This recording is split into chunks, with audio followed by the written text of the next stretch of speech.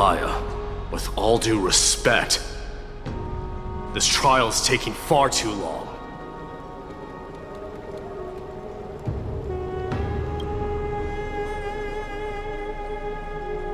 What do you think of this, Trinan? It's not possible to tell for sure what goes on within the vortex. All I can hear are fragments of speech and distant battle cries. Is it Fainan's voice? I'm not sure. It's difficult to make out clearly. Wait, no! Lady Trinan. Snowy's voice. I can't hear him anymore. There's a sun-like existence in the trial. It's burning him up! It has come to this, after all. What now? Get ready, my Demos. Why would we? The core flame is important to us, but it's beyond absurd to even consider sacrificing him to the Titans. As I promised you, Aglaya, I will intervene in the trial this time to bring your deliverer out to safety. But that's as far as I will go. Of course. I know this is not the time to demand any more from you. Discerning. All right then. To be as prepared as I can, I hope that the two Outlander warriors can also join me. That might not be a good idea. The core flame trial is many times more complicated than a standard ritual. Even the slightest misjudgment, misstep, or hiccup could result in grave consequences. Our two distinguished guests are not obliged to risk their lives for the flame chase journey. Let me join you instead, Lord Mighty.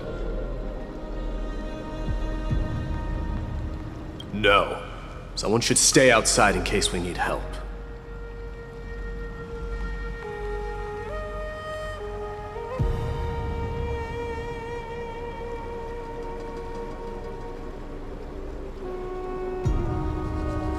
Join me in the trial to look for Fainan. And when we do, Aglaya's golden thread will guide us back out. Assuming we survive Nikador's wrath. If something bad were to happen, Casterus, your priority is to ensure the safety of these two. I can find a way out on my own. Yes, Lord Mighty. Thank you both for your valor. Time to get to work then. Let me have the honor of taking the lead in this battle.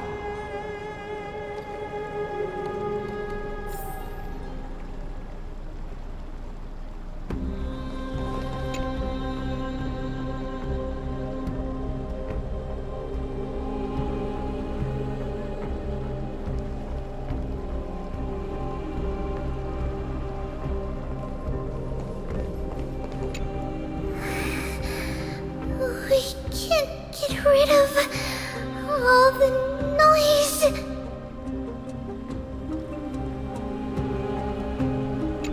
Please, stay safe. May that warrior be safe from harm. When you are ready, I will preside over the ritual on Trinan's behalf. No problem. We should only begin when everyone is fully prepared.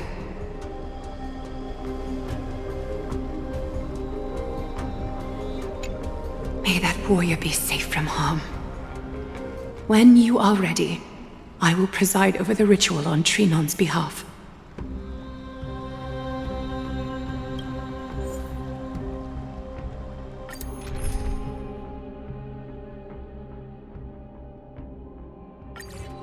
Our reinforcements from beyond the sky, warriors of high esteem. Please close your eyes and hold your breath. They once kept the fate of this world, and many other challengers safe from the devastating rage of strife.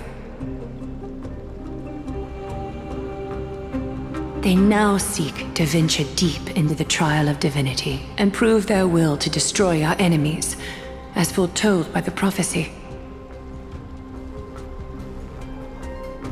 When the hammer of strife strikes the anvil of the warrior, the heat and impact will leave behind scars, and between them, a demigod shall rise.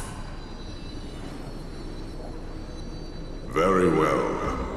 Come forth then. Souls foreign to this realm, and warriors in the making. Follow me into the mist and flames, and come face to face with the greatest fear in the depths of a warrior's heart. And with thy strength, banish the darkness and usher in sunlight. Let all lost souls find courage on a long journey back home.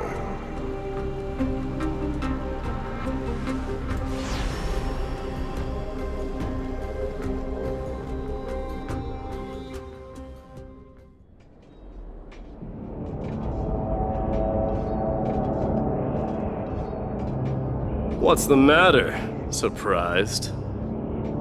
Where there's strife, there's carnage. It shouldn't come as a surprise to see such a sight in Nikador's trial. I don't see him around here. We should go first. Let's pray he stays safe.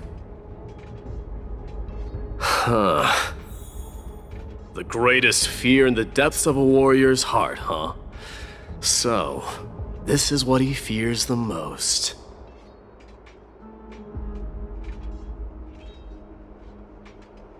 Submit or die. Submit or die. There's no place for you in Amphoreus! A disaster for Akama. So much for the king of those outlanders.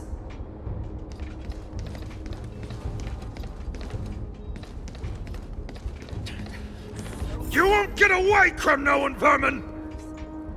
Be on alert. The smell of rust is thick in the air.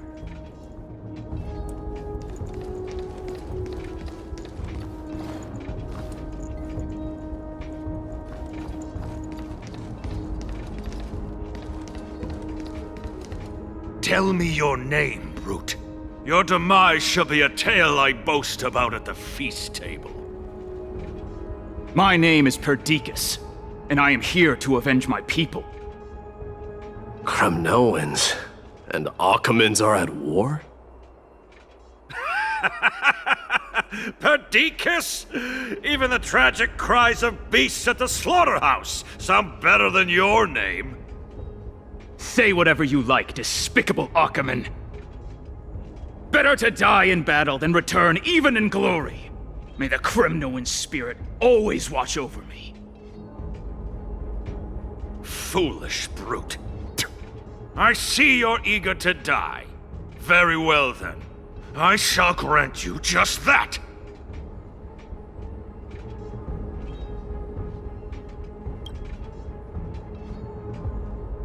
Huh?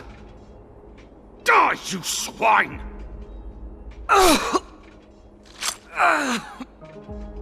Matamos. My king. Why? Why did you leave us to the mercy of these foreigners?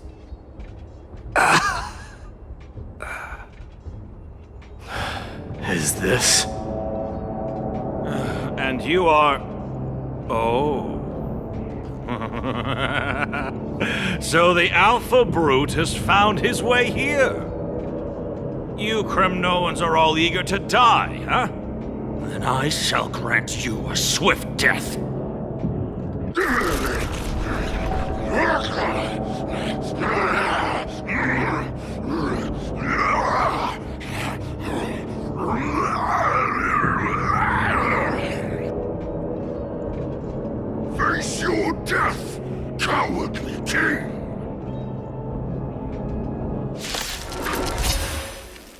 This insatiable bloodlust is a product of Nikador's wrath.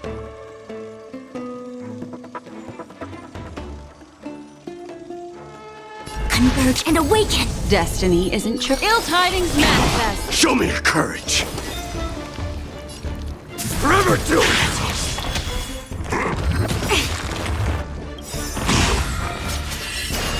All things human creations! Mind your manners. I weep for the departed. It too shall fall. Absurd. I know this, Akaman. Strife contorted an honorable warrior into this perverse and twisted being. And that horrible noise.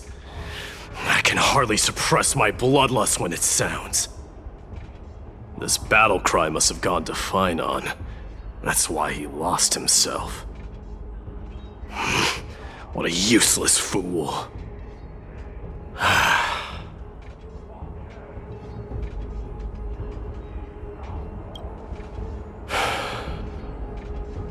It's nothing. Let's go. That voice is Cartonis? Not you too, Cartonis.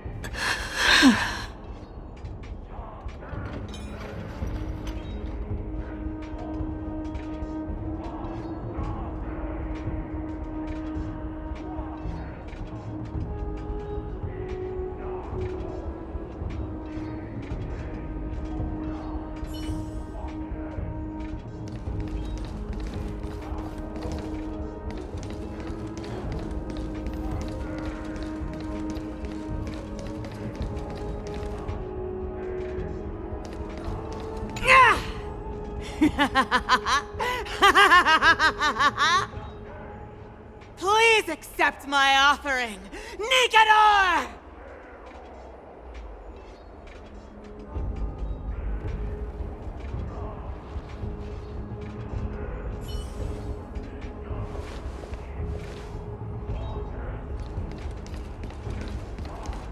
Mighty Mouse you are. Destroyed all the wicked king. Here to take my life finally.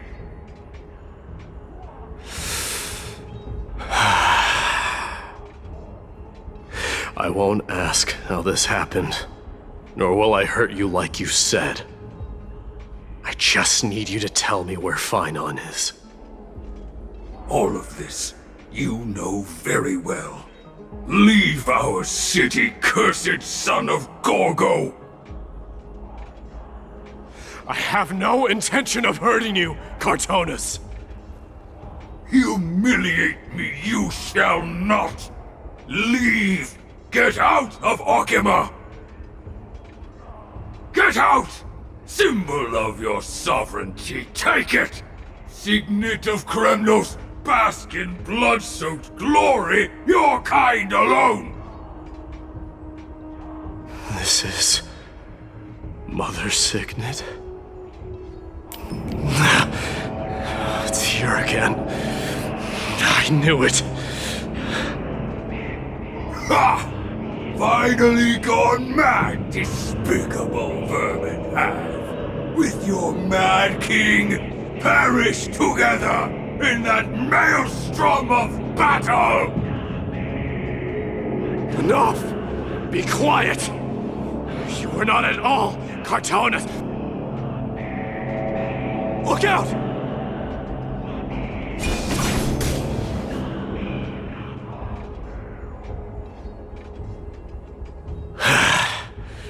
Nice move.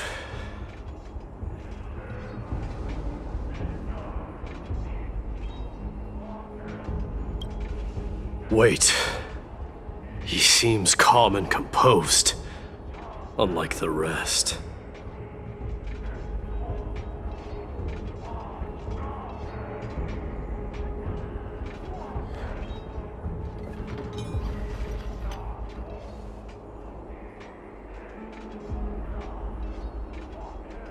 Parted the waters.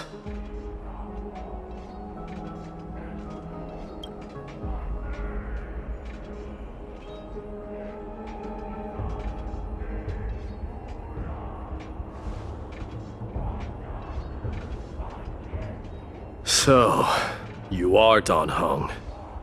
What did you go through before meeting us?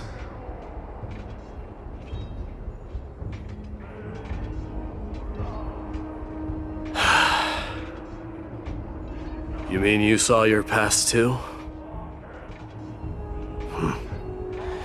The trial of strife is a vicious one, all right.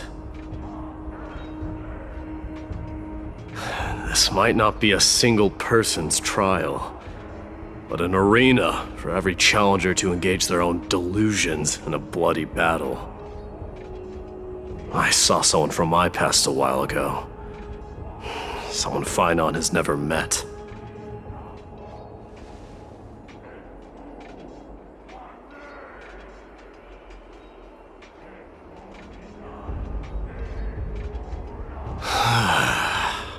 We can only hope this battlefield is nowhere as extensive as I imagined it to be.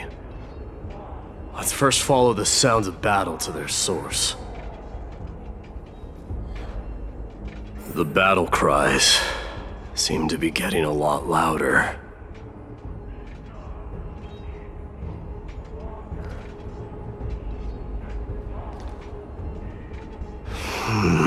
I agree. This will be the end of you Outlanders!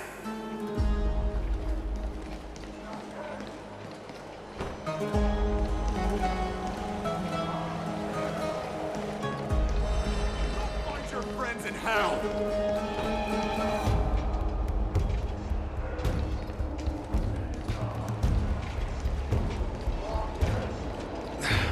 Cursed brutes.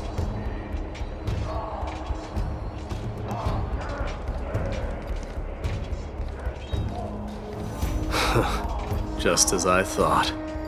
This is where the battle cries were coming from. The true entrance to Nikador's trial.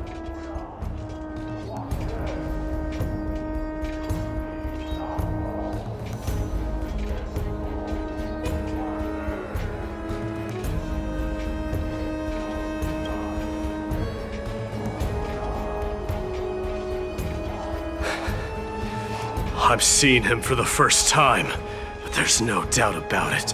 What I'm sensing can only be Strife's bloodlust. The one manipulating this battlefield is Nikador themselves. Mightiness. You are a keen warrior indeed. You know me? The blasphemous prince. Of course I know you. And I happen to know that you're here for the soul of that white-haired warrior. Great. Let's cut to the chase then. Hand over that poor excuse for a sword master, so we can be done with this farce. No.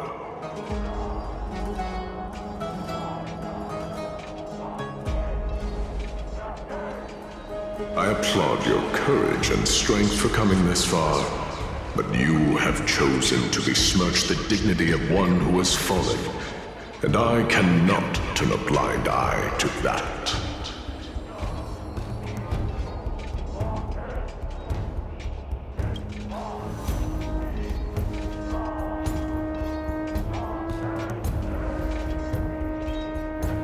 He faced the greatest fear in the depths of his heart, and fought with exceptional valor, though he eventually succumbed to the brutal onslaughts. I have since brought him to the rear battleground, and granted him glory worthy of his courage, tenacity, and sacrifice. You wish to take him away? Sure.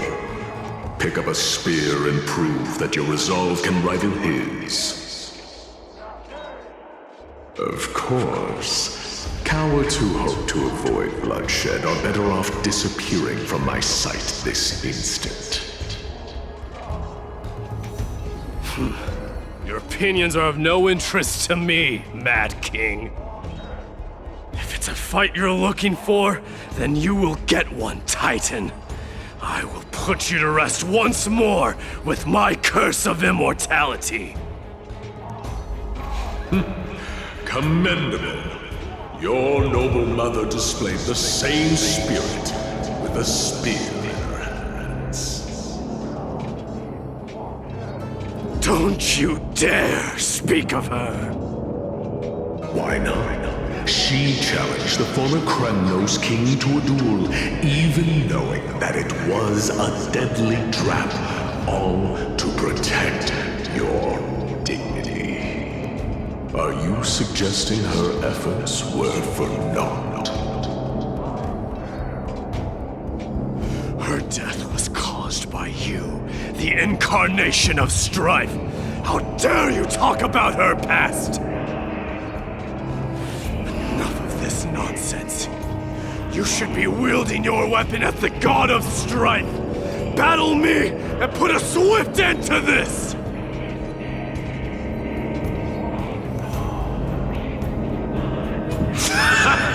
Your hatred is as clear as day, my Demos. My words must have stung you deeply.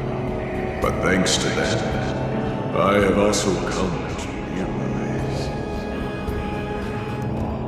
This is why you killed your father for the throne. Only to let your signet sink to the bottom of the Sea of Souls, refusing to let the glory of Kremnos live on. This is why you slew the Strife Titan, only to reject the core flame, letting strife continue instead.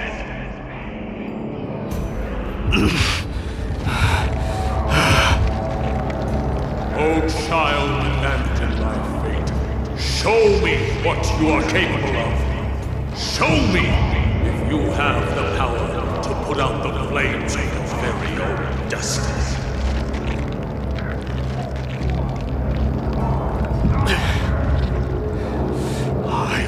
Rip your chest apart, Titan. In the same way I ripped apart that former king. I see you wish to repeat these. Come at me then. Ignite the flames of your fears and step onto the battlefield. Take this fierce battle to the boundaries of strife and consume me. Or lose yourself in the fight, and watch your defeated corpse burn to ash. But remember this, the son of Gorgo will be crowned in blood. Very moment, I just took a moment of ascension. To you, the successor of Kremnos.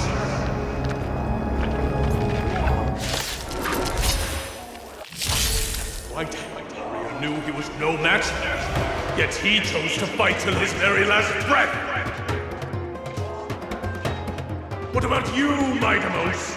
Can your murderous intent match up to what fate has in store for you? Prove to me that you are worthy of this power!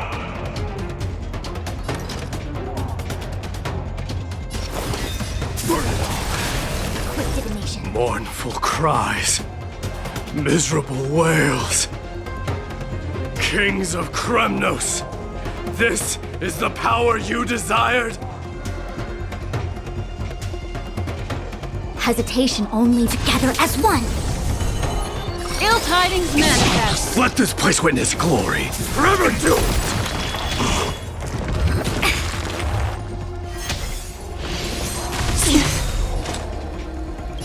I weep for the departed.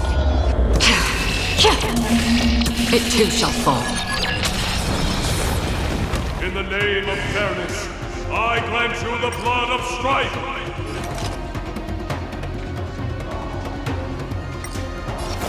This raging power, I can hardly contain it. I allow you to accept your punishment. Blood of Kremnos, stream forth, forever doomed!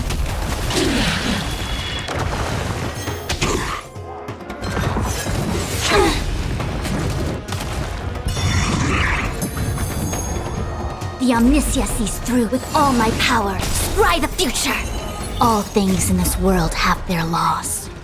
Yet stratagems, constellations, are human creations!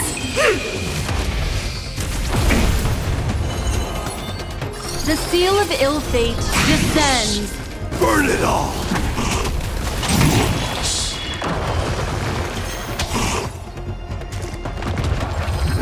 Retribution will find you. Memories are ever-changing. Beneath the silent waters lies an endless abyss!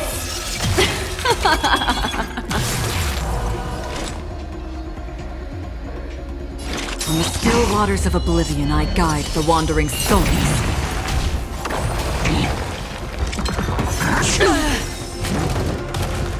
Yin and yang, life and death.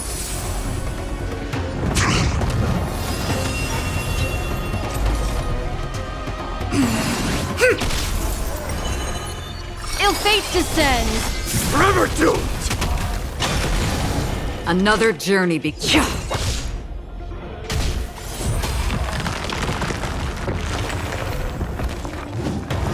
In fear you shall abandon your mortal body, King of Kremnos! How noisy! Retribution will find you. Dying soul, face me! I allow you to accept your punishment.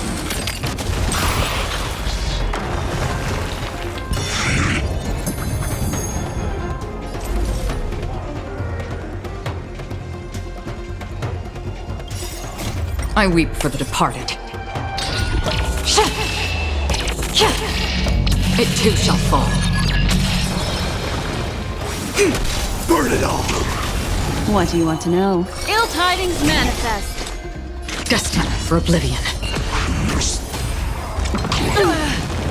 Conquer all lands!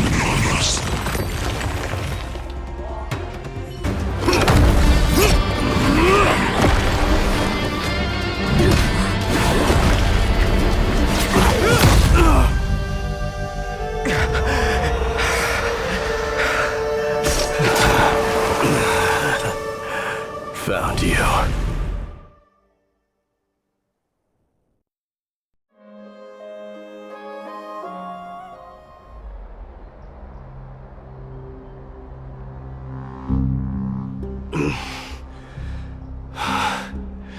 I did my best.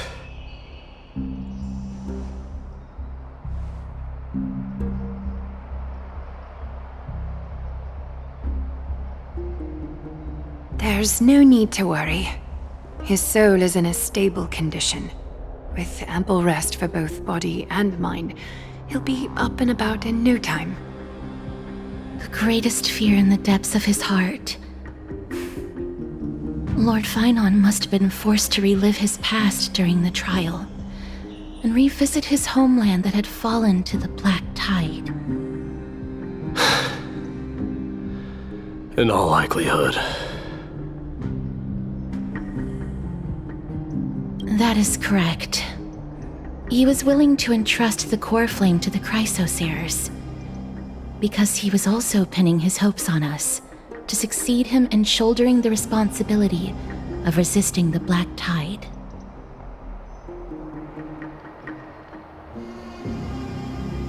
It is one of the culprits that drives the people of Amphoreus to madness. It was during the Era Bellica that this unspeakable thing first appeared, like a plague, alongside the three titans of calamity. Nobody knows where it came from or how it came to be. What we do know, however, is that it is steadily encroaching upon what little remains of this tranquil land, much like a rising sea closing in on an island from all sides. It is for this very reason that it became known as the Black Tide.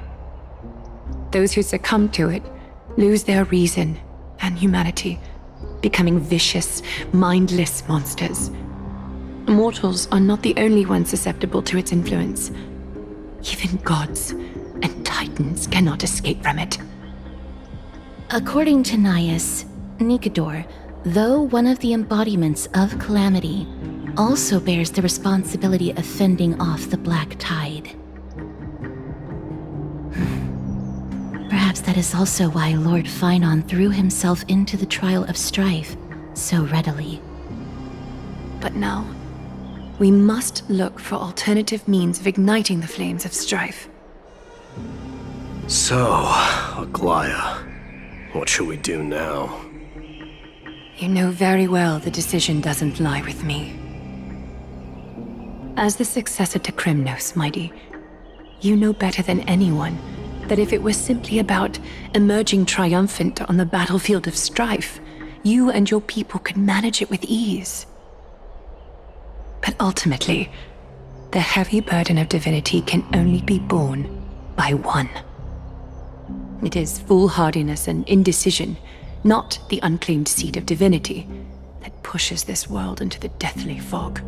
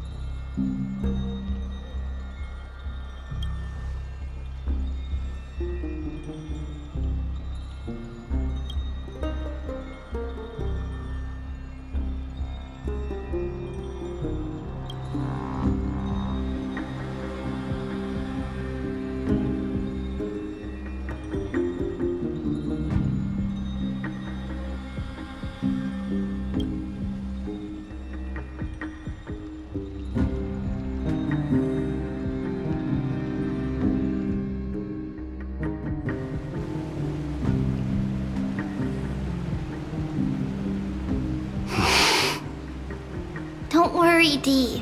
This isn't the first time he's been like this. A long time ago. I'm not worrying about him. Oh, alright. You're a little quiet, though. I'm sorry. That was rude of me. What I meant was, I know that man can pull through for sure. It's alright. Being straightforward suits you better. Actually, Dee, there's something we're curious about. What did you see in Nikador's trial? Something that terrifies me. Isn't that ironic? There shouldn't even be a word for fear in the Kremnoan language. Do you think you stand a chance against that thing that terrifies you. Is this also part of your grand scheme? What do you mean? Aglaya knew that Phynon might fall. And she expected me to take his place. That was the plan all along, wasn't it? Yes. Looks like you know everything. I have no intention of condemning you for it. The Flame Chase journey is not a game, and I have long understood this. The downfall of strife, and the ever-growing threat that the Black Tide poses. If Circes and Ornyx are also impacted, ramifications will be dire. They are the only two Titans who are still lucid and willing to coexist with humanity. Regrettably, I do not hold the key to completing the trial. If I wish to conquer that fear, I need the assistance of my fellow Kremnoans. Give me some time to speak with my people. It won't take long, I promise. I see. There is strength in numbers, but you must know that the trial to become a demigod is ultimately meant for only one individual. Your people. They have been eagerly awaiting a new king all this time, haven't they? If you take on the divine role, they will have no reservations about following your lead. After all, you're the hero of Castrum Kremnos. I once was. But Lady Trebios, therein lies my deepest fear.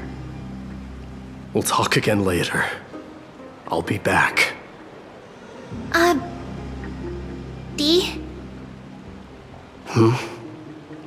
Regardless of what happens, we will always be there for you. Thank you. The person I'm looking for is probably in the hot bath. I should go take a look. The billowing steam always brings back memories of the furnaces in our homeland. Regardless of what happens, we will always be there for you. Thank you.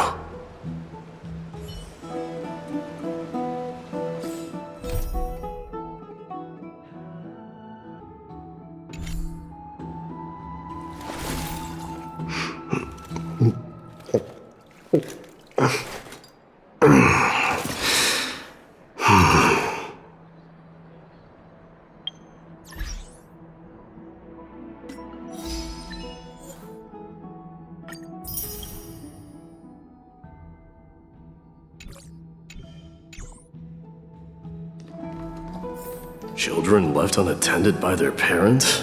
That's not safe.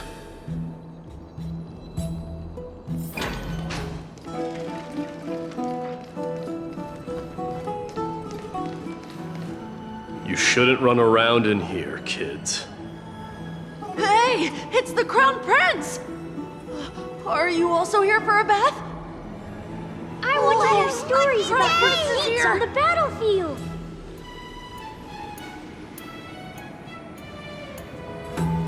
The Crown Prince. Are you Kremnoans? Yeah, we are! The grown-ups said we used to live next to the arena. Well, next to the parts next to it anyway. My dad is a centurion with the Hydra Lancers, and my mom is the bravest warrior in the God Shield Brigade. We used to get tons of silver coins from Mr. Crateros. My parents are serving in the Holy City garrison now. As warriors of Kremnos, they're braver than any Achaemen. Why are you kids here alone? Where are the grown-ups? Mom and Dad were asleep, so we snuck out to play hide and seek with Mr. Crateros. That old man can be such a child sometimes. Do you know where Crateros is? I happen to be looking for him. Sorry, I don't. Come to think of it, we haven't seen him in a while. Did he get lost while trying to find us? No way! Mr. Crateros is a member of the Royal Wing Elites. He's the best at hunting down enemies. He was counting near Verax Leo when we went to hide. I thought about taking a peek, but who knows if it might be a trap he set. It was prudent of you to be cautious. So, which Verax Leo was he with? It's, just take a few turns after you go out from here. It's close to the backs. All right, I'll go look for him. You should consider the game over and head home for now. And don't play around the hot baths again. Wait, Your Highness! Is there something else? I heard you retrieved Nicodor's core flame. Does that mean we get to go back home soon? Have you ever been to Castrum Kremnos? You were all born in the Holy City, and are living lives no different from the Occamans. Everything you know about our people comes only from the tales of others. You have never even witnessed the blade in the sky with your own eyes. How, then, is a city you've never seen your home? Because this place is definitely not home. Mom and Dad told me that the children of Kremnos are born to wield swords and fight on the battlefield. They also said that the Kremnoan detachment led by the Crown Prince is the bravest army across all of Amphoreus. No one can defeat them. The kids in the Holy City don't play with us. The moment they find out that our parents are Kremnoans, they shun us. We don't care. We all know that the Crown Prince will take us home one day.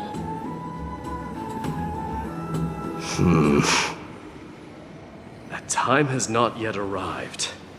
But, young men of Kremnos, heed my command. Return to your parents at once. From here on, you are to dedicate yourselves to rigorous training and a healthy diet. You must not neglect these two aspects if you are to become a brave warrior of Kremnos. Only by following this path can you be deemed worthy of returning home. Yes, Your Highness! The future of Kremnos. I should find Crateros.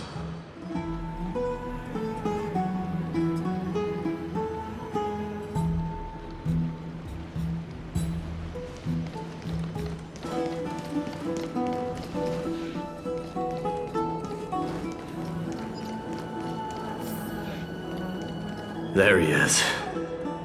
Is he engaged in a debate with that foolish lion?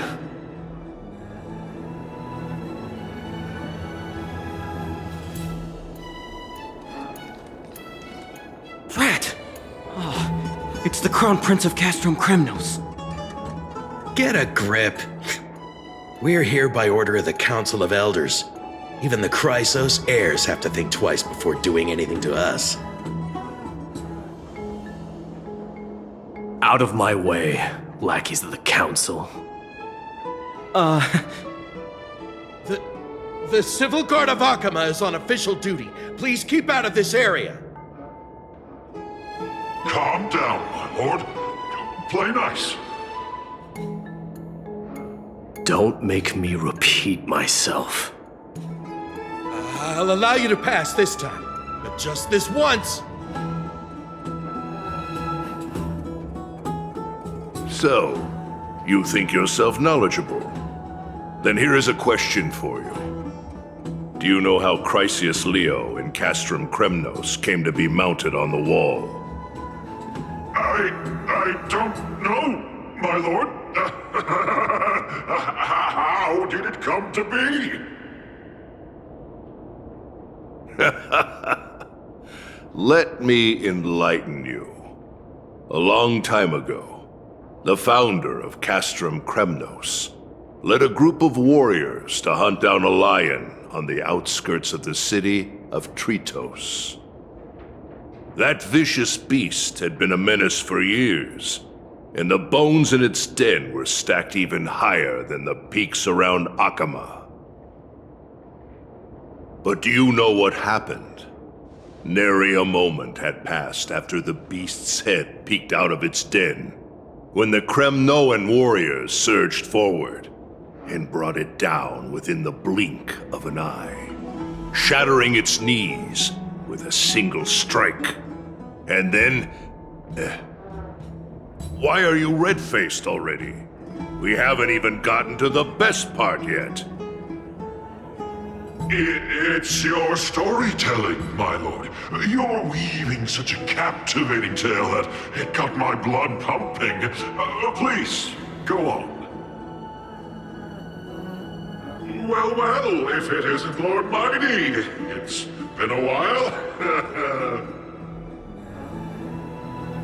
Oh, what in Akama is happening? To what do I owe the pleasure, son of Gorgo? Kratos.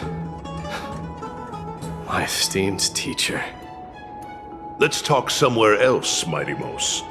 I'm tired of speaking with this silly lion. What about the Council's informants? Those two hyenas are nothing but scavengers of rotten meat. They couldn't bite even if they tried. They can follow us if they want to. Let's go.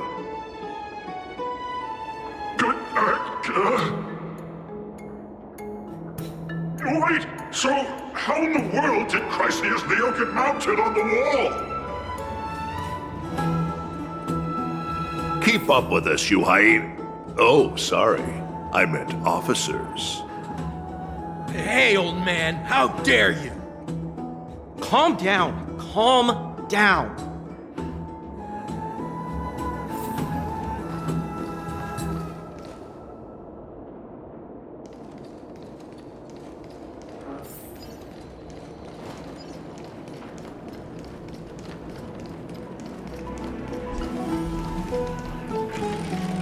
Don't fall behind now. Unless you want to upset our friends here. Don't you dare try any tricks with us.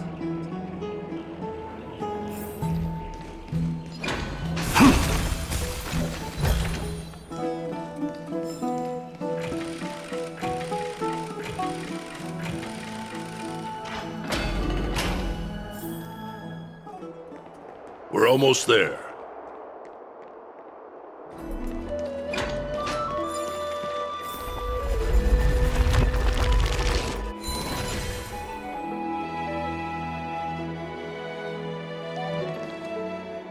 Why have you stopped? This is a nice spot for a private chat. Shall we, sir? Let's do it. What are you up to? Someone help me! Some privacy at last. So, tell me, why have you come to seek this old man's counsel? I came to discuss the future of the Kremnoans. Interesting. I heard the core flame of the Lance of Fury has been restored, though not by your hand. And you're even considering giving up Nikador's divine power. Is this true? Those rumors are not entirely groundless. In other words, you did entertain the thought of giving up the throne of Kremnos and forsaking your people. The divine power is not equivalent to the throne. The path of strife is also not our people's only way. Enough with the word games. You, of all people, should understand the plight of the Kremnoans. Think about all the warriors of the Kremnoan detachment who left their homeland with you. Think about their children. Only the yearning for our former glory days has kept us going all this time. If they ever learn that the Crown Prince they look up to so much is actually toying with the notion of stepping down, think of the disgrace it would bring upon your departed mother, Martimos. You best remember that she died for you because of Europon's schemes, to restore the glory of Kremnos. Since you've brought that up,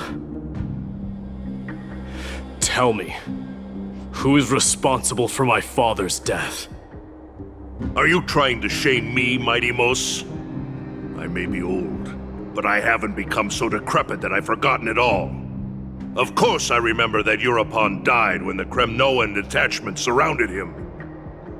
You drove the spear into his chest with your very own hands.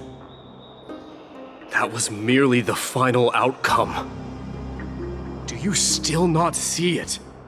What led my parents and our people to their downfall is none other than the strife we speak of. The quest for glory. The tenet of valorous death before glorious return. This is the creed of every Kremnoan, no matter whether these beliefs are justified or not. Don't be ridiculous. The only thing that could slay a king is a spear. Even an infant knows that much. I swore to your mother that I would guard your crown with my life. I never foresaw that the son of Gorgo himself would be the first to turn his back on the Kremnoan spirit. Gorgo. Your mother bore that name. The name of the great founder of Castrum Kremnos. And she upheld that name with honor. If you choose to turn your back on her legacy, like a wretched deserter, do not fault me for withholding my loyalty, Martimos. I came to discuss the future of our people with you. But it appears this is not the right time yet. Go, mighty. Ha! That's what those Chrysos heirs call you, isn't it? Go down the path you have deemed correct. Deep down, you have always been one to do as you please. And I am well aware that no one can deter you once you've made up your mind. But don't you ever dream of renouncing the traditions of Kremnos. We may reside in Akama now, but we remain eternally bound to strife by blood. Bloodlines no longer hold any significance in this era of destruction. My young lord, always bear this in mind.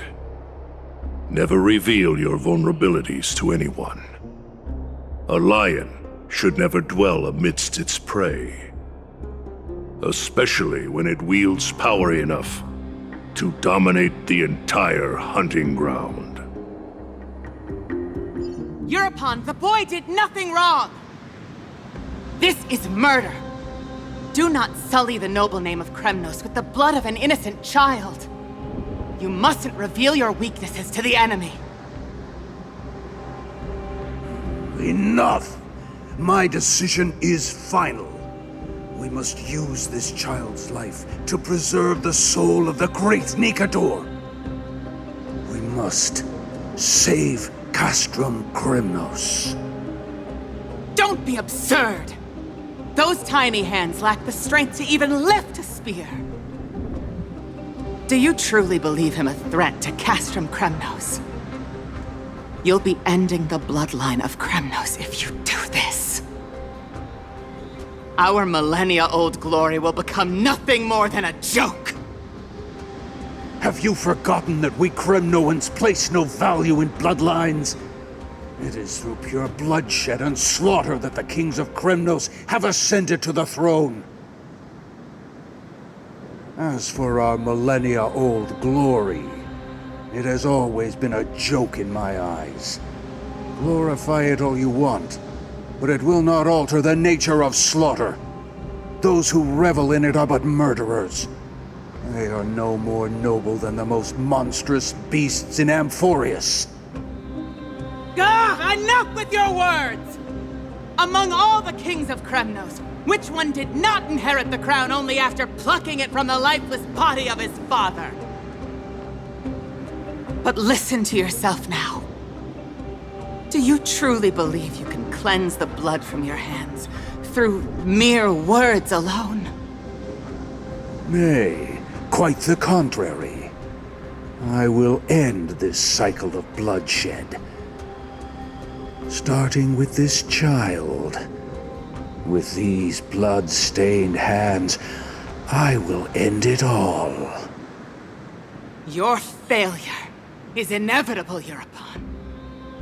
You are just a coward who can only raise his blade against his own child! A beast that murders his own kin. Royal Wing elites and Ephors of Kremnos! You cannot sit idly by and watch this atrocity unfold. If you consider yourselves the honorable sons and daughters of Gorgo, then take up your spears and join me in putting an end to this bloody charade! Does anyone else have any objections? If so, come forward with your spear and prove your mettle. Understood. 5, 4, 3. No one dare stand by my side. Cowards! Has that crown stripped you of your courage? 2.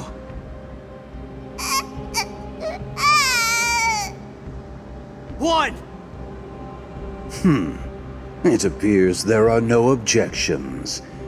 Then, in accordance with the Kremnoan Council's principle of tacit consent, the decision is final.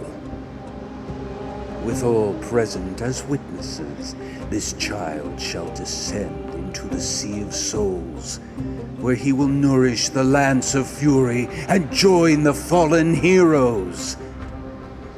May fate and the gods await your arrival. My son, my Deimos. Stop! If you have more to say, then speak. On account of the life we have shared together, I grant you this one final chance. With the Blade of Fury above us and the Council bearing witness, I, Gorgo, hereby move to challenge the crown in accordance with the laws of Kremnos. O unworthy king, in the name of the Council of Elders, I demand that you duel me! Very well. We shall see who the Kremnoan blade strikes down. My Deimos, my son. They all tell me to forget. But how could I ever? The son of Gorgo will be crowned in blood. If there is no Kremnos without the crown, then I shall seize the crown and smash it to pieces to bring the people to their senses.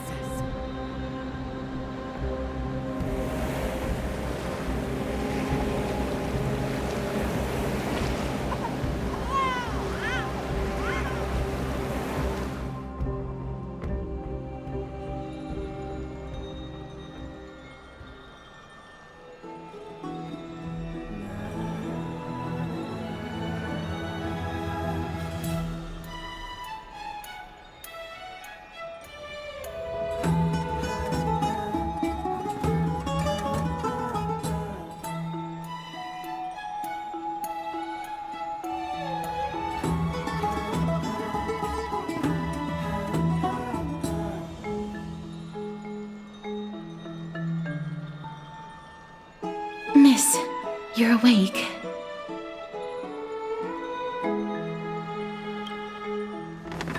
I apologize for arriving uninvited.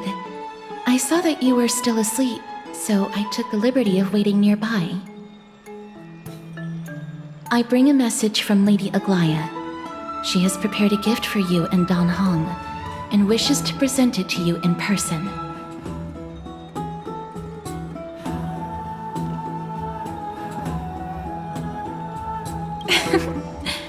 I'm glad you're in good spirits. All right, let's set off.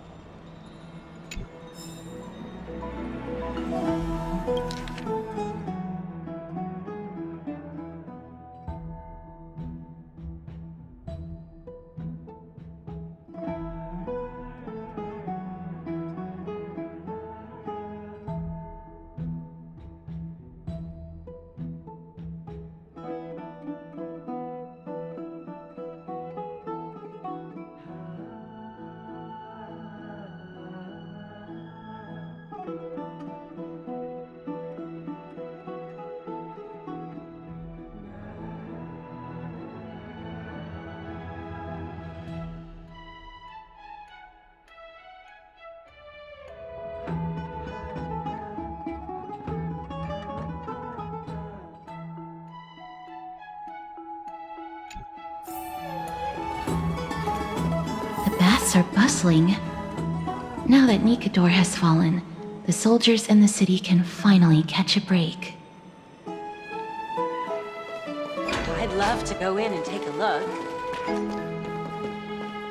Have you heard? Seems like all the rooms are full. I don't know how long I'll be able to live like this.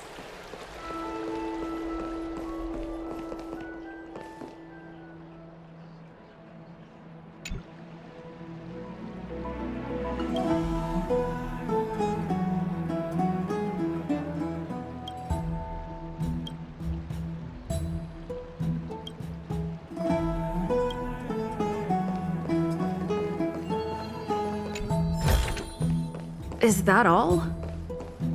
Is that Lady Treeby and Lady Trianne?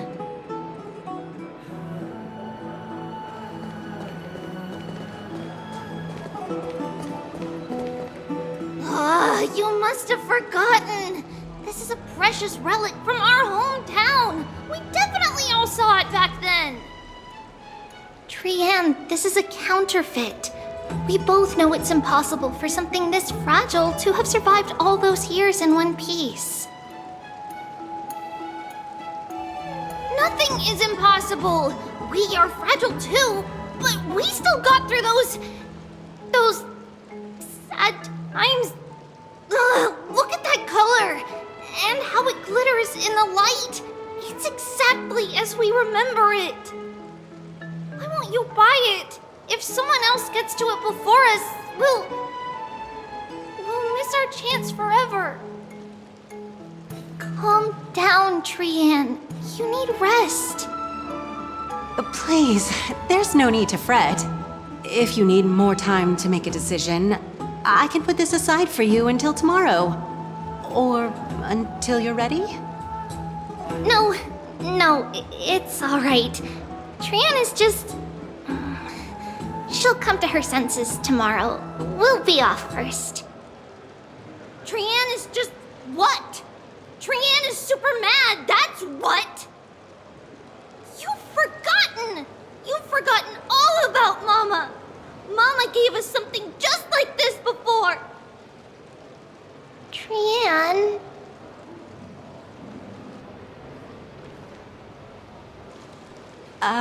See you tomorrow? I hope you two patch things up soon. See you tomorrow. May the winds of fortune bless you.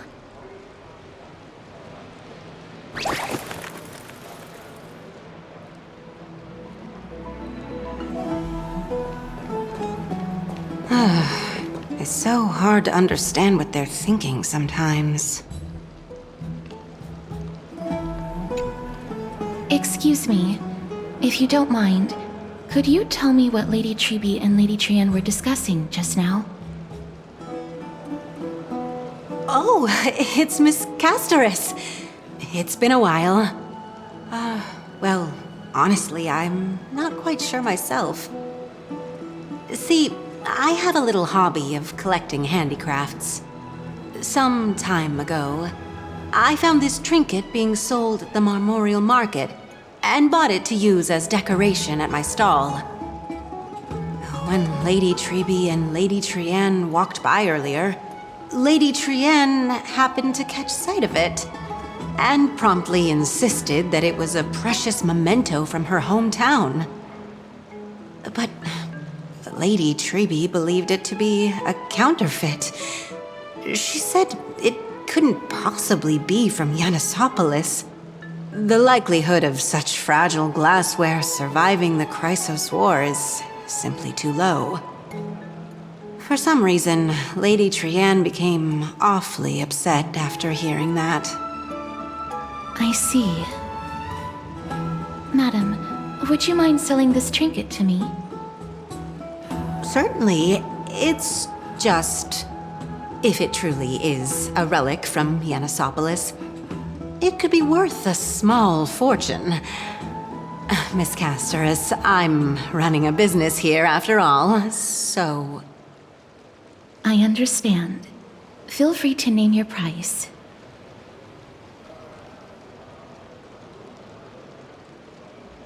And what might your concerns be, my friend?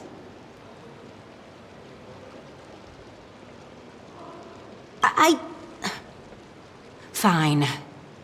I'll sell it to you at cost, as a sign of goodwill, Miss Castorus.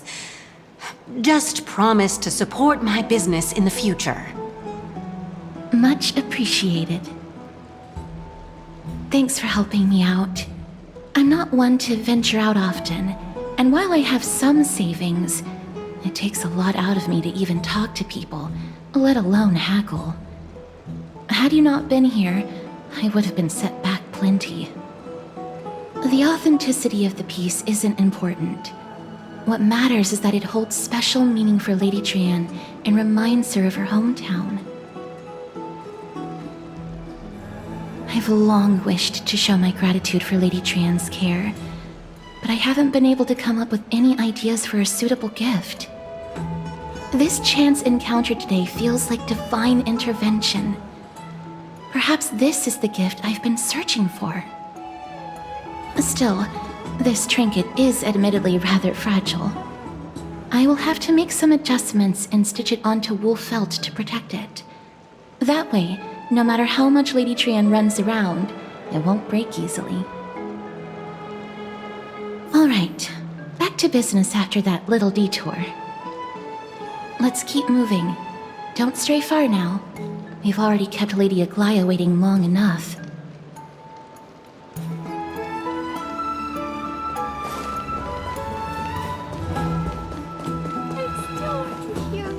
What are you folks going to do next?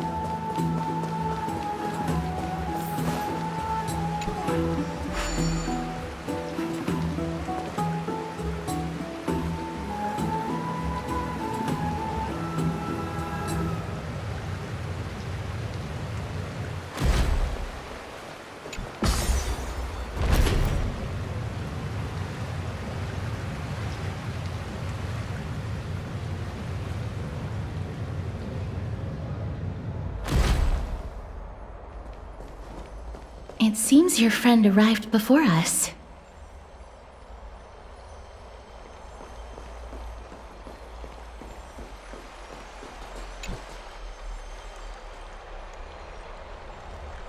Welcome, Cass. And you as well, Trailblazer from beyond the sky.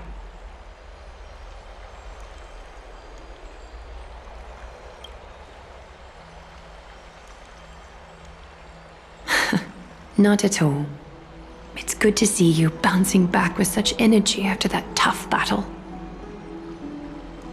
For all that has happened, It was never our intention to drag you two into the battle against Nikador and jeopardize your safety. To express our gratitude for your kind, trailblazing endeavors, we would like to present you with the highest honor of Akima. This is the dew of divine blood, brewed from crops nourished by the blood of the Titans. It is said that only 12 bottles existed. The last 3 bottles are now being kept in the treasure vault of Akima. Back in the days of prosperity, cities fortunate enough to acquire it regarded it as one of the greatest treasures ever. Unsealing it during a ceremony held in honor of 2 cities' diplomatic ties was the highest form of respect one could show the other. And now, in keeping with tradition, Akima dedicates this drink to our esteemed guests from beyond the sky in appreciation of what you have done for us.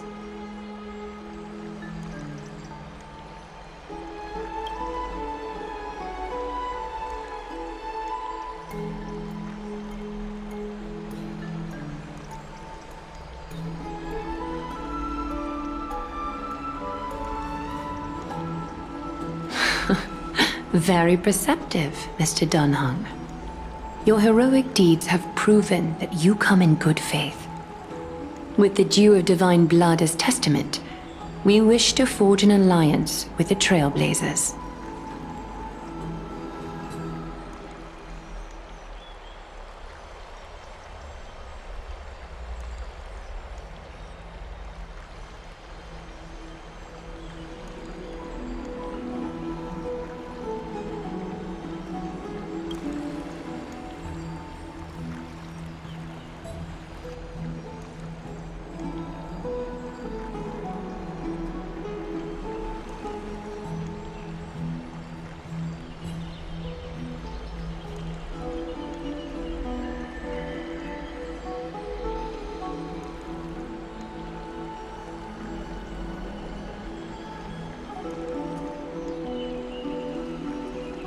Wow! Gray and Danny have sharp eyes indeed. You'd make outstanding members of the Twilight Courtyard. No need to worry, by the way. I can tell from Lady Aglaya's tone of voice and micro-expressions that she's being genuine.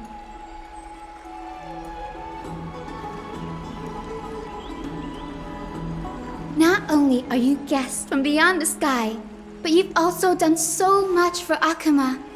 You're practically heroes to us all. Lady Aglaya would never subject you to Aquila's judgment. Hyacinth, thank you for taking care of the wounded of the past few days. Oh, it's no trouble at all. The patients are very cooperative when we attend to them. I'm just thrilled to see them all going home healthy again. Oh, it's Cassie! Oh, I've missed you.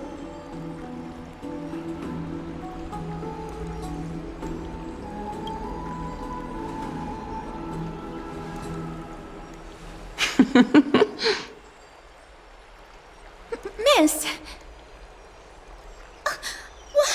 You can't say that!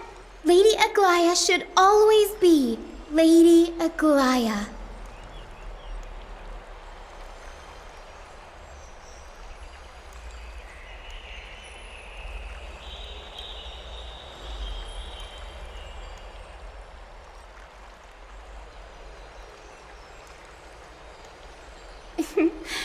As an acolyte of Aquila, I'm here to bring healing light to the world.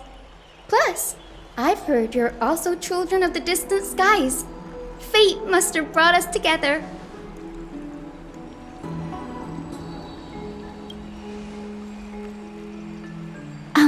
Miss Hyacinth, about that nickname, could you... Oh, don't be shy. It's a cute nickname.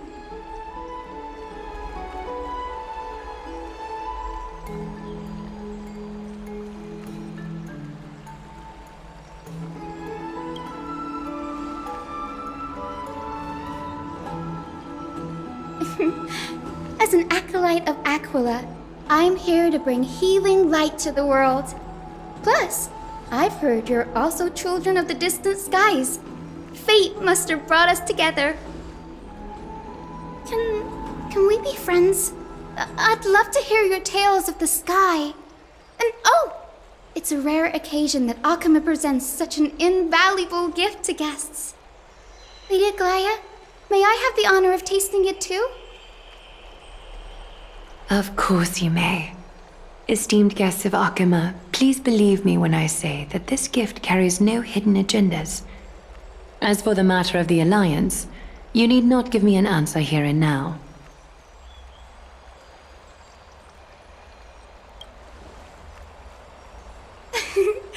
You're mistaken. The capable Lady Aglaya doesn't need my help with things like this.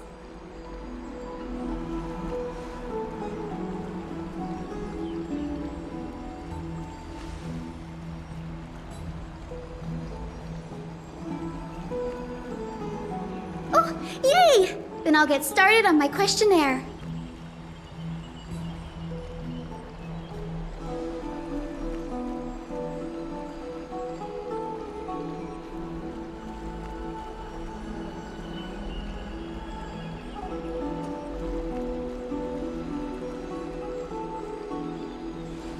Allow me to do the honors.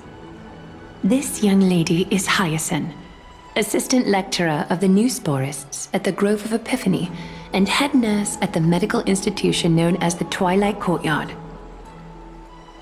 Many of the Chrysos heirs suffered injuries during Nikador's attack on Akama, so the Grove sent Lady Hyacinth to treat the wounded in Akama.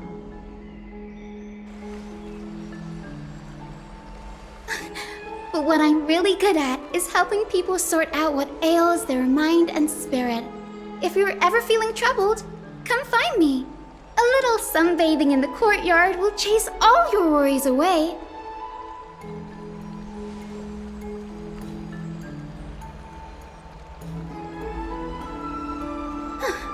Well, it looks like everything's sorted out now. The patients have also all recovered. I think it's time for me to head back, Lady Aglaya. I would love to keep you in Akama for a few more days, but I would hate to provoke the ire of the Grove. As it happens, Akama intends to send a messenger to the Grove for updates about the research on the Black Tide. We also want to communicate our desire to discuss the retrieval of Circe's core flame at the earliest convenience. Oh, that sounds pretty serious. Lady Aglaya, you can't be asking me to... No need to fret. We won't put you on the spot. Trianne will be going there as the diplomatic messenger of Akama, and Castrus will be accompanying her. I happen to have a few questions for Professor Anaxa as well, regarding the missing Titan Thanatos.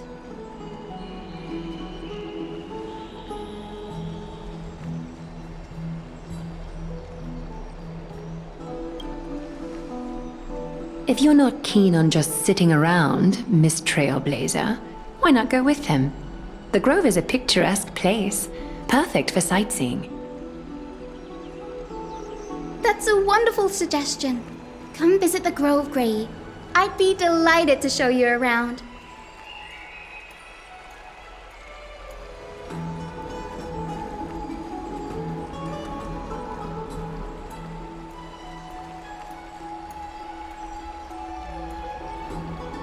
In that case, do bring this spindle along with you. This tool, called the weft, is used to spin thread and has been passed down in my family through generations. Though it doesn't see much practical use nowadays, it's become a symbol of great significance. In this respect, it is the perfect token to represent my will. If you encounter trouble at the Grove, just take this out and show it to them. While you're in the Grove, the golden thread of the weft can also render all things around you visible, regardless of whether they're corporeal or not, allowing you to see things as I would. Castrus knows this too. Make good use of it. Trianne is already waiting for you at the outskirts of Akama. so I won't keep you any longer. May your journey be smooth.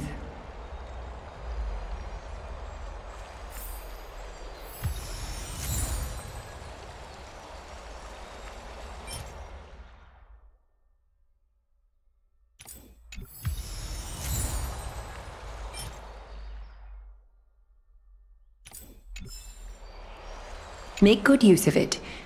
Trian is already waiting for you at the outskirts of Okima, so I won't keep you any longer. May your journey be smooth.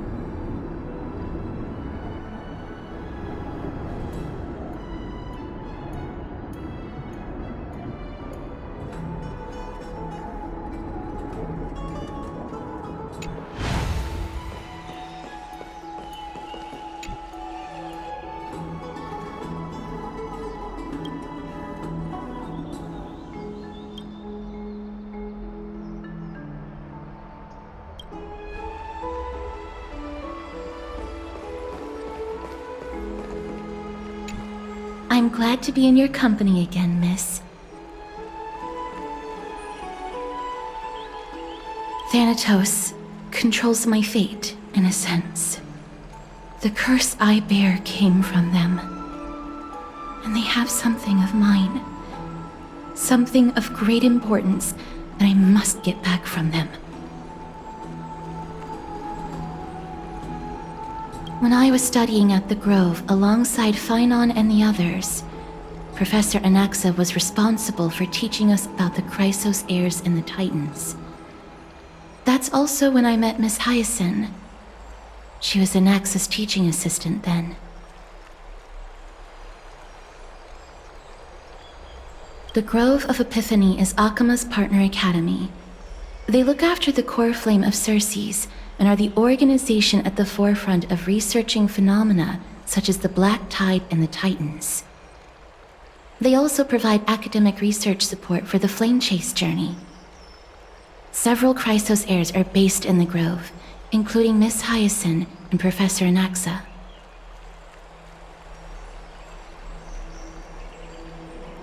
Oh, I came here with a colleague from the Twilight Courtyard. I've asked her to pack her luggage in advance, so she's already waiting for us by the city gates. Let's go meet up with her.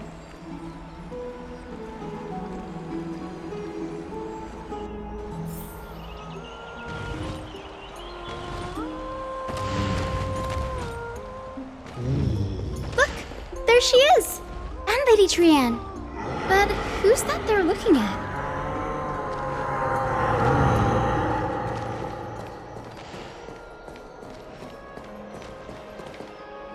Did something happen, Clementine? Oh, that's a serious injury.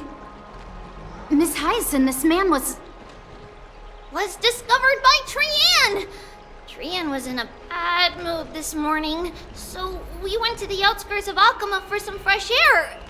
But then we found him collapsed on the roadside. Trianne knows the city has good doctors, so Trianne brought our new friend into the city to look for a doctor. I was waiting here for Miss Hyacinth when I bumped into Lady Trianne. But by then, this man was already in critical condition, so I had to perform some emergency treatment first. These wounds, they're caused by the black tide. This is bad. Clementine, prepare a ward for this man at once. I'll treat him myself.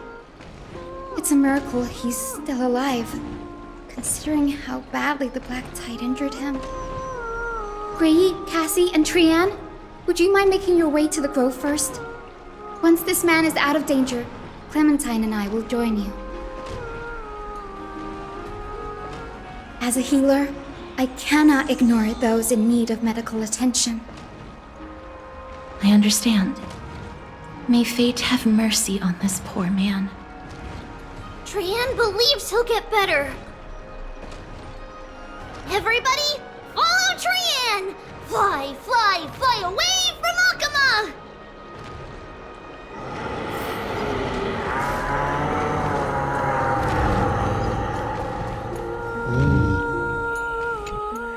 Down this road we go, to the skies we fly, leaving Akama behind!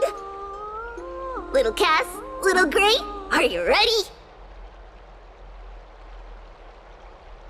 You might not be aware of this, but using the sentry gate takes a significant toll on Lady Trianne. Trianne promised Treeby that we wouldn't open the gate unless we had no other choice.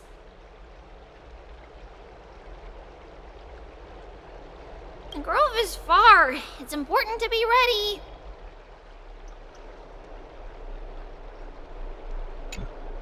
Down this road we go, to the skies we fly, leaving Akama behind! Little Cass, little Gray, are you ready? I'm ready, too. Okie dokie. Everybody, let's hold hands. To the grove we go!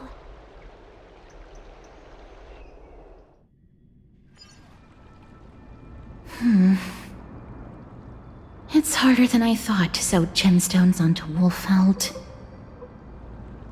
Cass, memmy, memmy, mem. Memmy, mem, mem, mem. Mem wants to try sewing. Here, why don't you give it a go? Sure. Memmy, mem, mem. Mem, cheer, mem, mem. Oh, this is amazing. It seems as if their voice has become more intelligible after the battle with Nikador. After spending the last few days together, I feel like I'm gradually gaining the ability to understand what they're saying. Even if it's just a little. Mem, mem, mem, mem, memmy, mem, mem. Memmy, mem, mem, memmy, mem, mem, mem. Memmy, mem, mem, mem, mem, mem, mem, mem. Memmy, mem.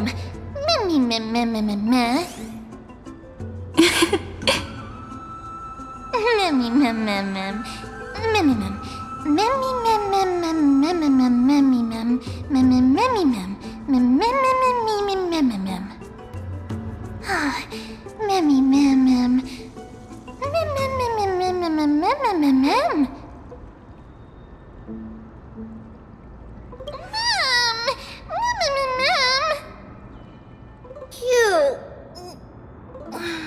Is everybody awake? Little Gray, little Cass, and a little pink puppy? Puppy? Mem, mem, mem, mem, mem. Memmy, mem, mem, mem, memmy, mem, mem, memmy. It's already action hour. Lady Trianne, I hope you're well rested. You were talking in your sleep. Did you dream of many things? Sleep talking? What did Trianne say? Something like, Mommy, doll with sword, let's fight together. We'll be brave. Ugh, it's so embarrassing. Please don't make fun of Trianne. Of course not. Wasn't Lady Trianne's mother also the Holy Maiden of Yanisopolis? Uh-huh. Mama was the strongest holy maiden in all of our history. She also gave us the prophecy of deliverance. And she had red hair that looked like a cute red mushroom.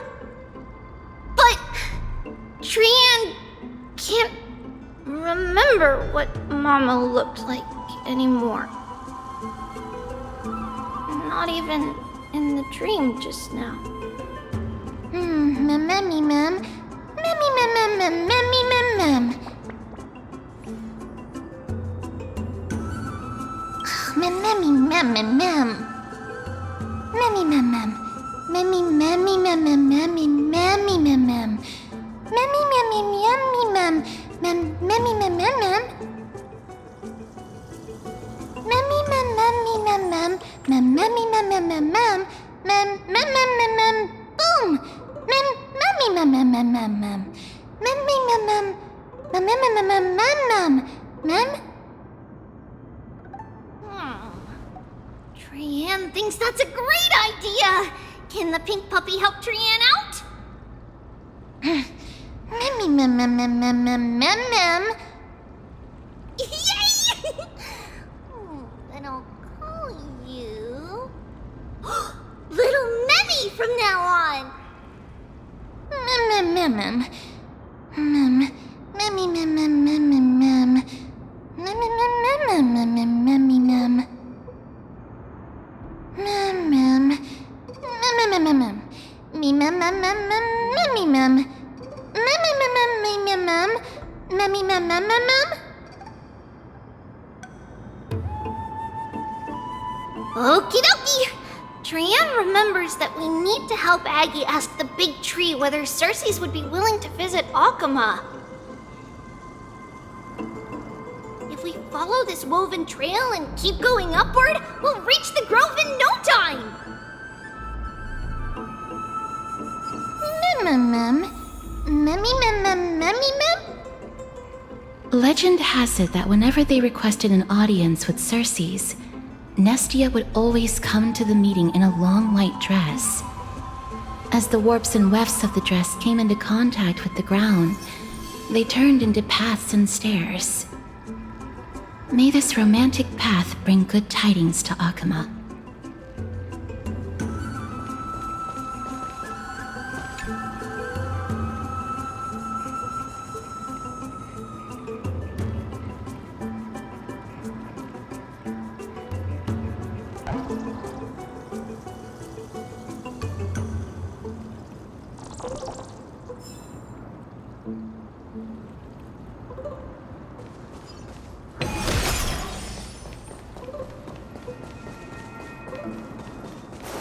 Look! A huge tree! It's huge!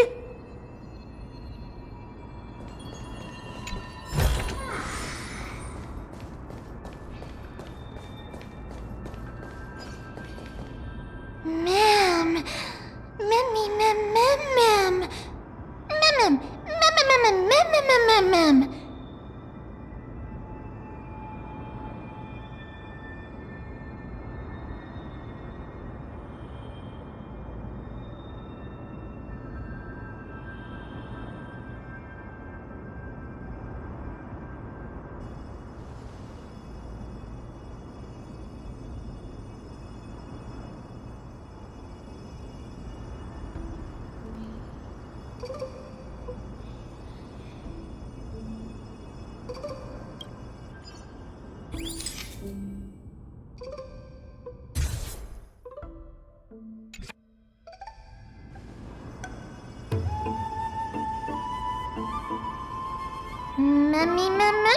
Mem.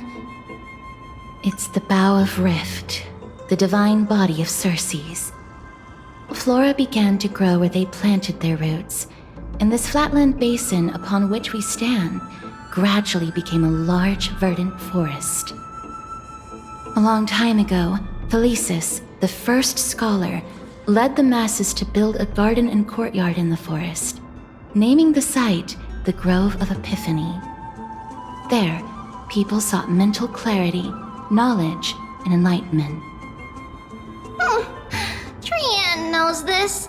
Everybody says that was how this big academy came to be.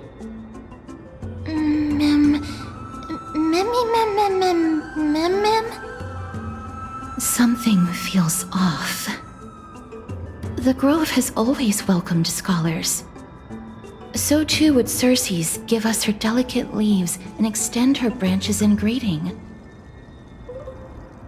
Yet, it seems both the Grove's messengers and the Titan are indifferent to our arrival.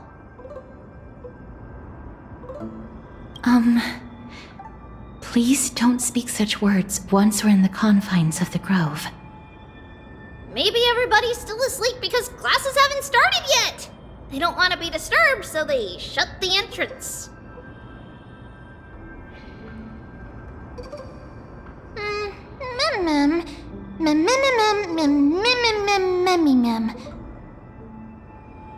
This place is too quiet. What in the world is going on?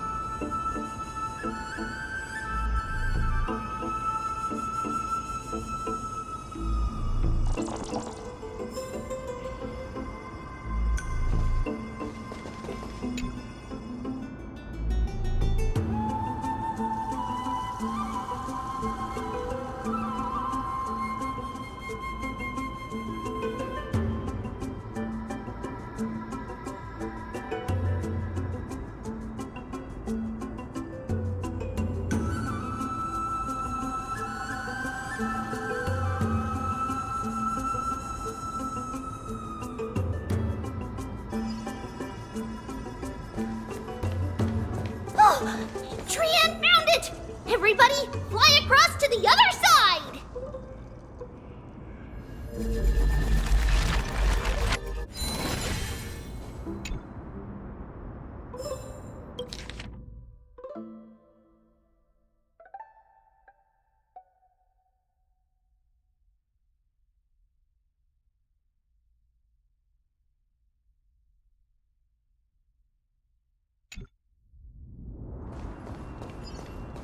The entrance on the other side. Where could it be?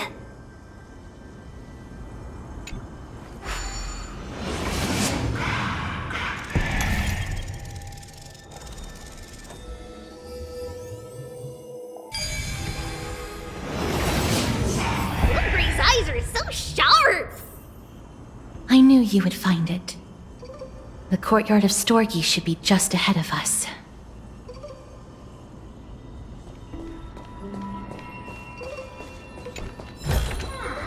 Is that all?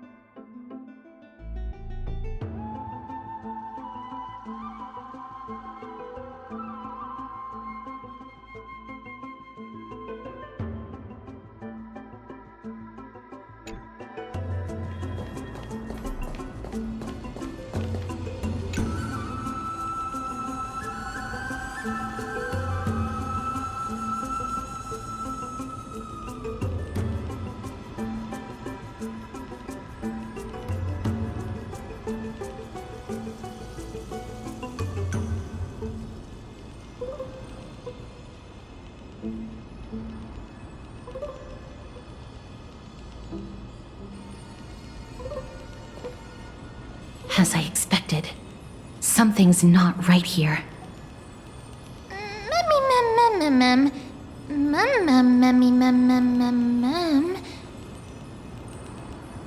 Not to mention that this whole place is also eerily quiet. That's not very likely. As far as I can recall, the voices of people engaged in debate echoed throughout the grove at all hours of the day.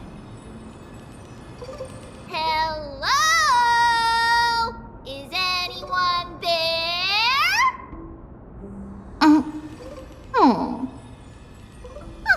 No one's here.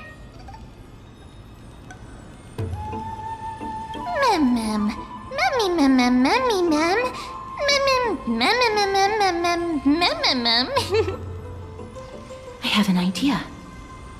Lady Trienne, could you lend me that golden spindle? Do you remember? Lady Aglaia said this. While you're in the grove, the golden thread of the weft can also render all things around you visible, regardless of whether they're corporeal or not. This is achievable because the grove is not only where the roots of Circes are, but also where the chrysalis of gold manifests. Oh, Nestia, with the weft as my vow, I beseech you, entwine my body with your golden thread and affection. Well, these lines are documented in the Handbook of Nestia's priests. So, if I'm not mistaken, we should be able to draw power out of this butterfly exuvia with the golden thread.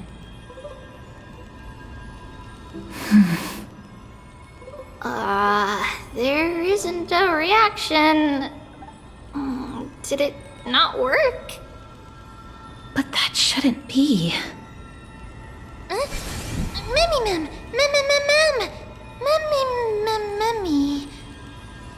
Are they white dryad flowers?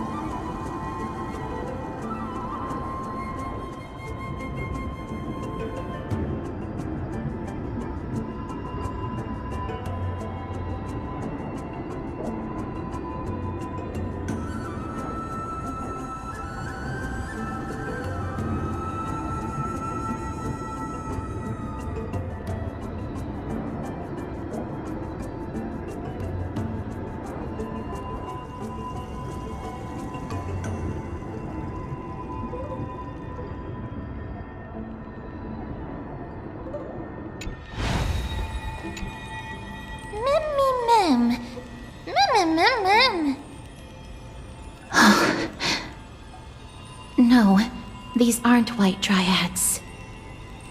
These are shadows of dead white dryads. Dead Shadow? Strictly speaking, these white dryads are still plants. They only gained sentience as a result of Circe's blessing of equality. But their sentience is minimal when compared to that of humans. These flowers have already died. What you see here are just faint afterimages of their souls. However, this also means that the golden thread has definitely connected with the Titan's presence. Without the golden thread's outlines, we would not have been able to see them at all. But what happened to them? Why are there only tiny shadows of them left? Ma'am, can you read their memories? Let me try.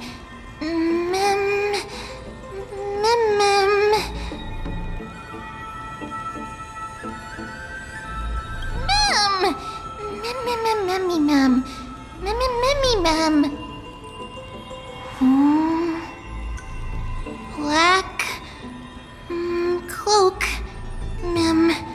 sword toward the great tree.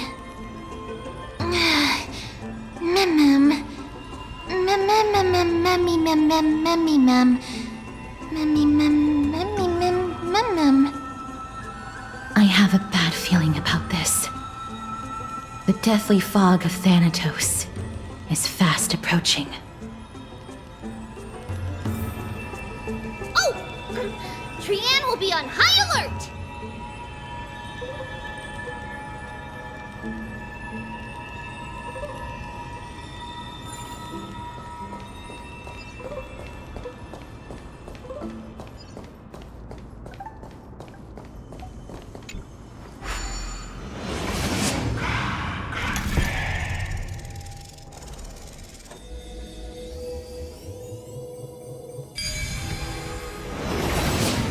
The smell of death is becoming more and more intense. That's how it works. There, on the steps.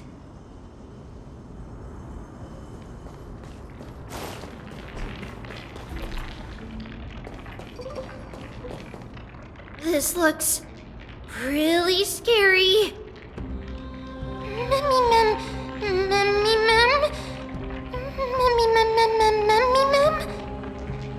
No, it's neither of those. This is a creation of the Black Tide. Such creatures are formed when living beings are corrupted and turned into deformed hollow husks of their former selves. Everybody, stay alert. Regardless of what has happened to the Grove, the fact that we're seeing the remains of a Black Tide creation here definitely doesn't bode well. Should we inform Aggie about this?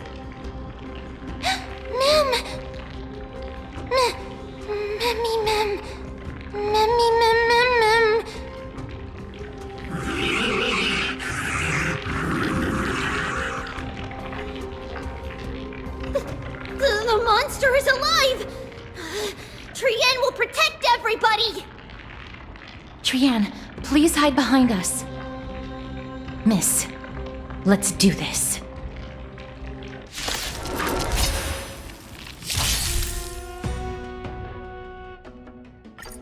As expected, the words black, sword, and cloak, they're talking about the Black Tide.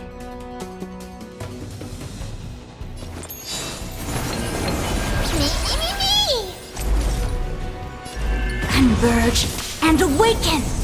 The threads of destiny aren't again the ill tidings manifest.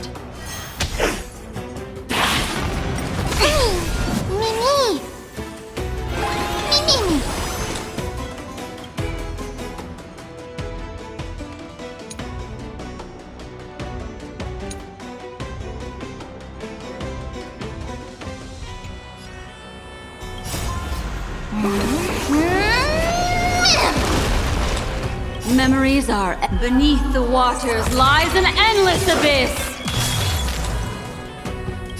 I weep for the departed.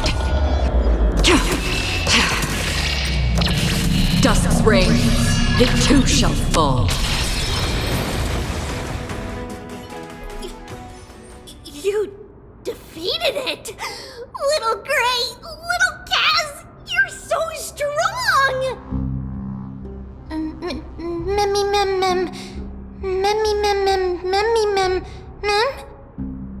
To think the black tide has spread this quickly to the grove despite its remote location. I'm afraid a world where strife has fallen is far more dangerous than we ever imagined. Oh no! Does this mean that Akuma is also in danger? Looking at this mess, it seems the scholars at least succeeded in fending off the first wave of attacks. But at what price?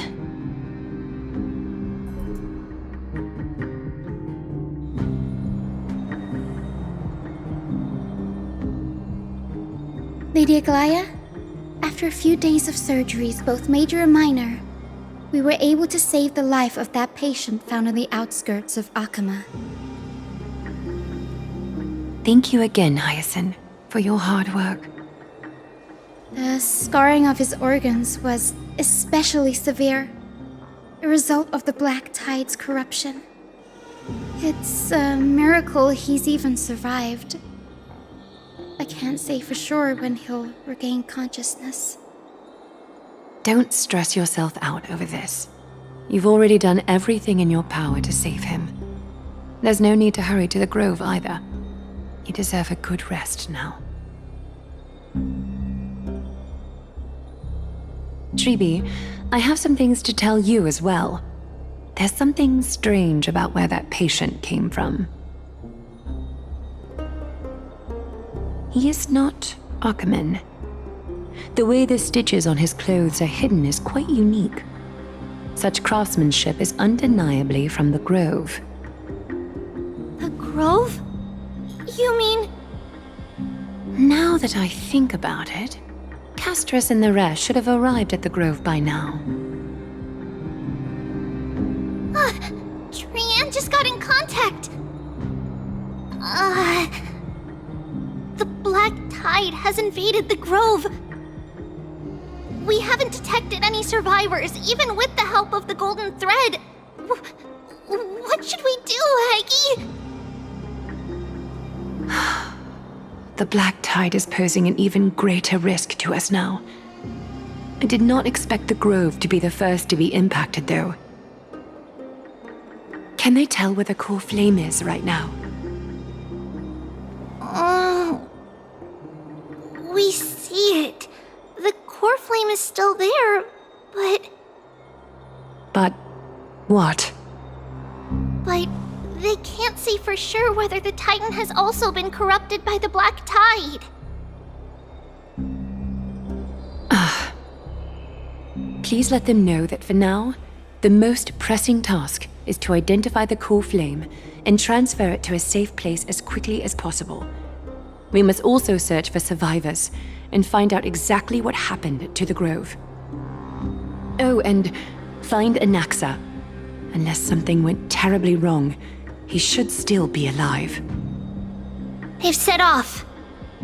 Please, stay safe, everyone. I pray for their safety too. Aggie, how do you know that Anaxa is still alive? I know that man all too well. If that blasphemous performer knew that he was not long for this world, he would most certainly try to seize the core flame and drag the Titan down with him. Is this a joke as well? No, I'm being serious this time. We're facing threats from both within and without Akuma. The merciless carnage may have ceased, but Akuma's nemesis continues to sharpen their blades even now. They may have even prepared the gallows from which to hang us already. You mean... even if the divine authority of strife is as yet unclaimed, the Black Tide is advancing more rapidly than I expected. I fear this tragedy is more than a mere natural disaster. Alas, it's too late. The Council will likely take this opportunity to do something... I will try to keep this under wraps for now. But you must also take care and be prepared for anything that may happen. All right. Should I inform Hyacinth about this? Not for now. She must be exhausted after performing surgeries non-stop for so many days. I don't want to overwhelm her with this bad news.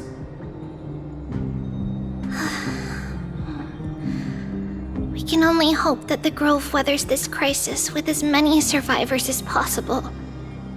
That being said, based on the condition of this patient, Treeby, we should prepare for the worst. It's likely he is the only one who managed to escape from the Grove against all odds.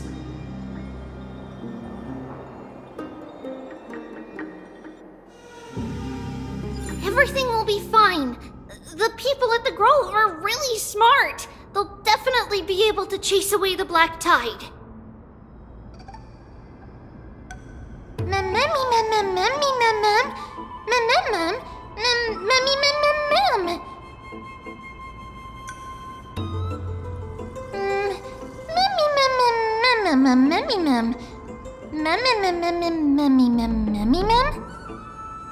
How should I put it?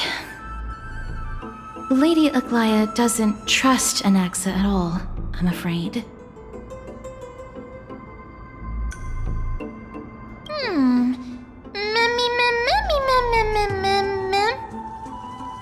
Believe me, she is far nicer to the two of you than she is to Anaxa. Despite being a Chrysosaur, Anaxa resolutely believes that Titans and prophecies are a load of nonsense. During our regular citizens' assemblies, he always votes to oppose the Flame Chase journey.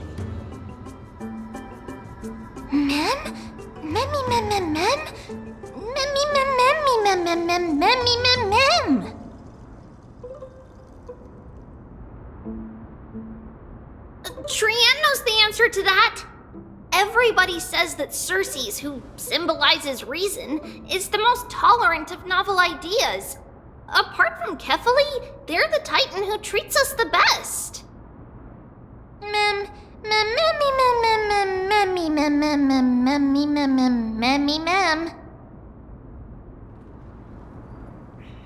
Yes, that is how we formed an agreement with these Titans who bear no harm toward humanity.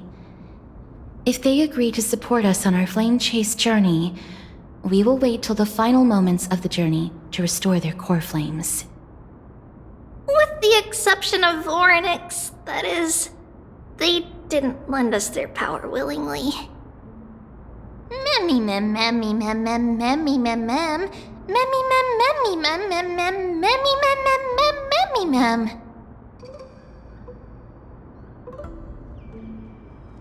That is true. It's also fortunate that these gods weren't corrupted by the Black Tide and did not descend into madness.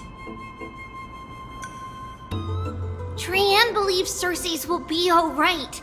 After all, everybody says that the people of the Grove are really smart. So, Little Gray and Little Cass, just leave the task of finding Anaxa and everyone else to Trianne. It's easy for Trianne to look for people because we can fly. Good idea. In that case, please bring the weft along with you, Lady Trianne. The golden thread will be much more effective from up above. Please promise us that you'll take care of yourself. Okie doke. If Trianne gets in trouble, we'll look for all of you. In return, if you get in trouble, remember to call for Trianne, okay? We'll come right over and open the gate for you. That's the other thing I wish to mention. Do not open the gate unless you have no other choice, Lady Trianne. Your body is not in good shape at the moment. Okay. We We will keep that in mind. Trian was just trying to help. Of course, we know that. After all, Lady Trian is a demigod, the most powerful among all of us here. Remember all those brave heroes in the tales you've heard? They would always save their strength until the very last moment. That way, they could ensure that nothing went wrong with their plans. Isn't that right? Mm-hmm. In that case, brave Trian shall clear the way for all of you. Memmy mem memmy mem mem. Memmy mem mem mem. Memmy mem mem mem mem mem mem. Mem mem mem.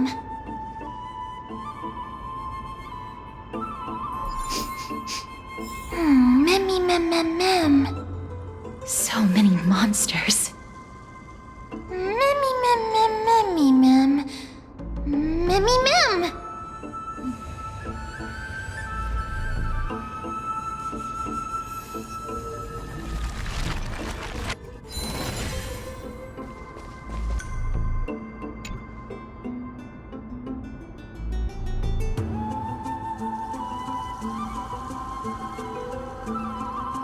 Memmy mem.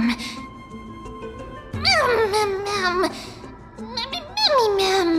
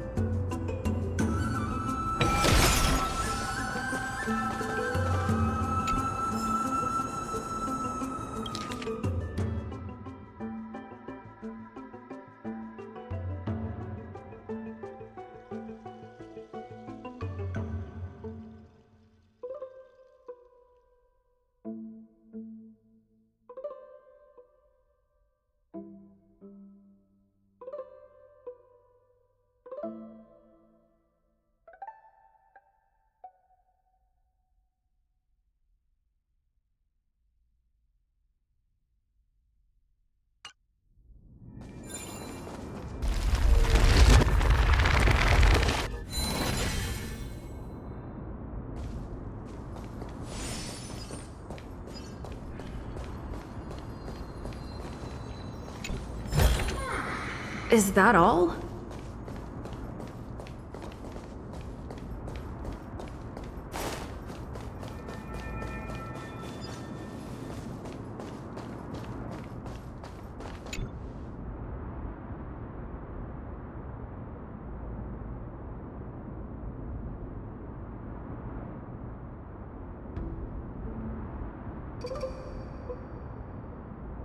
Mem.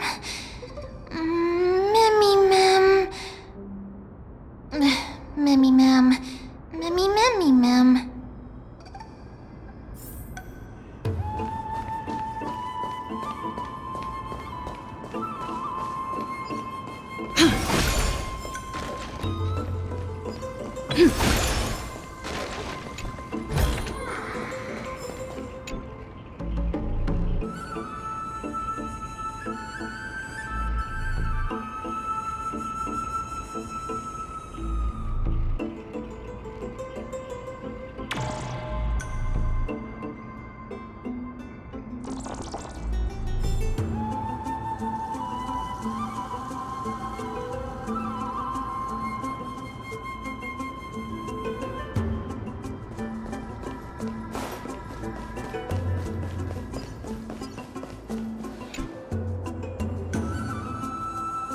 Can't open it. It was probably sealed in order to ward off the black tide. Save your energy. Yanis's power is far stronger than we could ever imagine. Memmy mem mem memmy mem mem. Memmy mem mem mem memmy mem.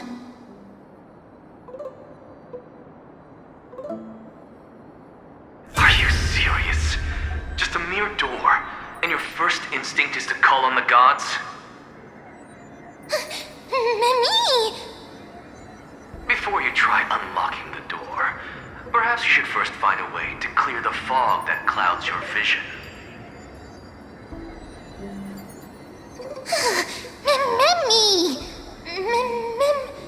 Memmy mem mem. My name is Anaxagoras, one of the 7 sages of the Grove of Epiphany and the founder of the New Sporists. Before we go any further, rule number 1, do not call me Anaxa.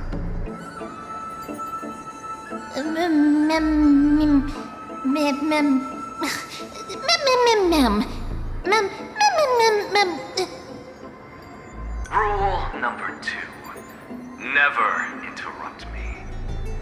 Silence is golden.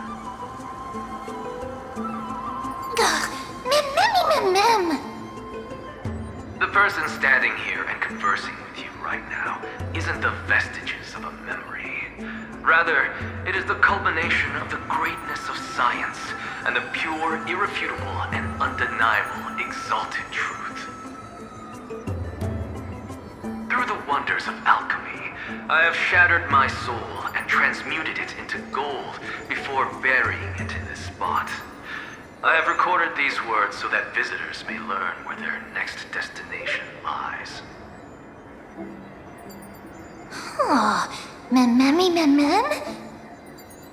Nothing is impossible. Having said that, alchemy is not omnipotent. Each time you hear from me, an equivalent part of my soul is being consumed as the price. In other words, this voice isn't created out of thin air.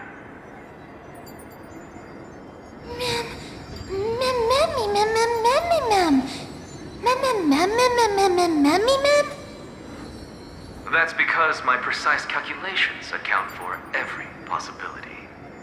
I also know that you have already discovered the cause of the calamity at the Grove, the Black Tide, and that you mistakenly believe that the scholars have been wiped. But that is where you're wrong. While the Black Tide was still approaching the Grove, the sages found a way to evacuate the vast majority of the scholars. They are heading toward the holy city of Akama as we speak. Only a small fraction of the scholars stayed behind with me to defend the Grove. If all goes well, Circe's core flame will reach Akama before long. But since you have accessed this message, something unforeseen must have occurred. For now, you should continue onward to the Luminary Throne, where you may retrieve the core flame and our mortal remains. And now, the objective is complete. That is all.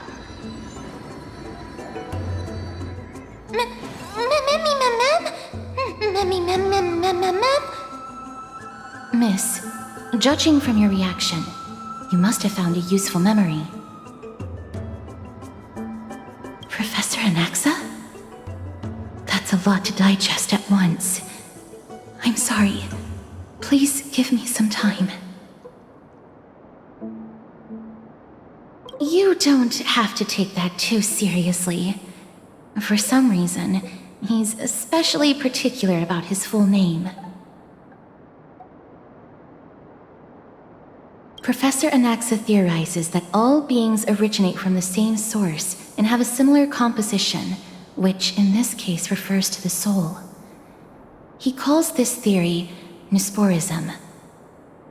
It is an extremely complicated theory. You should get him to explain it himself if you're interested. Provided that he is still alive.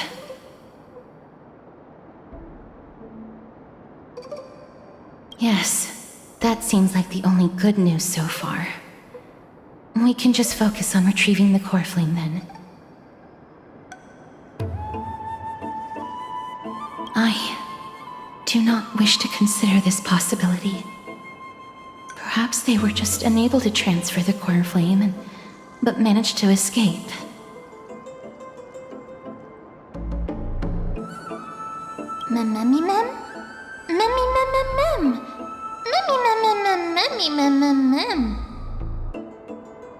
It is located at the top of the giant tree and is where Circe's core flame is kept. According to Anaxa, the core flame should still be there. But making our way there won't be as simple as the professor made it sound.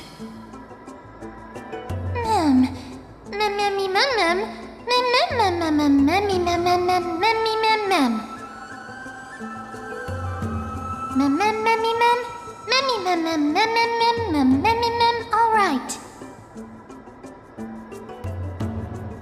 Right. Let's see whether he left any similar directions for us along the way.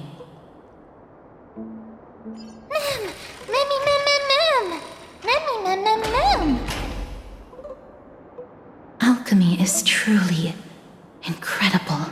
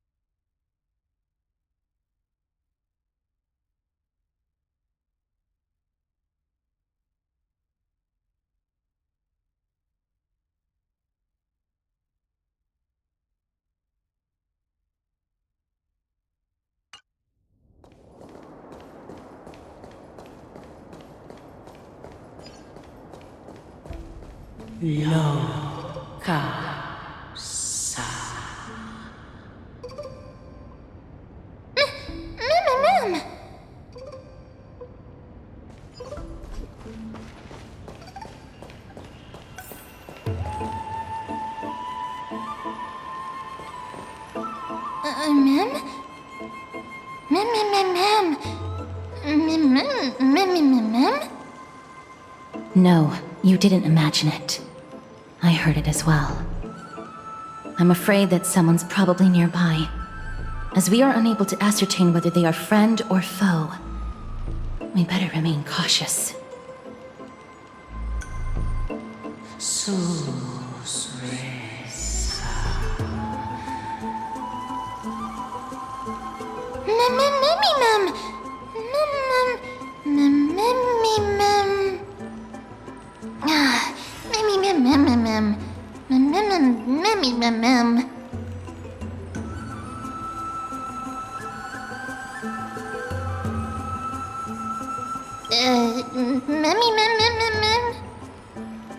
Found it. The voice is coming from over there.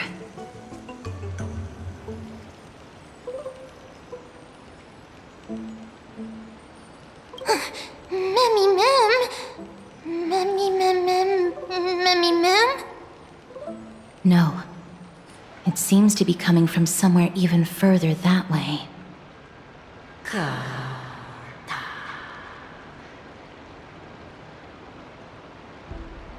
Let's go check it out.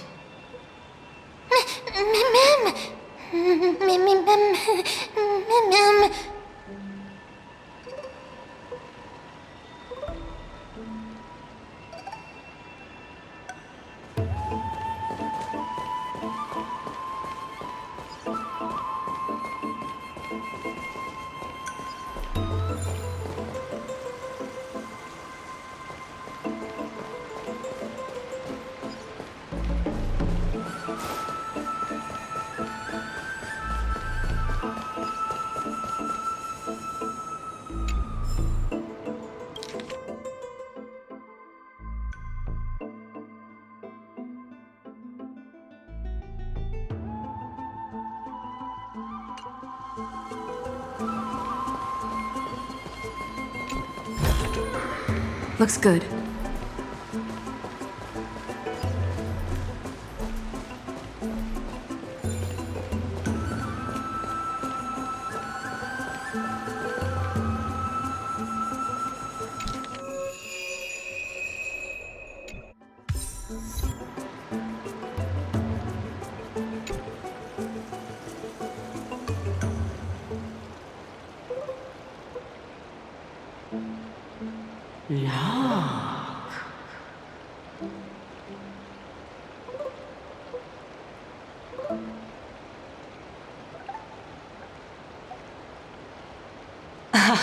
Regardless of what you do, a stone won't be able to speak.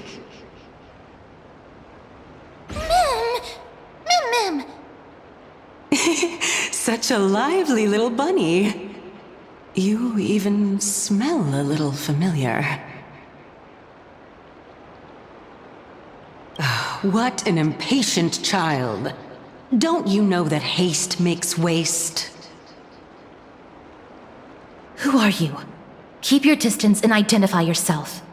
Otherwise, you'll face the consequences.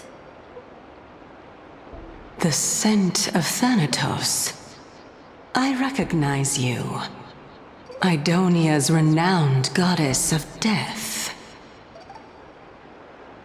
Since you are aware, stop provoking the authority of death. Answer my question. Baring your fangs at me. How cute. Just call me Calypso. I greet you on behalf of the Seven Sages and the Litophagists. Of course not. Just ask the fair lady beside you. She'll definitely know the reason why. Be careful. Even if the head of the Litophagists has never shown their true identity before, we shouldn't trust this person so easily. The weft could not detect her presence just now. That would be out of the ordinary if she were truly a phantom body.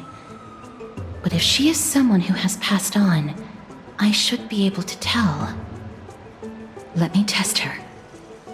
Do you mind if I join your private conversation? That would be rather inappropriate for someone who isn't even willing to reveal their real self. Forget it. However, I'm going to ask you some questions. Please answer them truthfully. If you can do so without hesitation, we won't treat you as an enemy for the time being. A pop quiz? Well, that sparks my interest. Go ahead. What was the topic for the grand finals of the 752nd Great Debate? Is a flying arrow in motion or at rest? Who was your representative? Medea. She went up against Phynon of the New Sporists. Who won? Nobody won because the 752nd Great Debate never took place. What I just mentioned happened during the previous debate. Phynon emerged victorious and obtained his 10th consecutive debate wreath. Also, to alleviate your worries, I shall provide you with a piece of information that's more valuable than the Great Debate. Anaxa the New Sporist is still alive. I saved him, and he is now recuperating at the Luminary Throne. So, are you satisfied with my answers?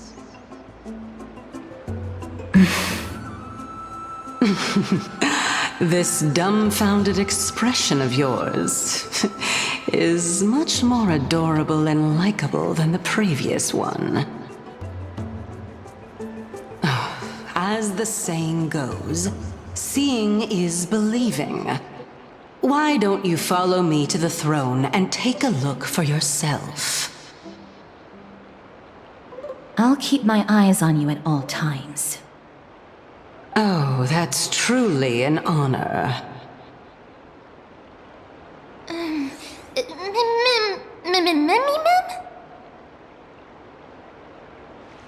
As long as we can get the water wheel turning, we'll be able to use it to ascend. So, the solution is to awaken this heart.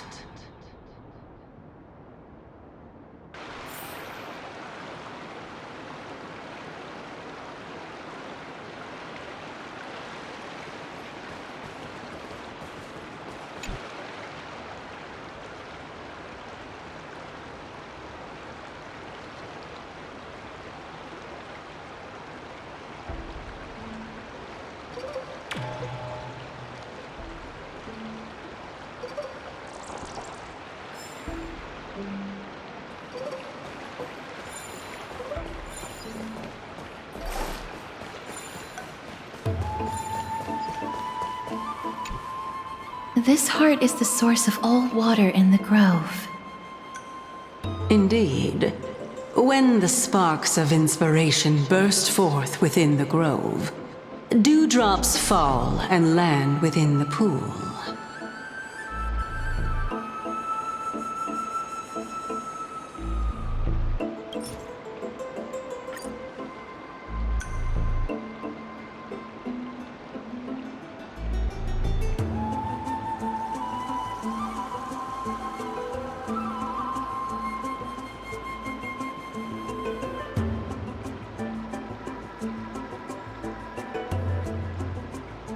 Seems like it won't be possible to fill it up with just the few of us. Just come with me.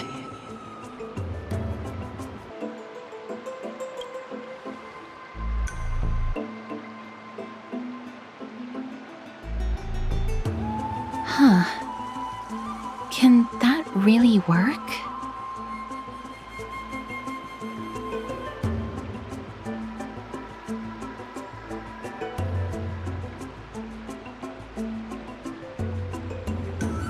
Seems like it won't be possible to fill it up with just the few of us. Just come with me. We must first retrieve a treasure if we want to awaken the heart.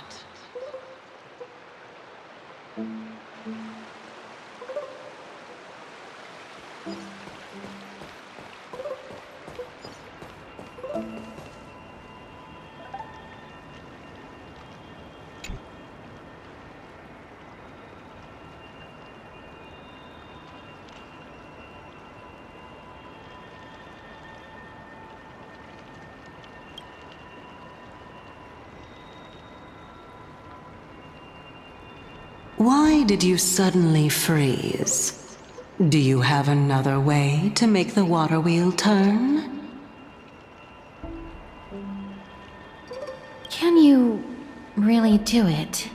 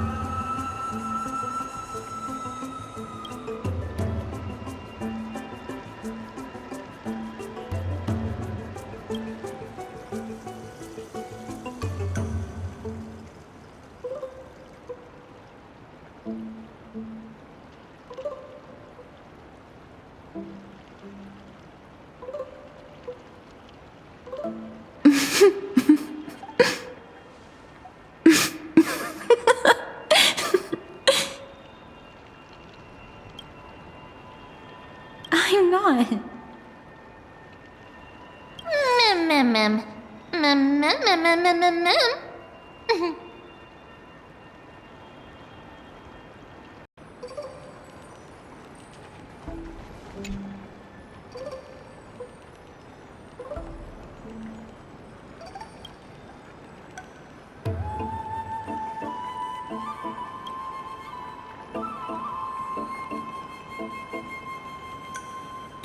Why did you suddenly freeze? Do you have another way to make the water wheel turn?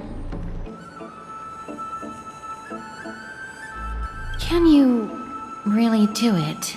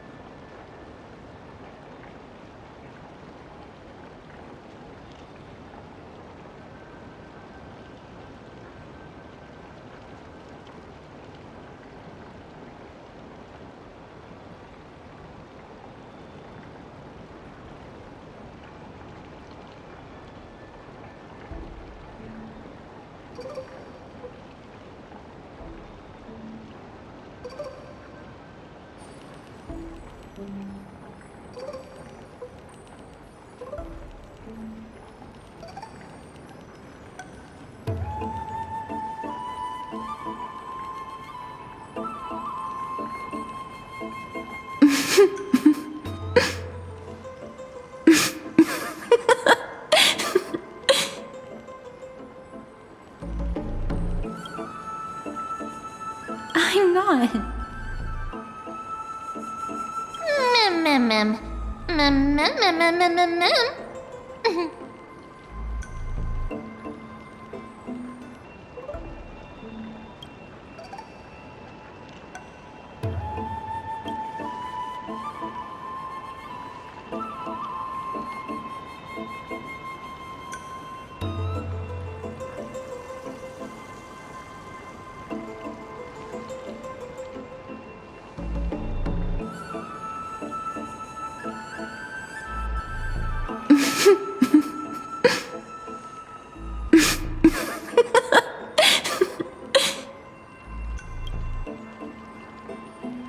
Truly a rare sight to behold.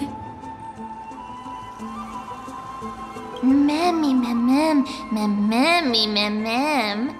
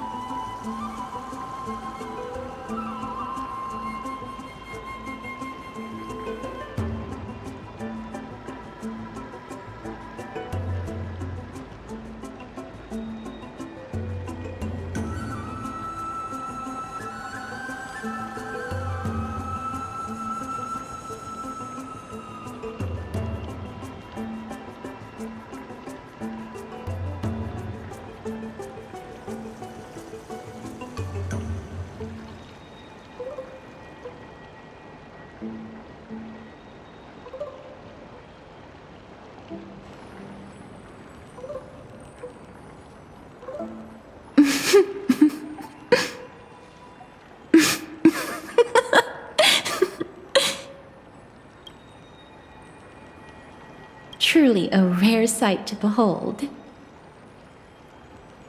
Mammy, mem.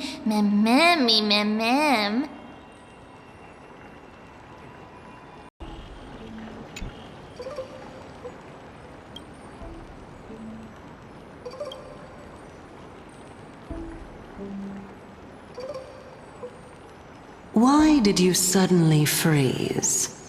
Do you have another way to make the water wheel turn? Can you really do it?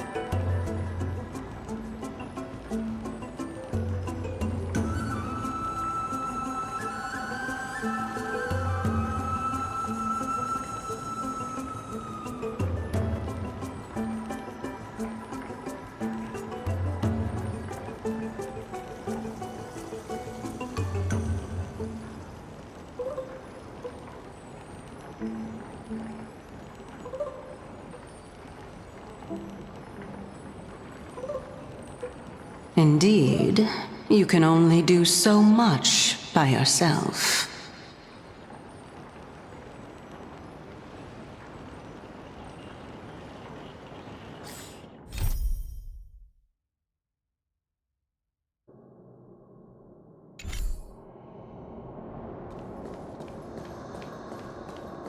Why exactly did you bring us here?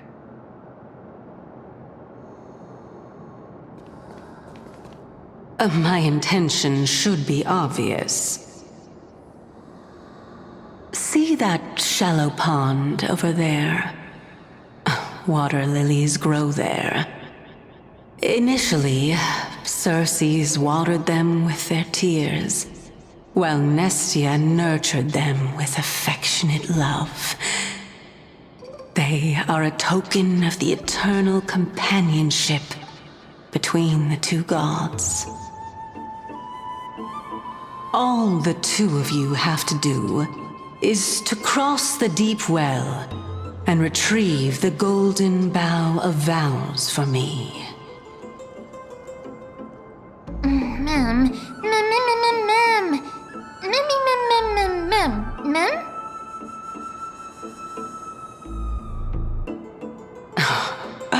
You're making it sound so ominous. We can retrieve it, but I advise you not to waste your time on any schemes. Oh my. I'm helping you to eliminate your worries and obstacles, and yet I receive nothing in return. Besides, the bow is essential for awakening the heart and drawing water out of the source. If you can't find it this time, we can just remain trapped here for the rest of eternity.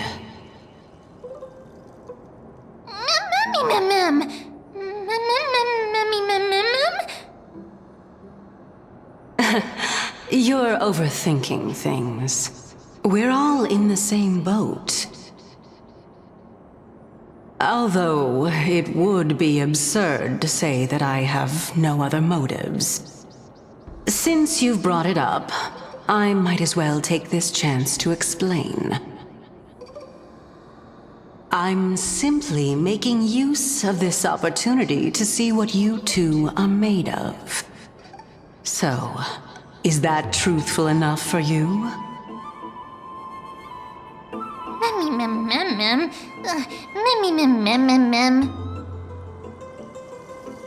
Now is not the time for me to elaborate further. So, please proceed. As a student of Anaxa, equivalent exchange should be something that you are familiar with. I cannot deny that. Miss, since our interests are aligned right now, it's better for us to do as she says. Besides, she knows about my past. Even though I'm not able to elaborate much, I can tell you that she has reasons to fear me. If you unfortunately turn out to be her ultimate target, please don't worry. I will promptly intervene.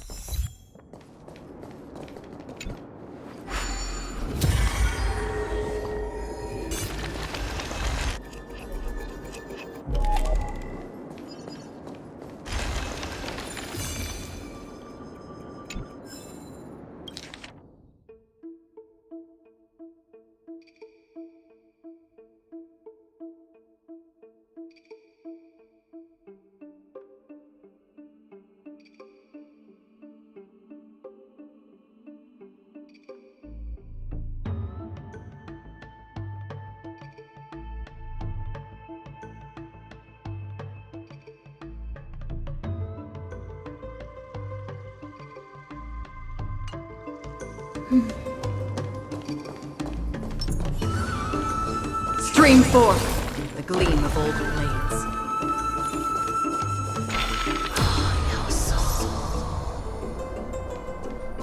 Huh? There are ichor vessels stored here.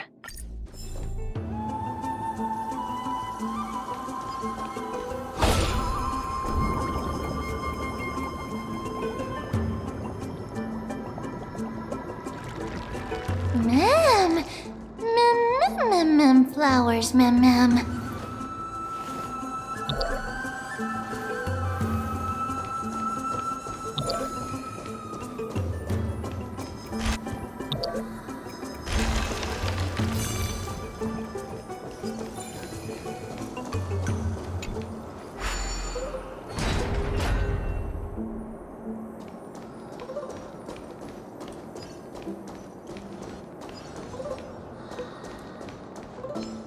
Stream forth the gleam of old blades.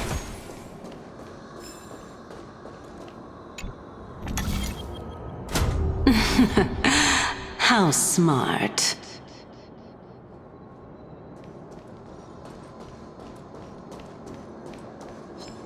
Stream forth the gleam of old blades.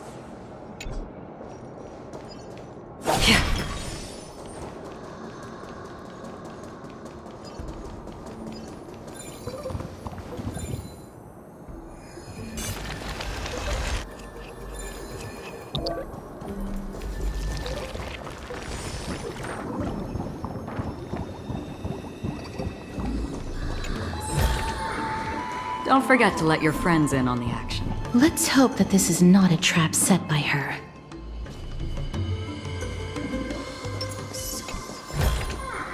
Looks good.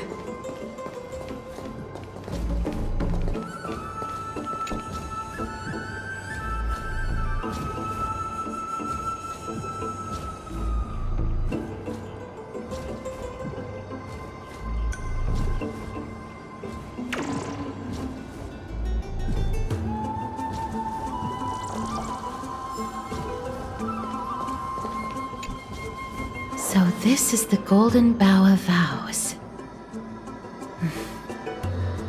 I hope that the Titan will not take their anger out on us.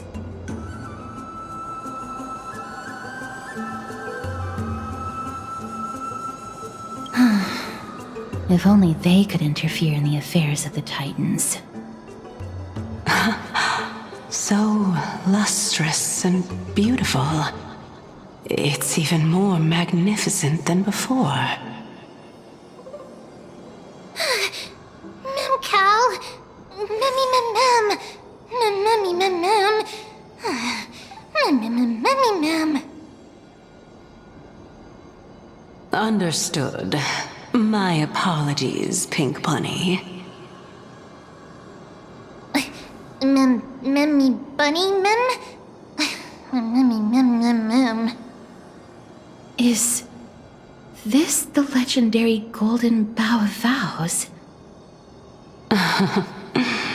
We'll know once we test it. There's a secret passageway behind the pond. It's faster if we take that path. How do you know this place so well? Well, I'm one of the 7 sages after all.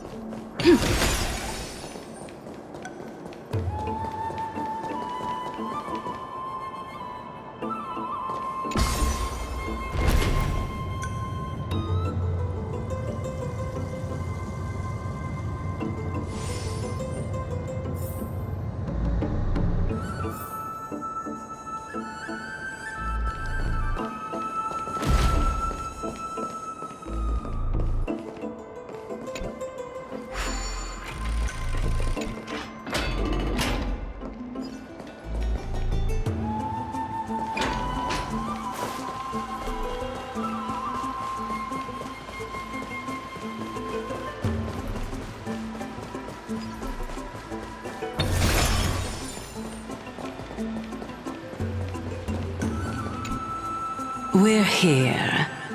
Could you kindly pluck a petal for me and place it into the pool?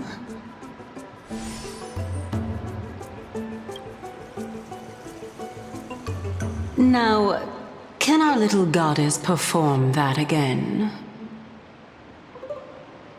Huh? That being the oath of Nestia's priests. Right. Got it. O Nestia, with the weft as my vow, I beseech you, entwine my body with your golden thread and affection. Ma'am, Mammy lit up.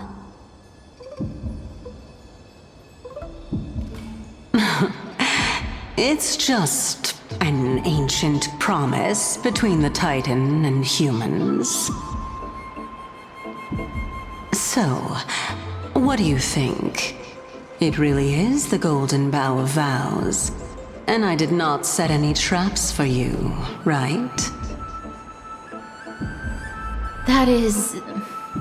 indeed true. You look like a sad, lost puppy.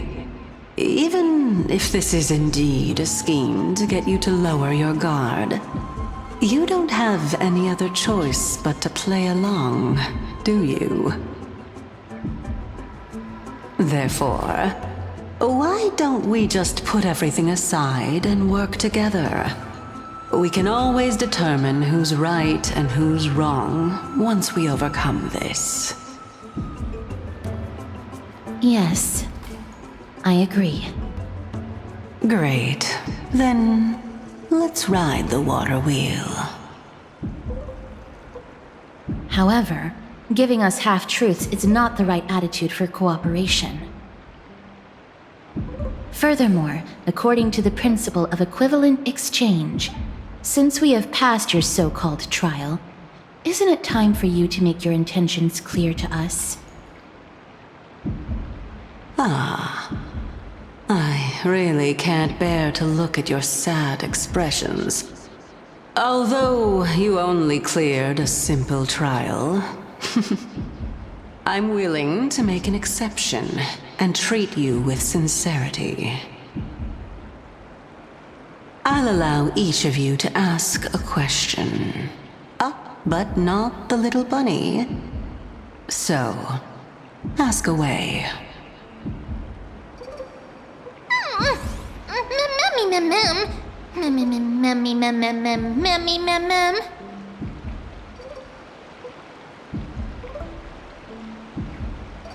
Well, in that case, miss, please go ahead.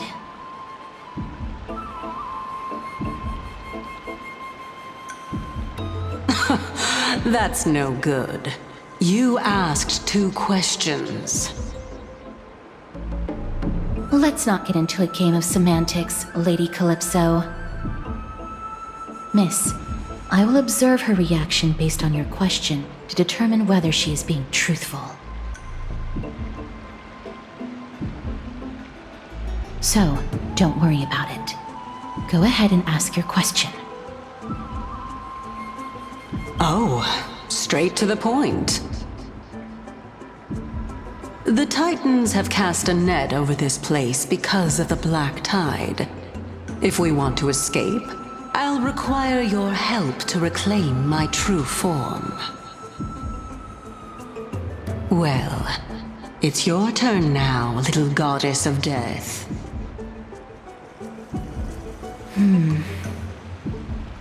My question is, was your previous answer the whole truth and nothing but the truth? There's no point in making this unnecessarily complicated. That applies to you as well. However, we do not harbor any hostility. We merely want to avoid any potential harm to us. Lady Calypso, if you want us to work together more effectively, I advise you to answer my question honestly.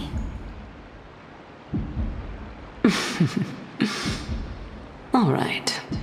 I was completely truthful in my response just now. I have not deceived you, nor will I. With all due respect, omitting facts can also be considered deceit. Is that so? Regardless, I still stand by my previous response. Then please lead the way. After all, facts speak for themselves. The truth will come to light once we arrive at the Luminary Throne. All right. I originally thought that you were just a beautiful flower planted in the mortal realm by the hand of Shadow. But now, I see you have some prickly thorns, too. I'll just consider that a compliment. Indeed. I'm complimenting your charming naivete. All right, go ride the water wheel. I'll wait for you up there. Mem.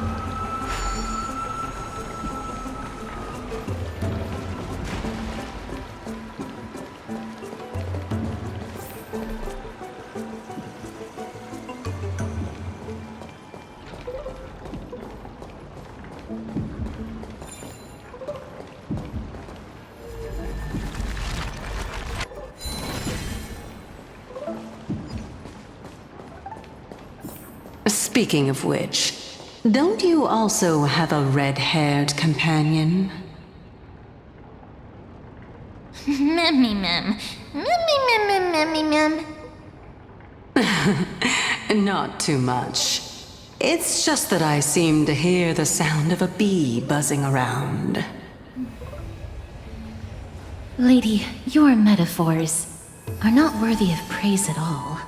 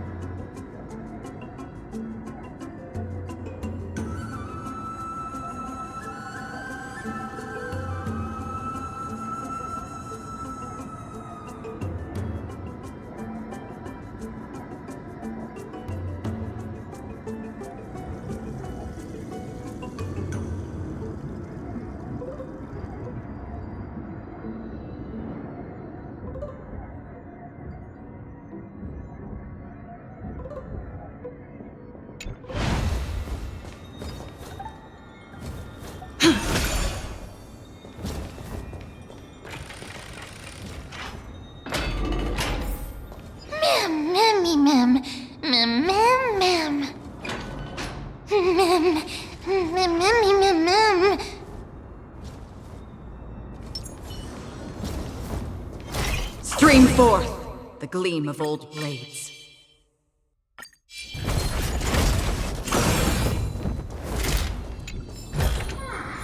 Don't forget to let your friends in on the action.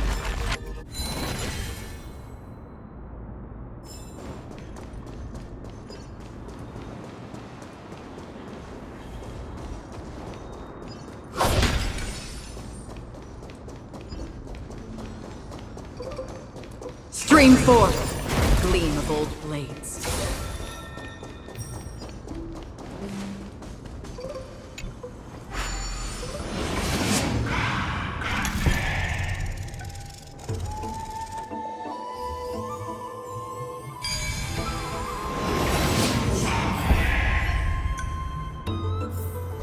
Life is a puzzle in and of itself.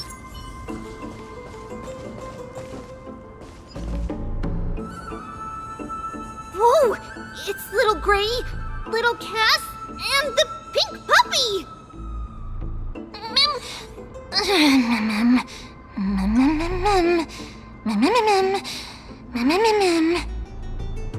Lady Trianne, are you alright? Were you hurt? No, Trianne flew high up into the air so the monsters couldn't reach us. Air supremacy secured! That sounds so cool! Whoa, what does it mean? Wait a minute, let's get back on track. The spindle that Aggie gave us is so powerful that Trianne seems to have found Nax. He's near the treetop. Even though our perception of him is very weak, it's not like the White Dryads from before. But since Trianne was alone and afraid that it might be dangerous, we did not fly there to take a look.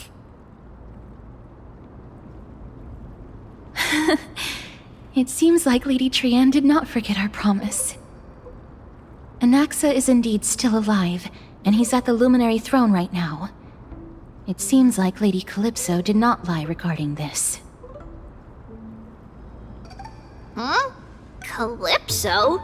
Who's that? Whoa! A spirit? Trianne wants to meet this spirit that even the gold thread can't sense.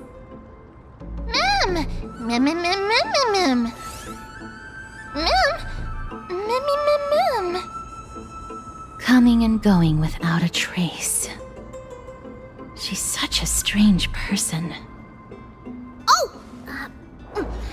Actually, Trianne also found this. Could this be related to the person we're talking about? This is a piece of burnt cloth. Yup! Trianne found it on a branch not long ago. Trianne even used the golden thread to search around and found that the entire grove is giving off a similar aura.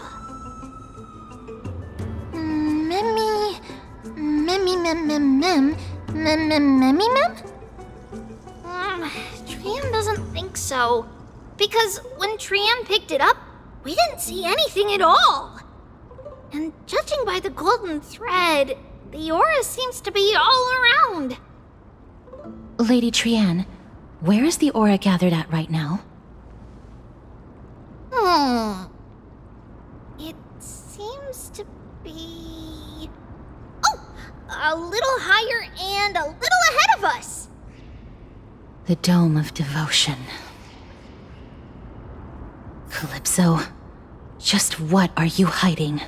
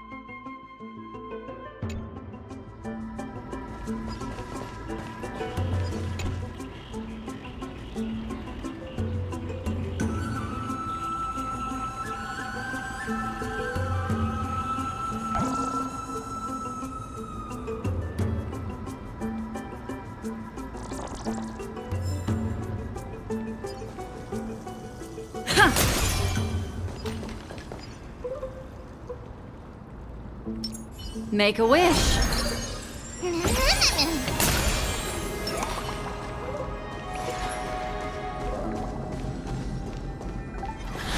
Stream forth. Gleam of old blades.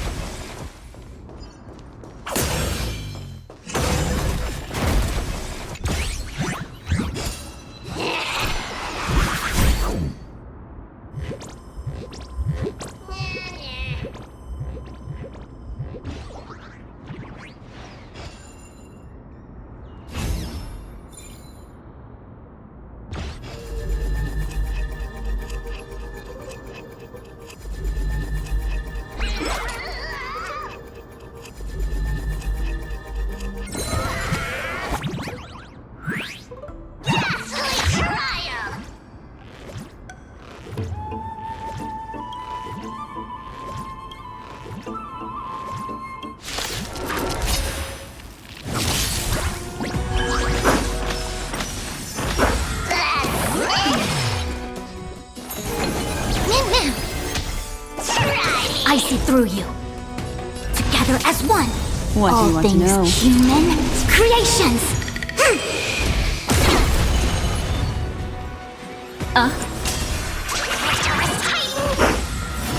Mind your manners.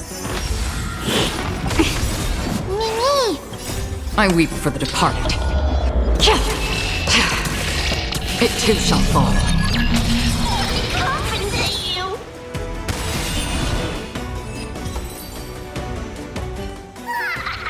Another blood debt repaid.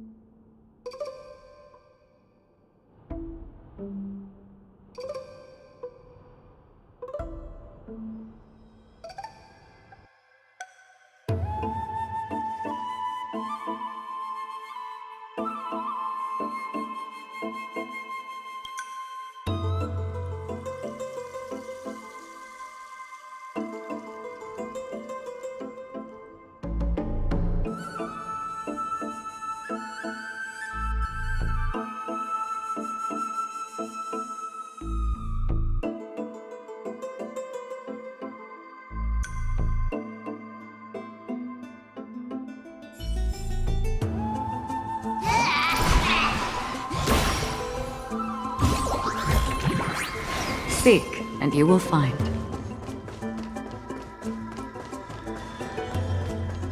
Stream forth the gleam of old blades.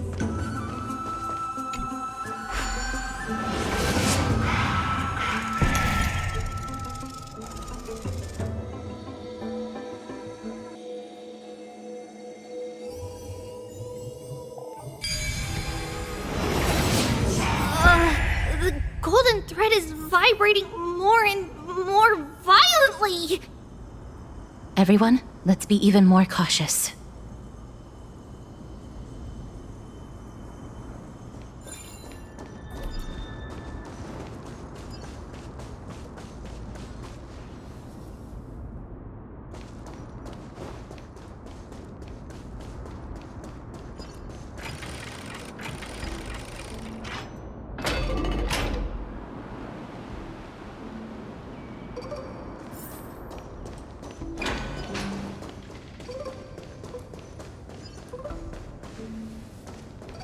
There's no one...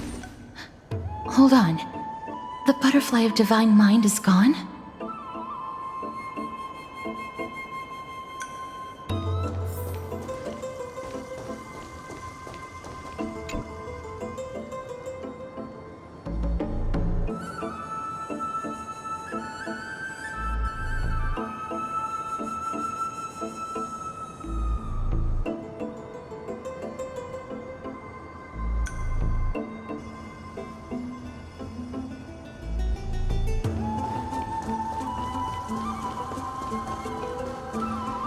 That can't be. Was it for fending off the black tide? Or perhaps... What exactly is this butterfly of divine mind? Is it a very powerful guardian monster? No, how should I put it? It's considered a safeguard for the Titan's core flame. This butterfly is created from Nestia's remaining divine mind and bears the responsibility of guarding the core flame. Legend has it that someone can only pass the trial of the butterfly by proving they possess pure and unselfish love within their heart. Only then can they awaken the great tree to open up the path to meet Circes. But how are we going to prove it? Mem, mem, mem, mem, mem, mem, mem, mem, mem, mem, mem. Sorry, but even I don't know how. After all, this is a secret among secrets that only a select few in the entire grove and even Amphoreus know. Rather than worry about this, Lady Trianne, did the golden thread react to anything around here? No. That unknown thing seems to be even farther ahead and higher up.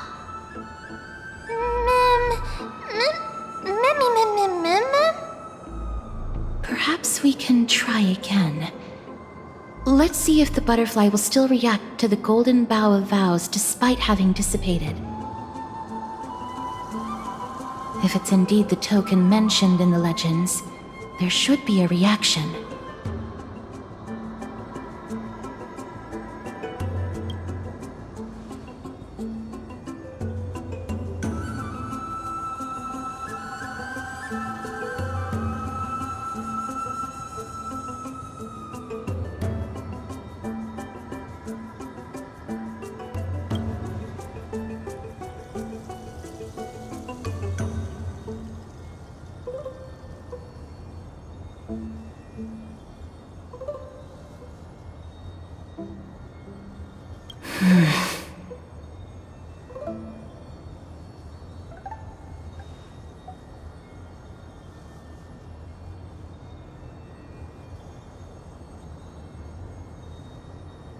Let me give it a try. Oh, Nestia, with the weft as my vow, I beseech you, entwine my body with your golden thread and affection.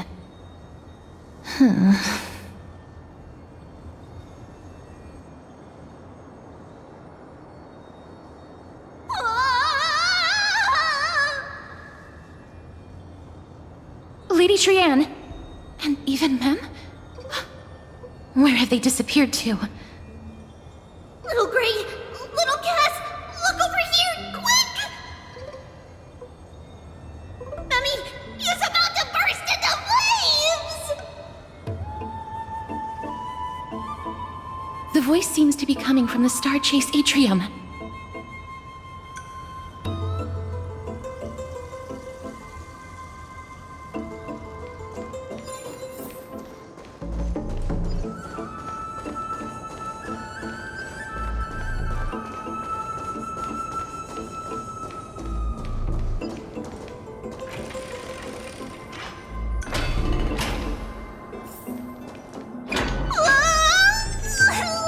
Little Gray, little Cass, it's bad. It's very bad! I'm fine.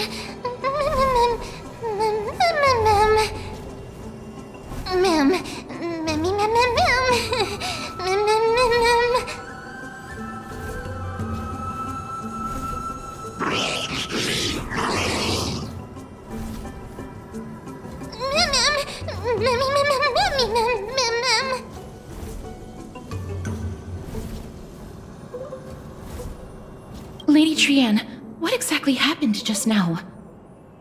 Trianne and Memmy were looking around to see if there were any mechanisms nearby. But just as they went to take a closer look at that big piece of amber, they were surrounded! I see. Let's get a move on. The orbs belonging to Ornyx's priests should be nearby. Hopefully they'll be of some use. Memmy Mem. Memmy Mem. Memmy. Mem.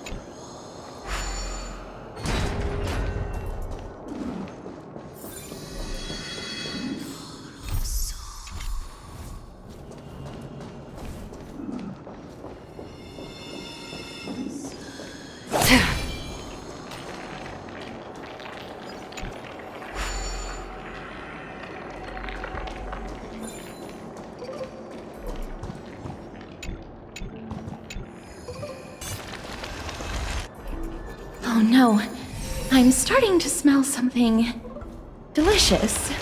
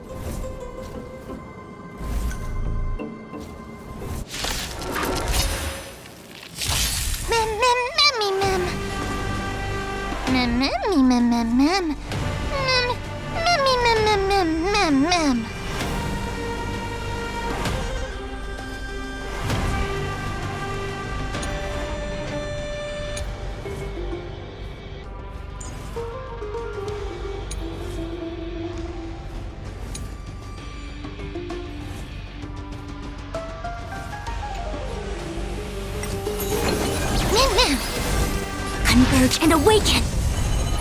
Ill fate descends! Me! Another journey begins.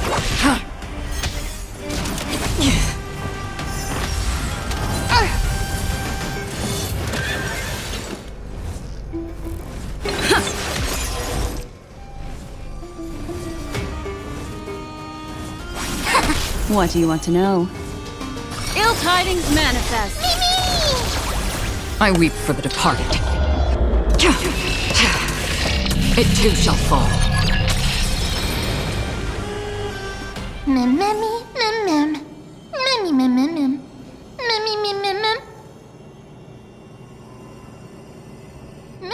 Easy.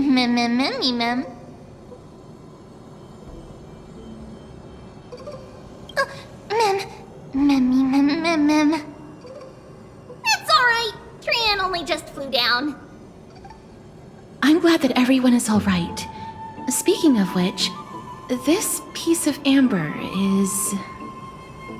A remnant of Nestia's core flame. To get to the throne at the treetop, gather the embers before you with the golden bough of vows, and present it to the divine butterfly. Whoa! Where did you come from? You finally appeared, Lady Calypso. Yes, it's been some time. The battle just now was a true delight, and I feel quite elated. It seems like I'll really be able to rely on all of you to reclaim my true form. Lady Trian, how does the golden thread react to her?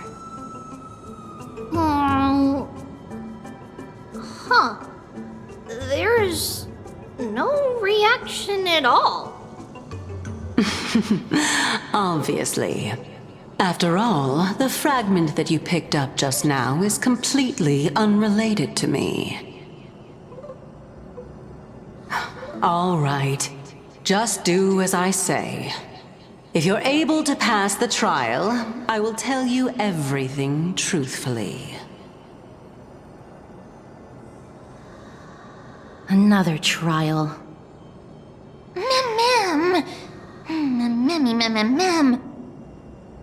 But we have to go to the treetop to find Nax anyway, right? I've got a hunch. Come, let's collect the embers and go confront her.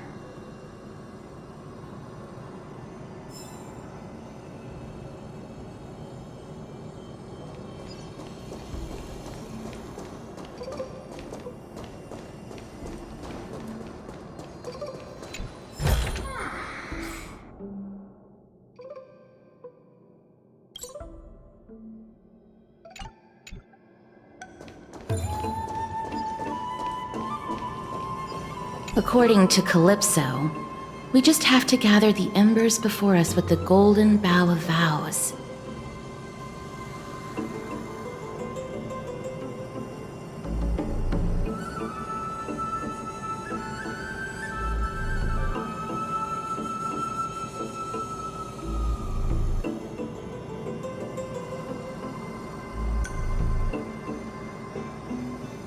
How incredible. Mem.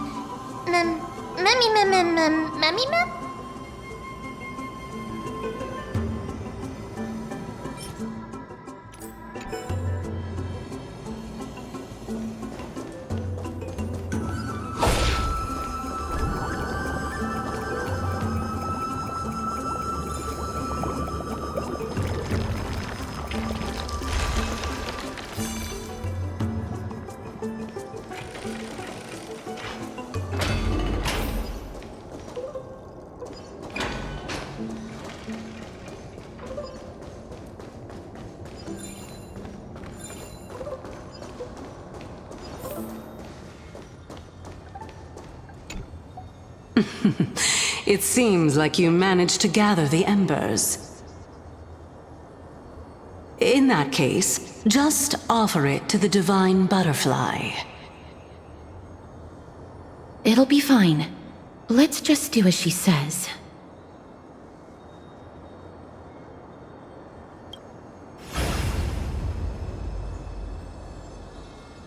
It's a success! The path has appeared! All of you have indeed passed the trial.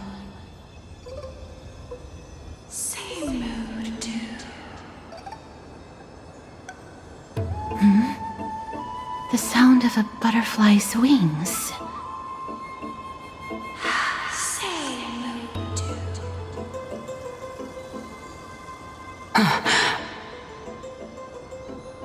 I'll be back shortly.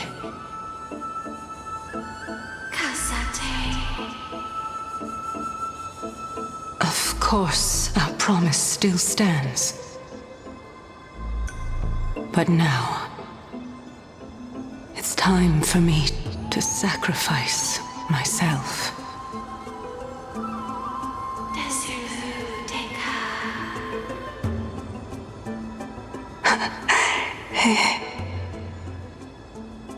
If the West Wind ever ends, let that be the place where we reunite. Farewell, my love. Lady Calypso, this is...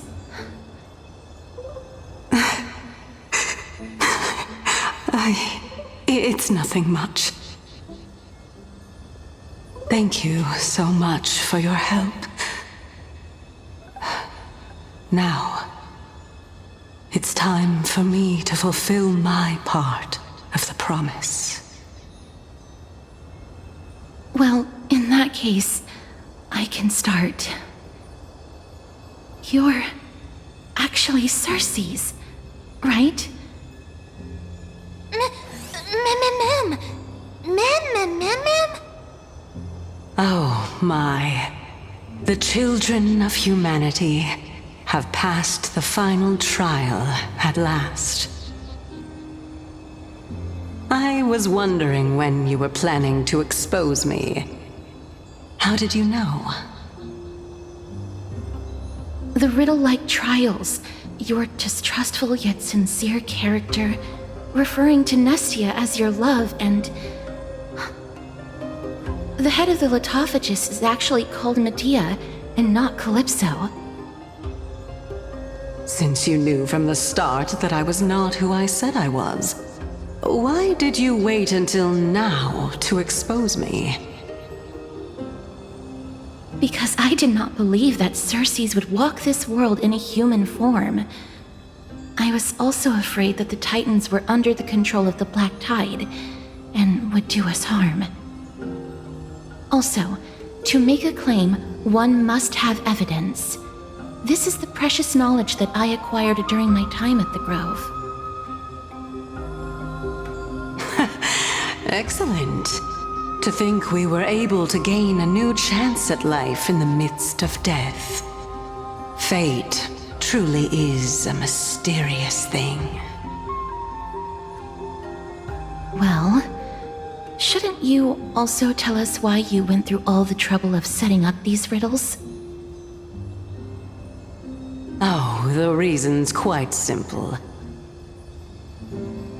I needed your help, and just like how you were wary of me, I had to ensure that you were not villains who were trying to get their hands on the core flame.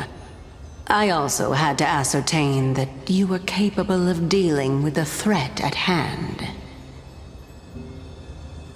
Is this threat related to the Black Tide? Indeed, and it's even more related to that lost item from before. Its owner is a quiet and paranoid hunter who seems to have been reborn from the Black Tide and is attacking along with it. As I could not do anything about him, I split my body up and escaped to avoid harm. I bided my time for a chance to seek assistance. Unfortunately, this was not a sustainable long-term plan. What you mean is that you hid your own core flame? Indeed. I split it into 3. I hid one within the Golden Bough of Vows, and sealed another in the Amber, along with Nestia's remaining embers. As for the last one, it's currently in Anaxa's body, which is in dire need of repair. What? Do you mean that you're using such a method? After all, the scholars of the Grove have always been willing to lay down their lives to defend my core flame. As a respected god, it would be too embarrassing if I were to do nothing and simply watch the children of humanity give up their lives for me. Especially that heretic named Anaxa. He did not even hesitate to tear his soul apart and use it to perform a miracle. He trapped all the creations of the Black Tide within the Grove, so that they would not be able to harm others.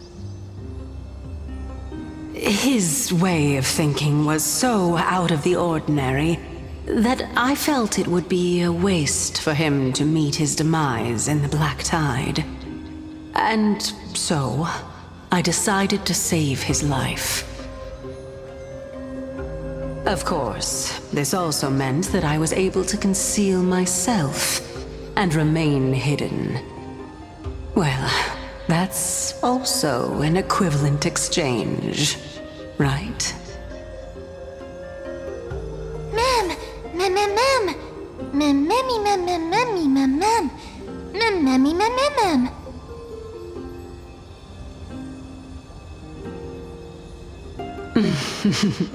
What a smart little bunny.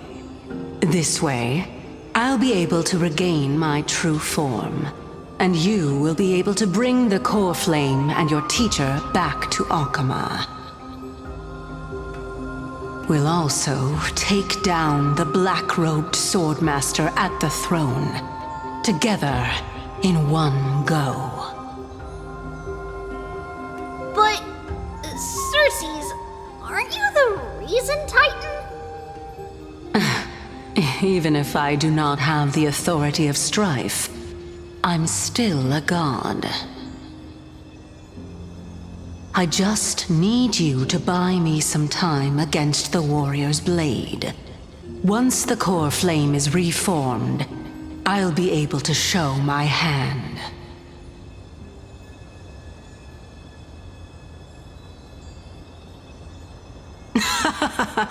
Excellent. Then just continue climbing to reach my throne.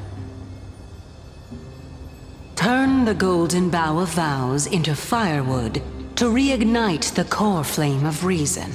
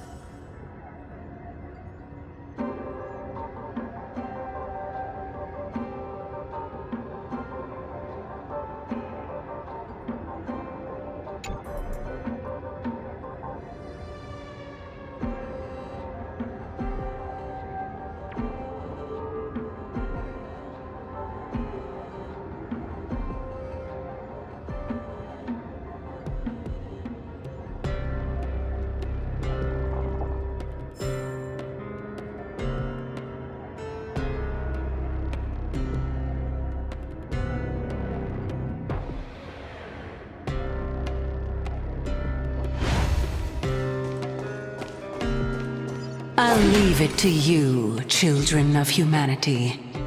May you be blessed with good fortune. It seems like a fierce battle will be inevitable. Don't worry, Trian will protect everyone!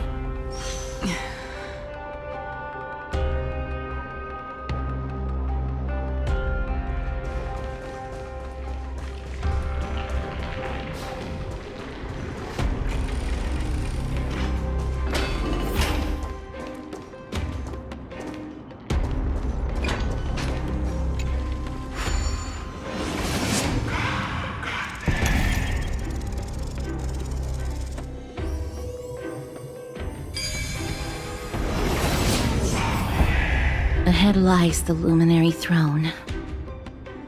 And also, the battlefield that we're about to step onto. Mem, me... Mem? Memmy Mem? Memmy, what's wrong? Memmy Mem Mem Mem. Memmy Mem Mem Mem. Memmy Mem. Is this... Professor Anaxa?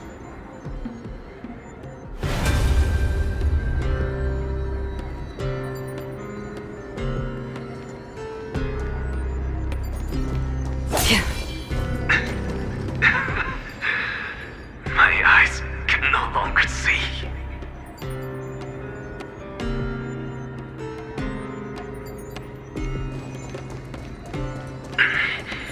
No matter. All I have to do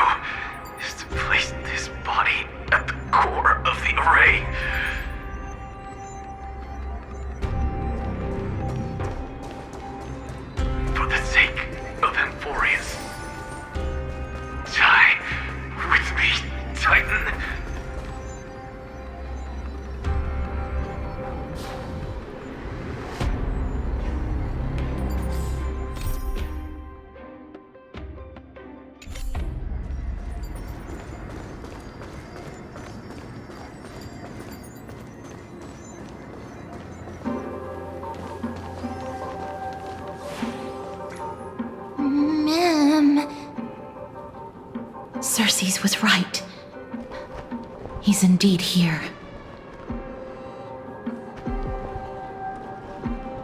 Who is this black-robed guy? Mem.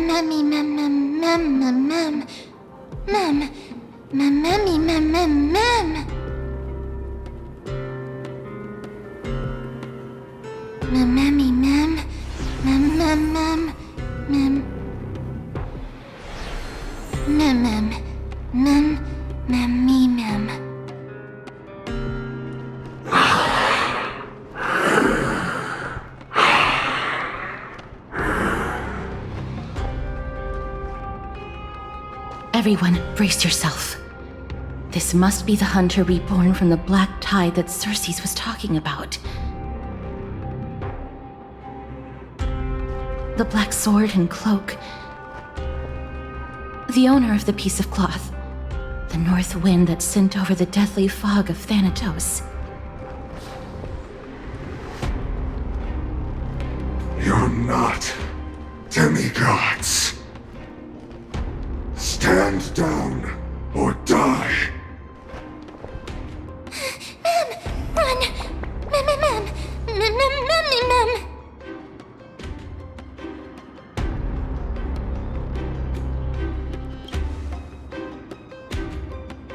He has already discovered us.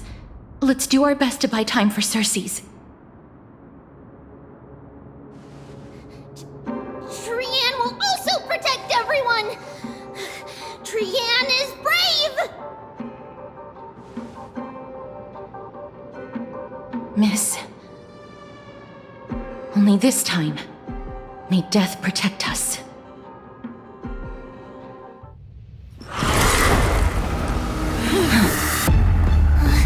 Be careful. One slash. 2 slashes.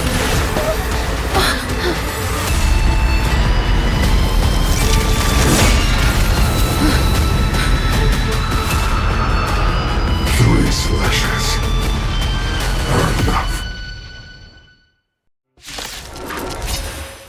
Who exactly are you?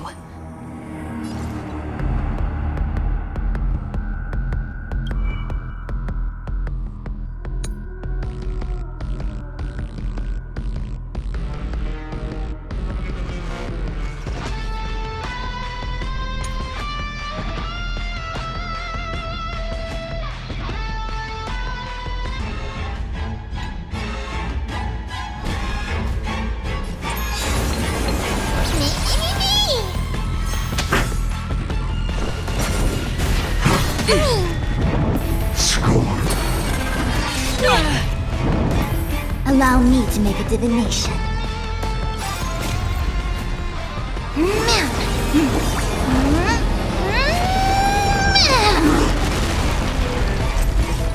Converge and awaken!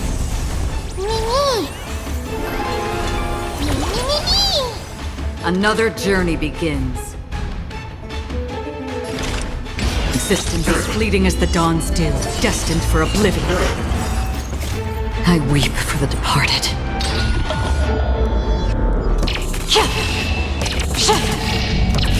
Dusk's reign, it too shall fall.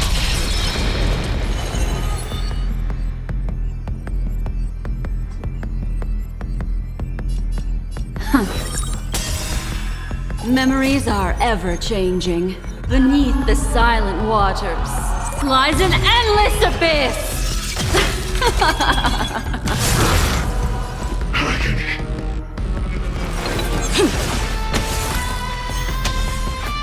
So powerful. Circes was right. The omniscience is through you. All things human creations!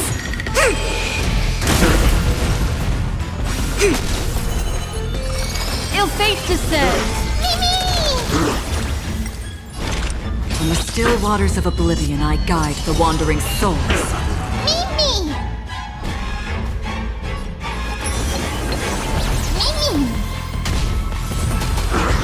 Return to the great tree. yin and yang, life and death. Offer your souls to the fire. Not good. Be reduced.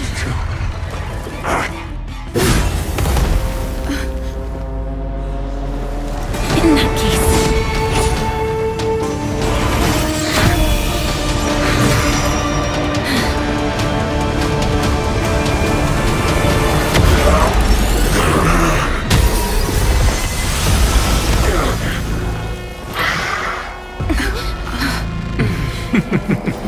Can't be killed in a single blow. You are indeed no ordinary human.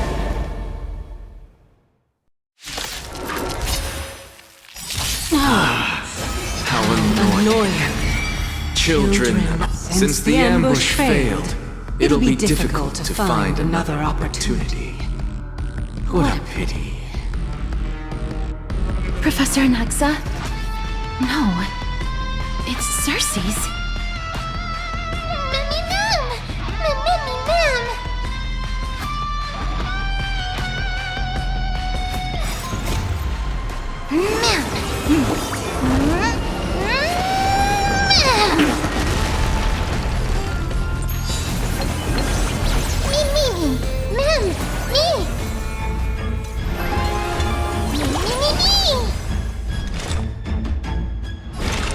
Existence is fleeting as the dawn's dew, destined for oblivion.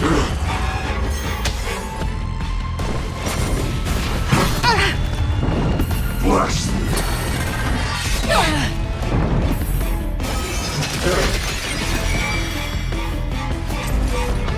Together as one.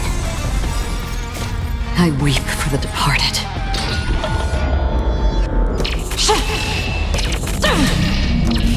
Dusk's reign, it too shall fall. The threads of destiny here, all yours.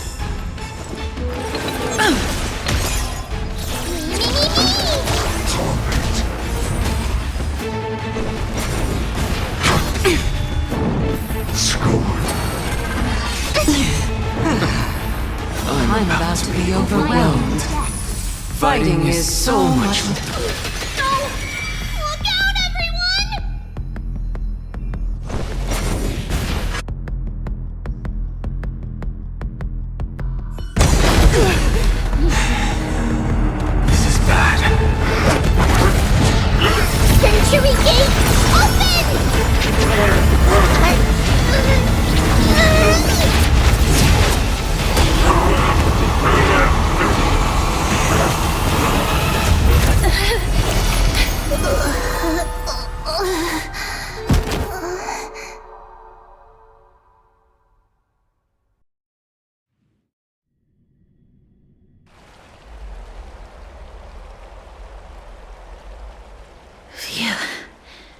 That was a close call.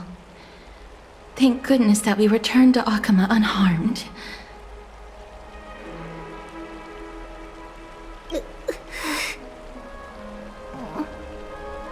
Little Cass, my head, it still hurts. Sorry, I know you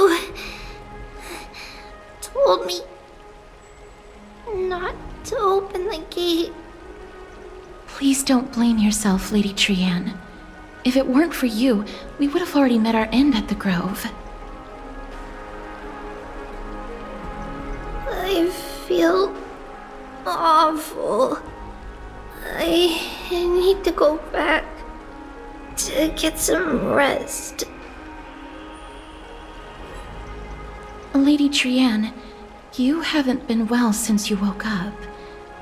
Are you sure you can make it back on your own? All this noise and commotion. Akama hasn't changed a bit, has it? Are you Professor Anaxa? There's no need for doubt. The Titan no longer speaks. It is I, Anaxagoras of the New Sporists. Indeed. You are the only one who would refer to yourself like that. Professor, let me be frank. The mission Lady Aglaya entrusted us is to search for survivors, uncover the truth about the disaster at the Grove, and retrieve the core flame of Circes.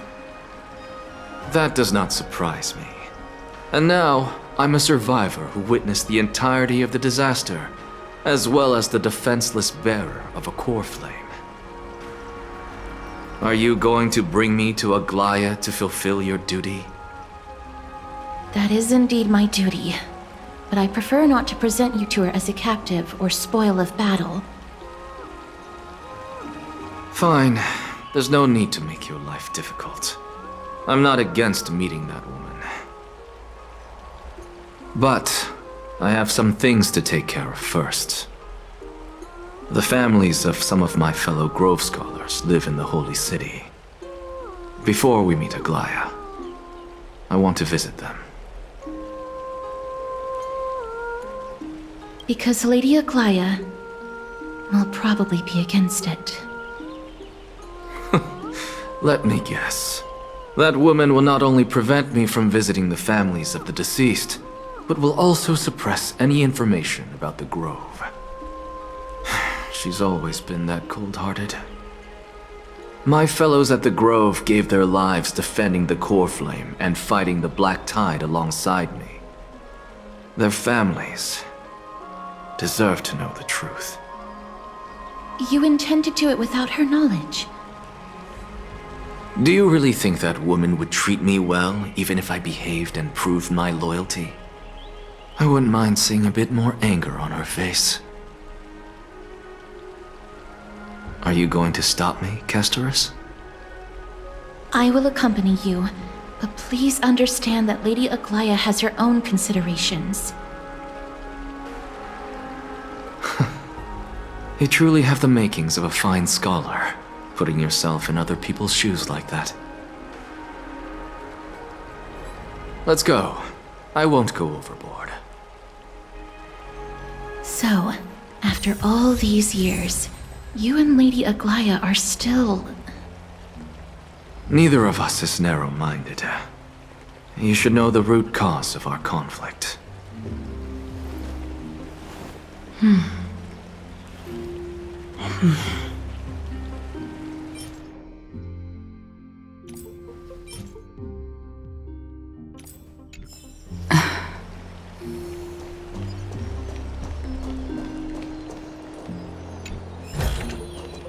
Don't forget to let your...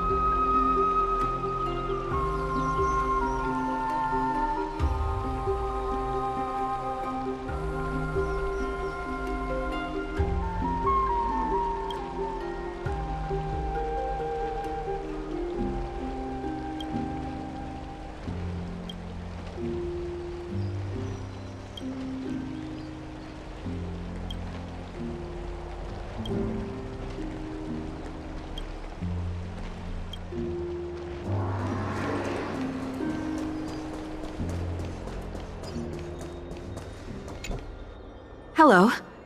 And you are? Hello. If I'm not mistaken, you are Callinicus's wife, right? Yes. Oh, are you a messenger? No wonder I haven't heard any news for so long. There's been a change in personnel, hasn't there? Ma'am, Callinicus passed away a few days ago, defending the Grove against the Black Tide.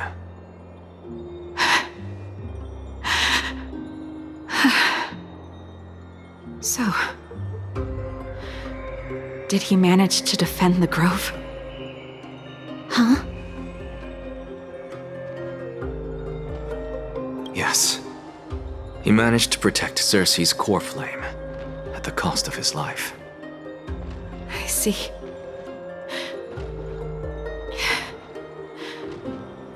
I'll select some of his possessions and pick a nice resting place for him. Please let us know if you need any help, ma'am. I come from Kremnos. Death and sacrifice are things I've learned to face with composure. You know, Kallinicus, even though he was a scholar, he'd always ask me to teach him how to fight whenever he came back. Isn't it funny that a Chrysos heir like him wants to learn from an ordinary person like me? I've been prepared for this for a long time. In times like these, any ordinary goodbye might just turn out to be a final farewell. I'm really sorry. There's nothing to be sorry for. I was once a warrior, and I'll find my way back to the battlefield someday. With the coming coronation of the new king of Kremnos, I'll take up my lance against the creatures of the Black Tide and seek vengeance for my husband.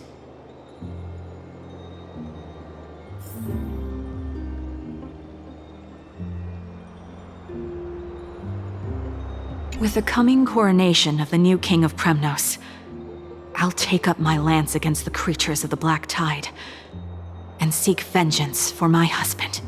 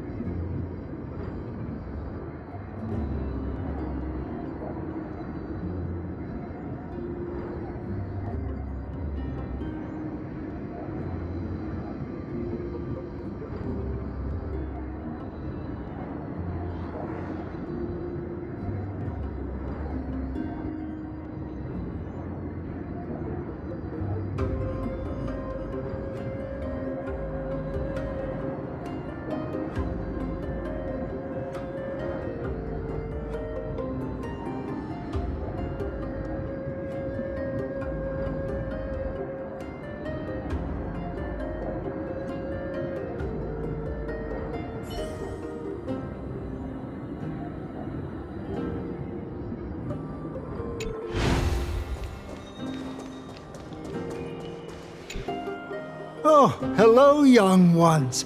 Is there anything I can help you with? Are you the father of Kenani and Artakama? Ah, yes. Did my daughters cause trouble at school again? Alas, forgive this old brain of mine. Both of my daughters graduated long ago, and they are now scholars at the Grove. As I get older, memories from years past tend to blend together. What's the matter, young one? Why so quiet? Did my daughters really get into some trouble? If they refuse to apologize, just let me know. Their old dad can still talk some sense into them. What should we do? I really can't tell him.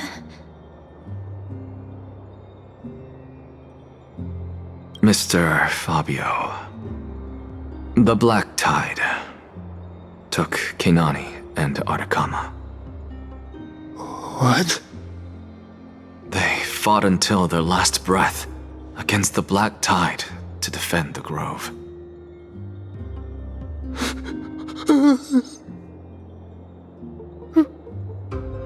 As the Chrysos heir stationed at the Grove, I failed to protect them. Mr. Fabio, if you're upset... Don't put it that way. Even if my Artakama wasn't one of the Chrysos heirs mentioned in the prophecy, she was still a heroine, wasn't she?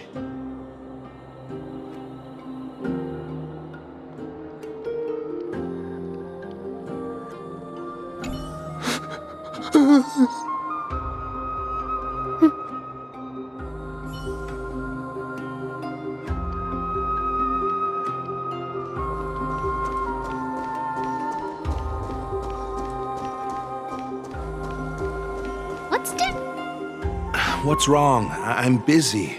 There's a lot going on in the city and I've got my hands full. Mister, we're sorry to bother you, but... No, wait, Lady Castors, did Lady Aglaia send you because of some mistake I made at work? Keep your cool, Titus.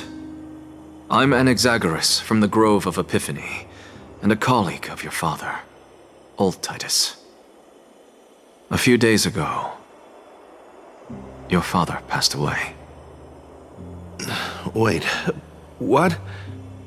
My old man died?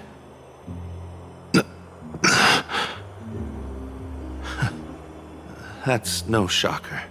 At his age, he was due for the River of Souls any time. Just up and left me behind. That old man. I've been telling him for ages to stay in the Holy City and enjoy his retirement. But no, he just had to go off to that grove and mess around with those scholars. Still wouldn't budge after all those arguments. That stubborn old thing. I already got him a retirement home and was waiting for him to come around. All my effort is wasted now, and he didn't even give me a chance to say goodbye. That bull-headed old man, stubborn as a mule.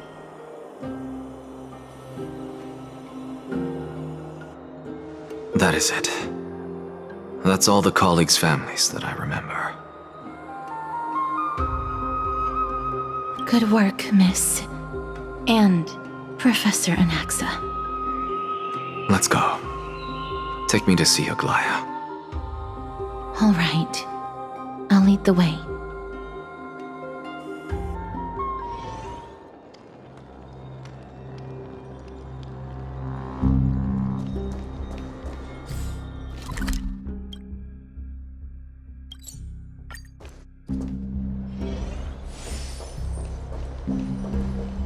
Miss Castors, my lady, you're back. Hello. We have an important matter to discuss with Lady Aglaia. May we trouble you to inform her of our presence? My apologies, Miss Castors. Lady Aglaia has just informed me that she has no time to receive anyone at the moment. That's just great. She refuses to even see me. Answer me this, friend. Did Aglaya order you to take me directly to prison? Who are you? Please don't jest. It's possible that she really is busy. Let's wait here a moment, and I'll try to contact her using the slate.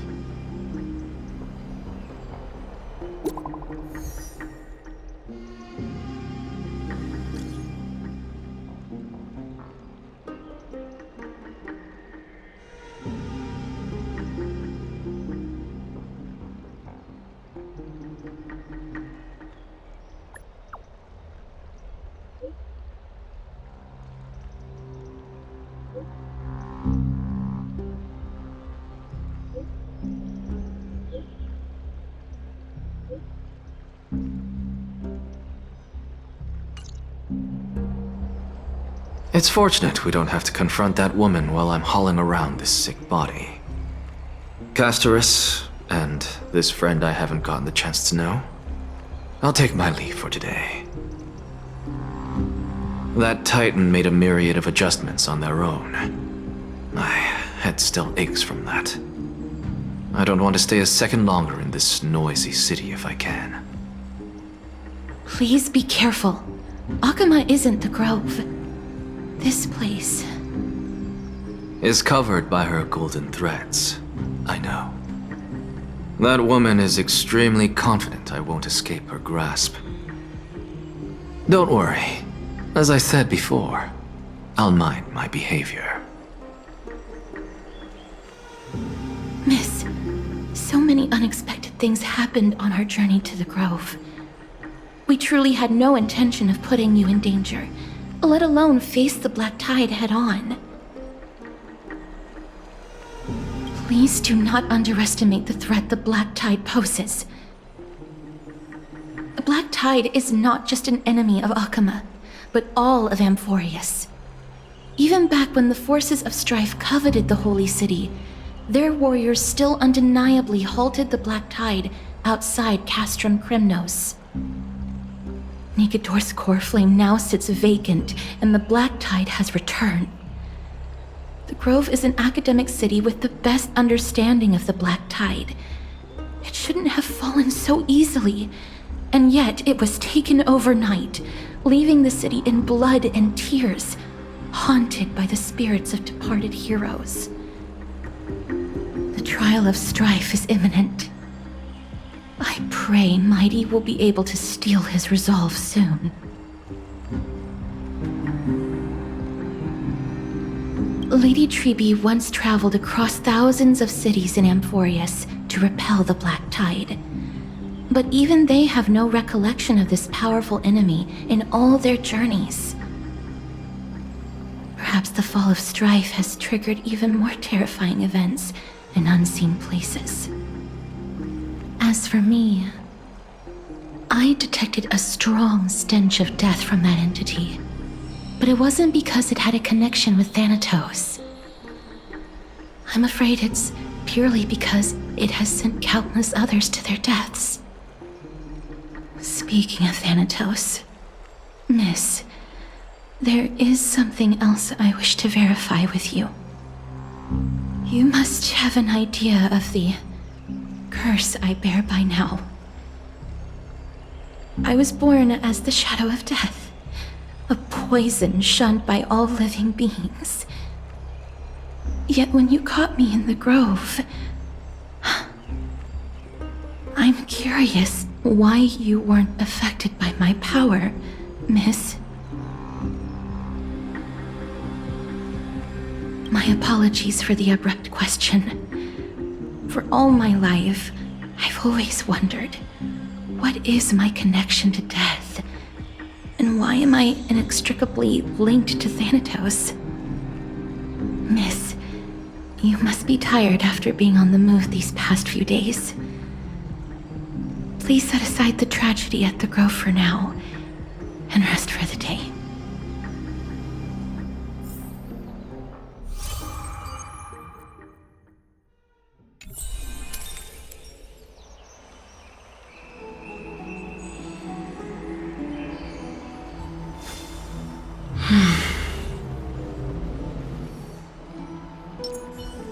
Miss, you must be tired after being on the move these past few days.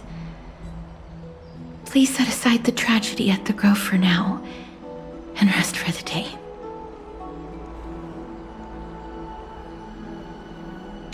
My apologies, Miss Casterus. Lady Aglaya has just informed me that she has no time to receive anyone at the moment.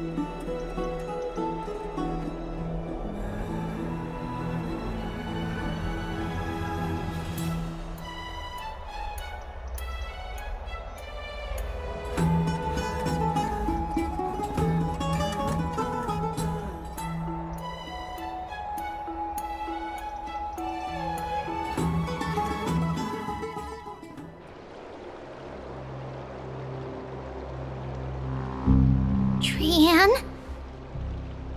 What's wrong? Is there trouble at the Grove? Yes, I sensed something. It was fleeting, but very strong. It feels like they're in some big trouble. Trianne used the Century Gate again. Can you see what's actually happening? No, it's fuzzy like always. But the enemy's aura has disappeared. Maybe they've moved to a safe place? Let's hope that it's just a false alarm. We should place our trust in her and Casterus, teacher.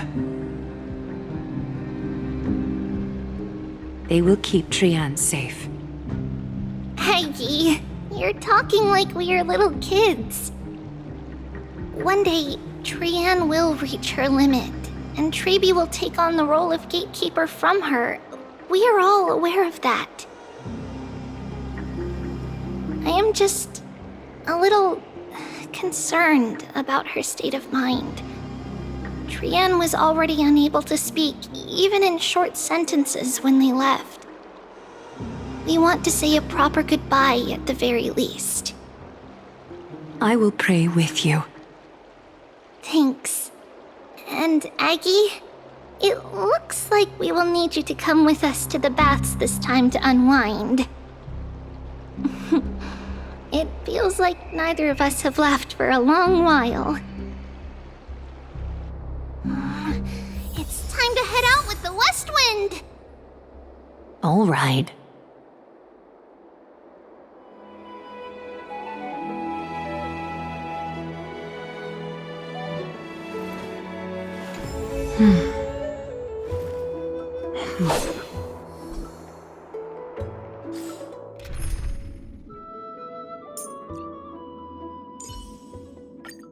Trivy promises you that everything will be fine.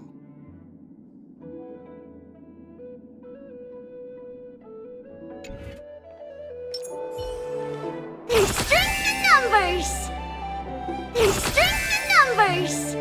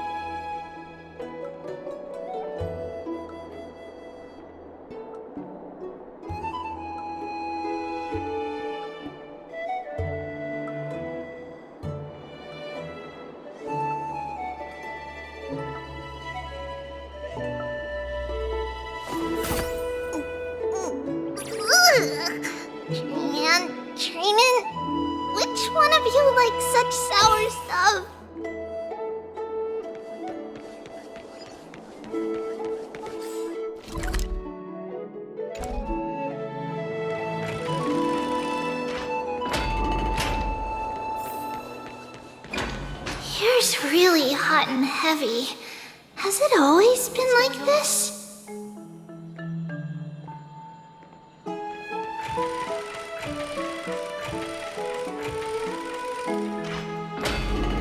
Is someone injured over there? What's going on? This is really bad.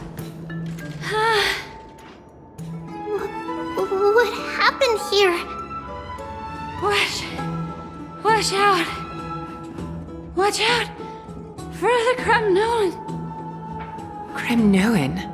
This is their doing? Aggie, now's not the time to dwell on that. Let's help the injured people first. Excuse me! Coming through! Oh, you two are here as well. That's a relief. Even the Twilight Courtyard is involved? What in the world happened here? I actually just came to relax. But as soon as I got here, I saw all these people lying on the ground. I've examined them, and they don't seem to be seriously ill. It feels like they've just spent too much time in the hot water. Multiple individuals fainting simultaneously from the hot pool steam? Where is the manager of the baths? He disappeared, and no one knows where he's gone to. Some people have been saying that the Kremnoans are behind this. Lady Aglaya, what do you think about this? Let these people rest. The two of you, please come with me. Have you thought of something, Aggie? Yes. While their intentions elude me, it's time to bring this farce to a close.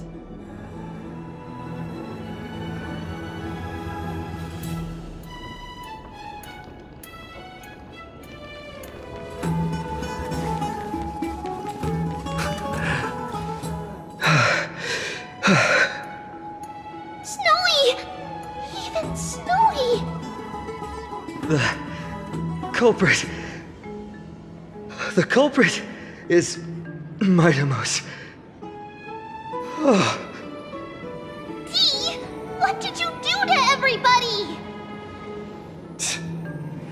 It's just another duel where I claimed victory. Duel? As I expected. On the surface, these two are the mightiest warriors in the Holy City, but they're still impulsive youths at heart. Speak up, Mighty. Tell us exactly what kind of foolishness you and Finan indulged in this time.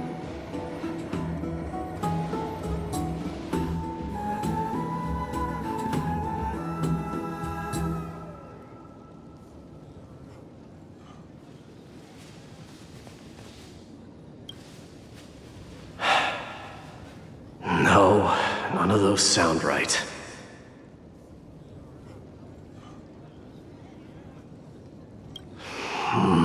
Forget it.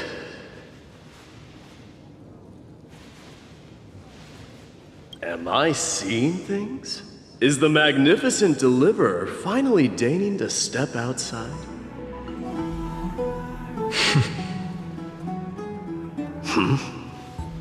What kind of response is that? Nothing. I was just imitating your usual response. I don't feel anything special from you. Have you passed the demigod trial? The ritual hasn't reopened yet. In case you forgot, it hasn't been that long since I pulled you out of the trial. I didn't forget. Then, you're welcome. In twilight's last gleam, Makima stands bold. Her walls sturdy, tales untold. Dreaming of her fruitful gardens, pilgrims arrive from distant lands. Figs and olives, so grand. Yet little do they know that they will step into flames, fuel to the fire, a burning brand. What are you playing at this time? I just felt like reciting a few lines of poetry. Surely the Crown Prince of Kremnos knows how to appreciate poetry, right? Kremnoans steer clear of such weak literature. But my library doesn't lack collections of this kind. These lines express the poet's yearning for their home, just as Akamai is distant from many people's homes. I know how to interpret poetry, Haikis. There's no point in pretending to be profound, my friend. Thank you for helping me out when I was in a tight spot, but it seems to me that you aren't prepared for the trial either. Don't compare your situation with mine. My people are still relying on me. I can't ascend to godhood on my own without first resolving their issues. So, are you suggesting that you, the mighty Mightimos, and the heir to the throne of Kremnos, wish to defy tradition that has endured among your people for millennia?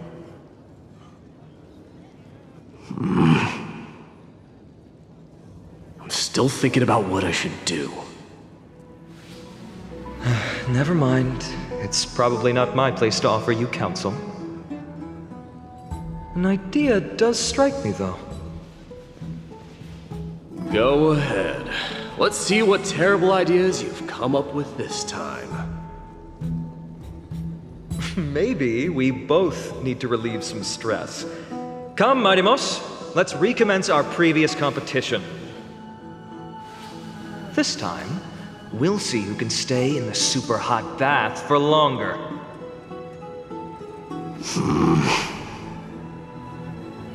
What? Are you chickening out? The phrase chickening out does not exist in the Kremnoan language. I just find the situation absurd, that's all. All-knowing historian, are you not aware that we Kremnoans use boiling water from sword forging for our baths? Looks like I'll have to teach you some royal etiquette today.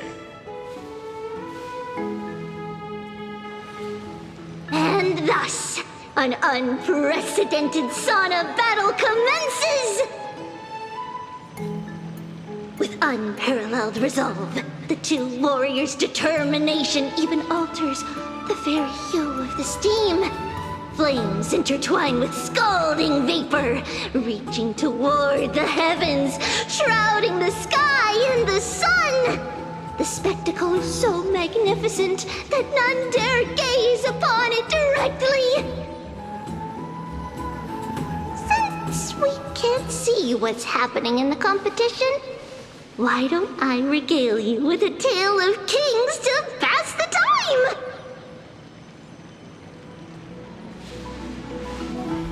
Do you recall the legend of the Gorgo lion mentioned by a certain veteran? The central figure, the main character, was not the sole sovereign of that land. An Oryx stood as its formidable rival. Long before the dawn of Era Chrysia, the two beasts started their timeless battle on the plains of Tritos. The lion regarded the Oryx as its food, while the Oryx perceived the lion as a scornful, oppressive, and challenging barrier that it swore to topple with its antlers. For tens of thousands of years, without respite, the two creatures thus continued their relentless pursuit and rivalry.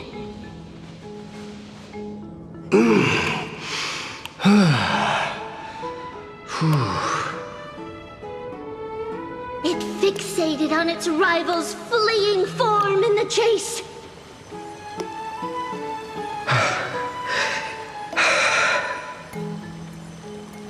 It set its sights on the other's neck, nearly within reach.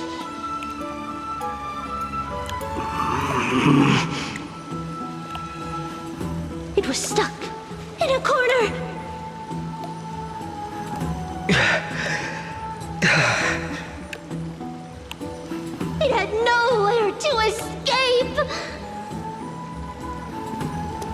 from the land of Amphoreus. Some lives meet their end at dusk, some at dawn, and yet others are fated to perish under the blistering sun at noon.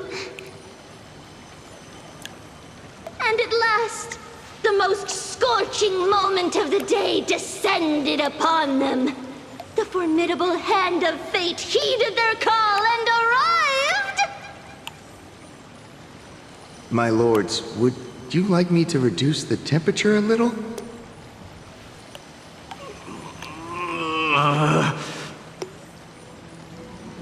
What? You're chickening out already? Get lost. Are you asking me to get lost, or...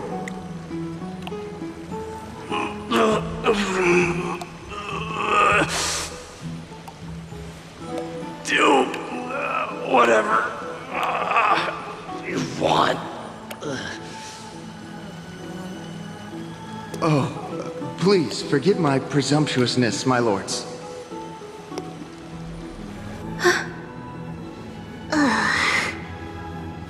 What a spectacle of folly. This is what you get for daring to challenge a Kremnoan without understanding your own place.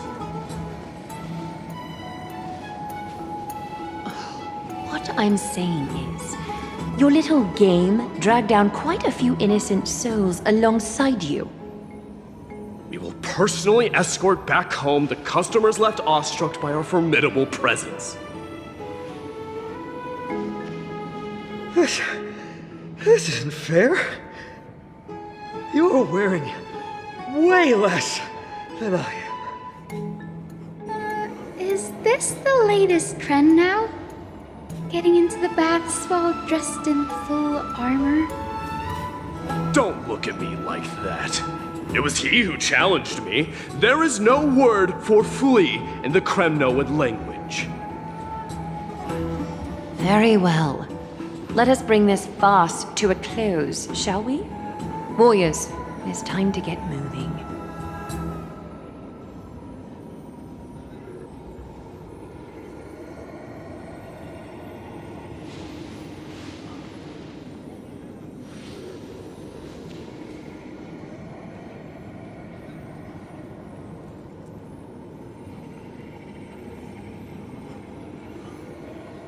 Alas, the flame chase journey is destined to be a lengthy one, replete with obstacles.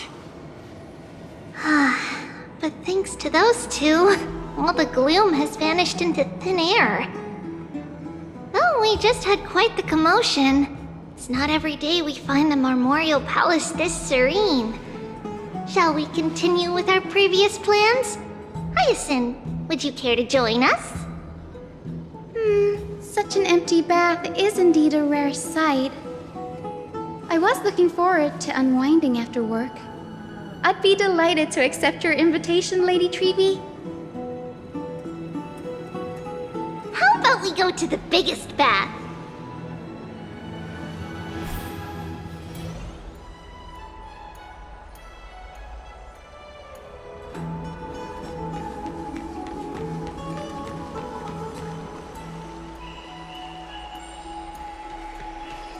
Let me check. The water temperature feels just perfect. So, how is the feeling of having the entire bath to yourselves? It's so good.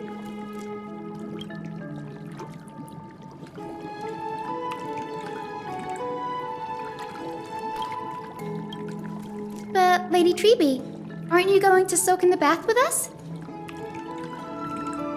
We will have to pass. After all, we've become children. Please understand that she can no longer endure the heat of this pool due to the blessings of Yanis. Oh. Are you curious about us, Hyacinth? I am, but something tells me that it might be better to change the topic. Don't get all nervous. It's not something we can't discuss.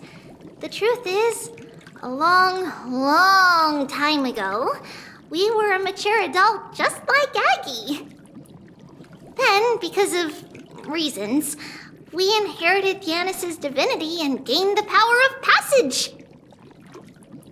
And in return, the price we had to pay was the splitting of our soul. Each opening of the Century Gate intensifies the strain on Treeby and the others. They are gradually regressing towards infancy, both in body and mind. We don't know what awaits us at the end either, but anyway, that's why we've turned into children. In that case, when you opened that giant sentry gate above Akuma during the battle against Nikador, well, there's no way around it. We all know that the flame chase journey won't be a smooth ride.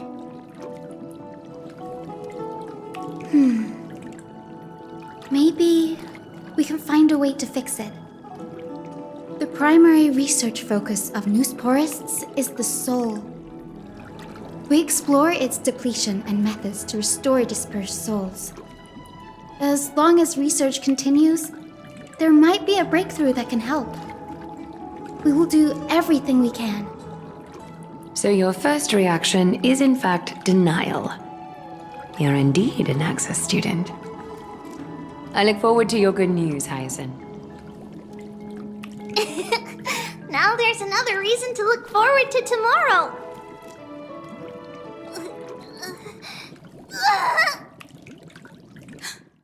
Lady Treeby, what's wrong? Something's off. It's that strong feeling again.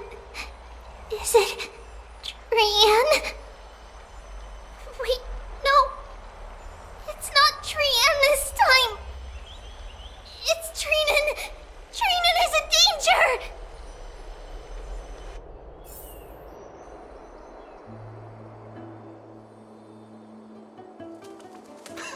I win this round of escorting the bathers home. How does one contender alone make a valid competition? Offering a compliment or two wouldn't be the end of you, you know. Haikas. What is that word? Is that your native tongue?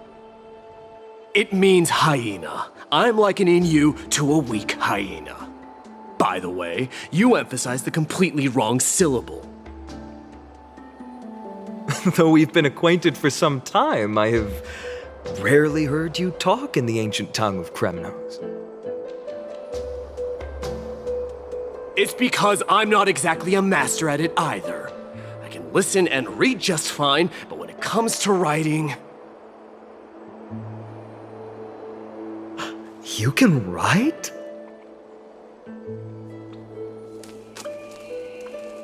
You speak as if you don't have a brain. That was in jest. I understand. After all, you spent all your childhood wandering far from home. Worry about yourself first, Deliverer. You also never mention your hometown, apart from when you need to introduce yourself.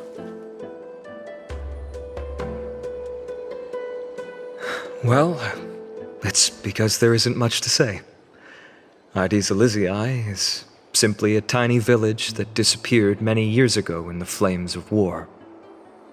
The only times I get to see it are in my dreams, and in the trial from the Lance of Fury.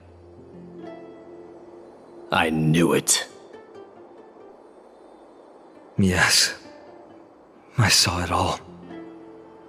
Ides Elysiae ablaze with everyone. My family, friends, and my kin, lying in a sea of flames. A blood-red half-sun hung in the sky, just like on that day.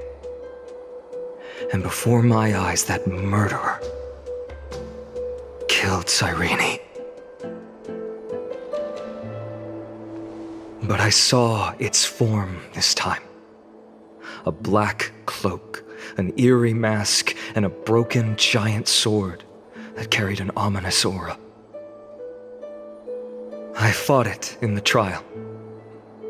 But even though I've been fighting, improving, and resolutely getting stronger all this time, I still couldn't defeat it.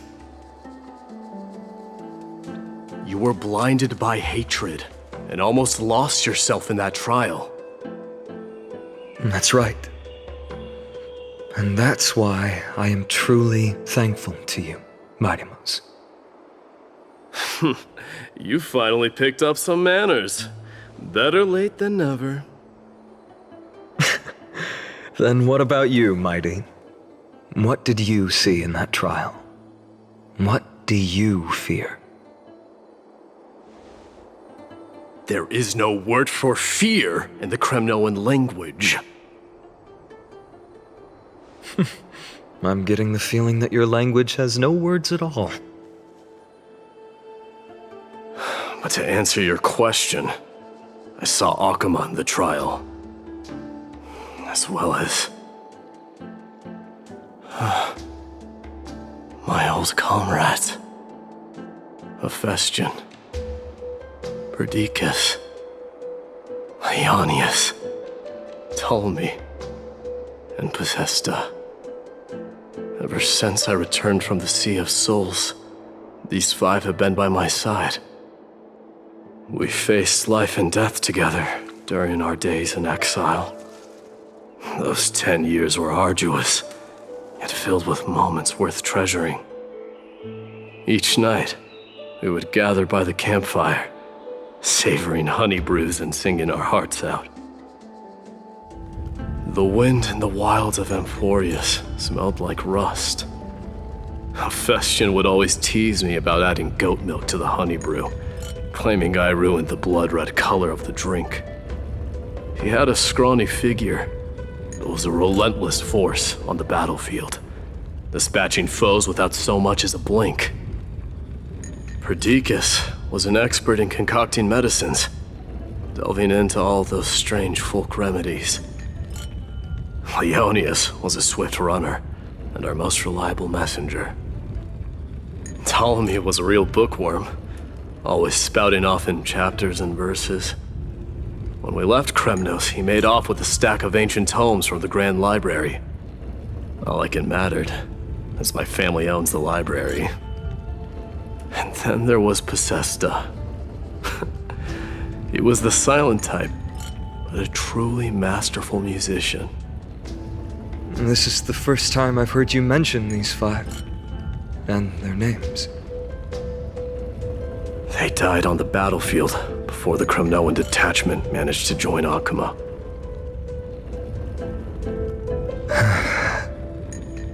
Perdiccas was the first to go. He was shot in the stomach by a poisonous arrow from the people of Ladon in the 2nd month of cultivation. In the end, his remedies mended all but himself. Mighty Mouse, do not mourn. I have achieved honor by bestowing a noble death upon the enemy. Leonius died in the 5th winter. Idonia's snowstorm lasted 3 full months. On the night of the fiercest storm, our foes launched their assault. Idonia. Is that the city Castorus used to live in? Yes. Those zealots were as fearless as Kremnoans in the face of death, but they lacked respect for honor. They cornered us in the bottomless swamp. Leonius covered for our retreat, and they cut his legs off. He vanished into the mire of a foreign land, his body never to be recovered. This is perfect. Mighty Mouse, I can finally deliver the news of you ascending the throne to the Nether Realm. 20 dusks later, we finally breached the walls of Idonia. and entertained the usurper's plea for peace. However, the rebels refused to surrender and set up an ambush within the city.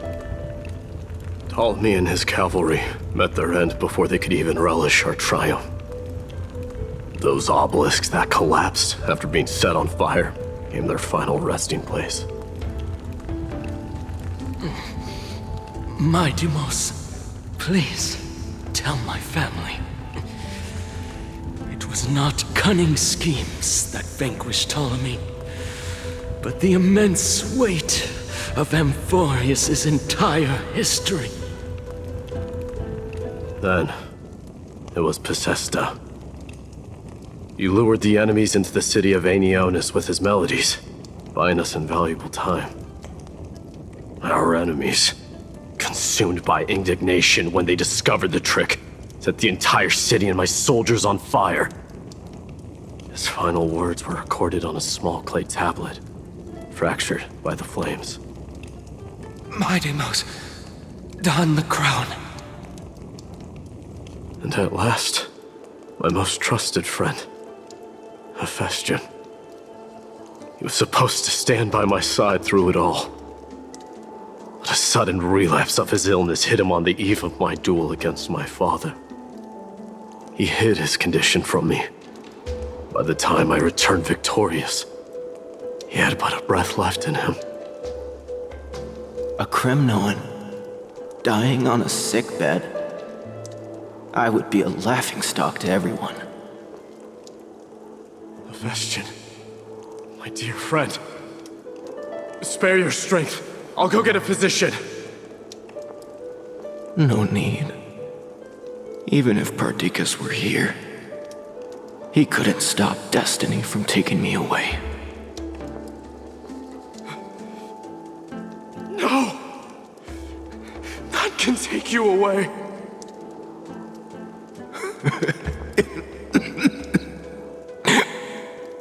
My Deimos, our king, do not shed tears for me. It's not befitting of your status. Farewell, my dear friend. You must lead us back home. What a grave trial indeed. Now I understand why you see immortality as a defect, or even a curse. My father threw me into the sea of souls to break the wheel of karma. But little did he realize it would grant me an immortal body and summon a fated revenge on his head. Following his demise, I considered leading my people back to our homeland. Kremnos had already turned it into a wasteland. Only darkness and insanity thrived there. Against the dissent of many, Krateros included, I made the Kremnoan detachment stay in Akama. But I know that their glory will never be doused out. The instant of strife shall inevitably arrive. If you take over Nikedor, then you must begin the journey back to your homeland. So, you hesitate because you think leaving your people in the Holy City is a better choice?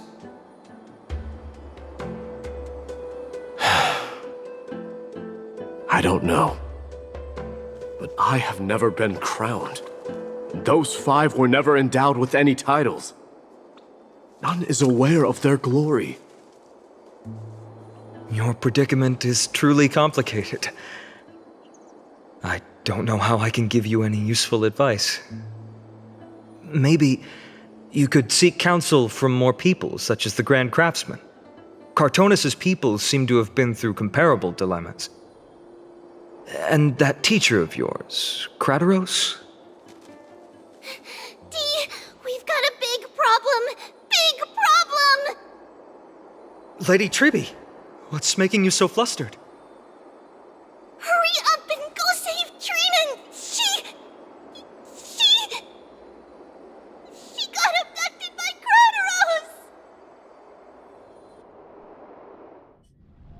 Kratos! What's going on? Mighty-Mos. It seems I was the one who exposed my vulnerabilities first.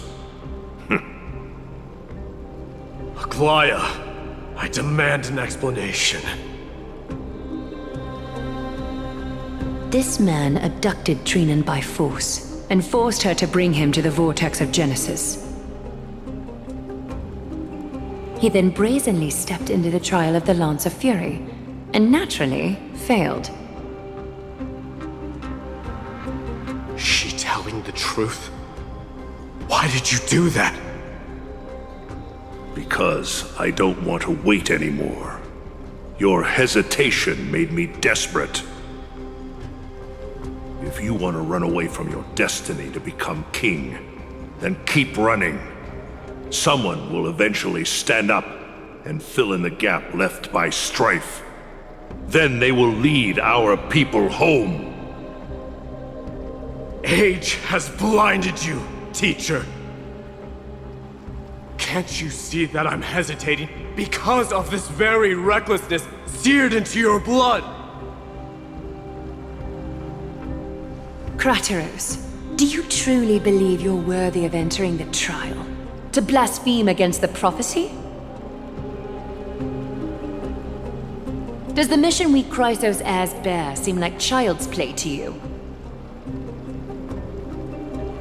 Do you know how the Kremnoans see you, Aglaya? You're a hypocrite and a megalomaniac. The prophecy of Genesis and the Flame Chase journey are just excuses for you to seize power. Silence, Kratos.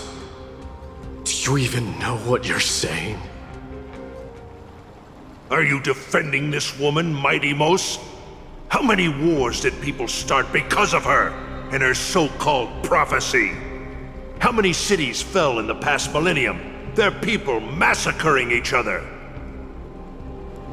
Even if this so-called Genesis really exists, will there be a place for the Kremnoans in that new world?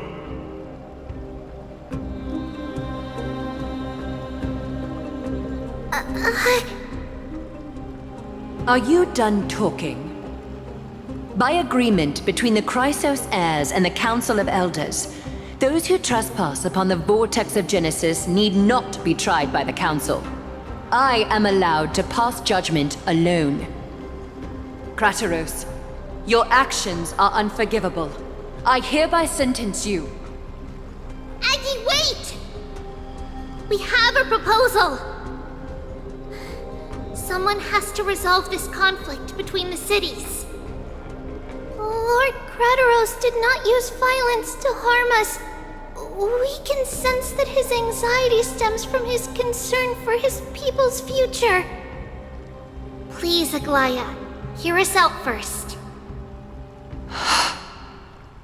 I'm listening. I'm sorry, Lord Kratos. We were so preoccupied with deciphering the fragments of prophecy that we neglected those of you not favored by its message. Your accusations were harsh, but justified. We wish to earn your trust and those of the Kremnoans. I think the best way to do that is to take you to witness the source of the prophecy for yourself. How are you going to show me something that has no form? You've heard about that Outlander, right? She has somehow made a connection with Orynyx and can completely replicate scenes from the past. We will ask for her aid. Tomorrow, at the Abyss of Fate in the Temple of Yanisopolis, we will show you everything from that distant memory, Kratos. A fair proposal. I accept. Until then, you will be stripped of your freedom. That is my one condition, and I will brook no argument. It is not the first time I've been made someone else's prisoner. Do as you please, demigod. Teacher. Why did you do this? Forgive me, young master, but I just cannot wait any longer. Ever since your father died, our people and I have been waiting for a day to revive Kremnos. We placed all of our hopes in you, but never received an answer. This obsession for returning home has become a sickness for our people. Wise as you are, I refuse to believe that you can't see the truth. You have a clear head, which is why you're also incomparably alone. A smart person can only choose to tangle himself with the mundane of this world. If you're truly capable of leading our people beyond this blood-stained fate, then prove it to me once more, Mighty Mos. Just as you did back then.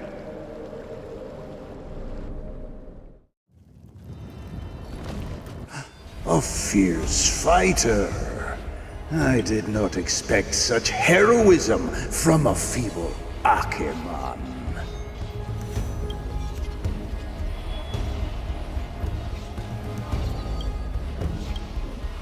Fulfill your duty as the victor, warrior, and tell me your name. I seek an honorable death from you. As if you have any honor! Listen closely. I am the leader of the Kremnoan detachment, Mighty Mos. I'm here to finish you, Father.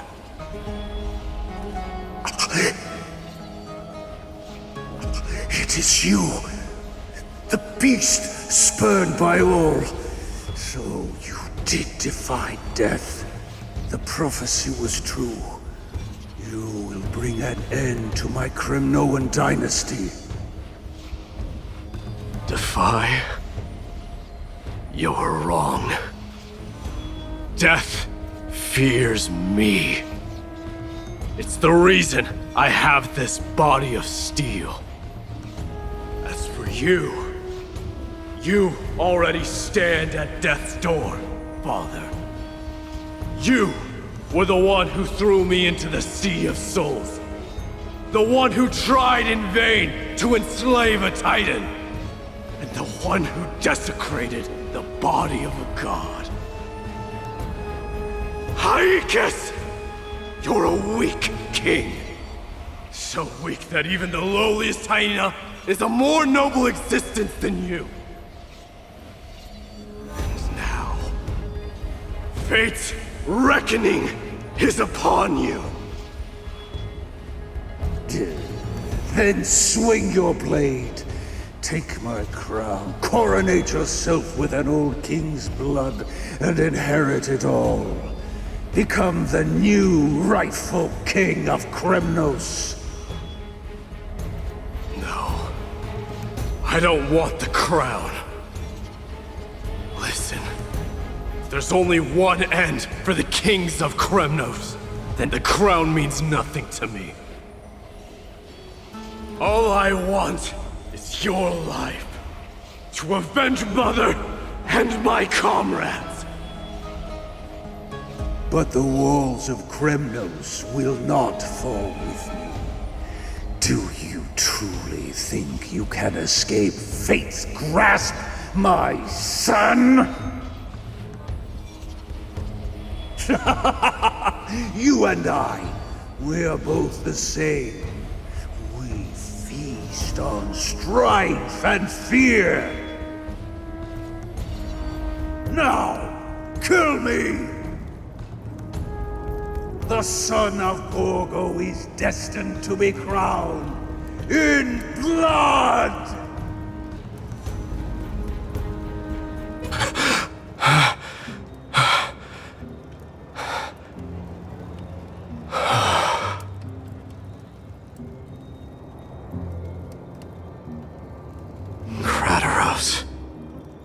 He said the Grand Craftsman Cartonus might have some suggestions.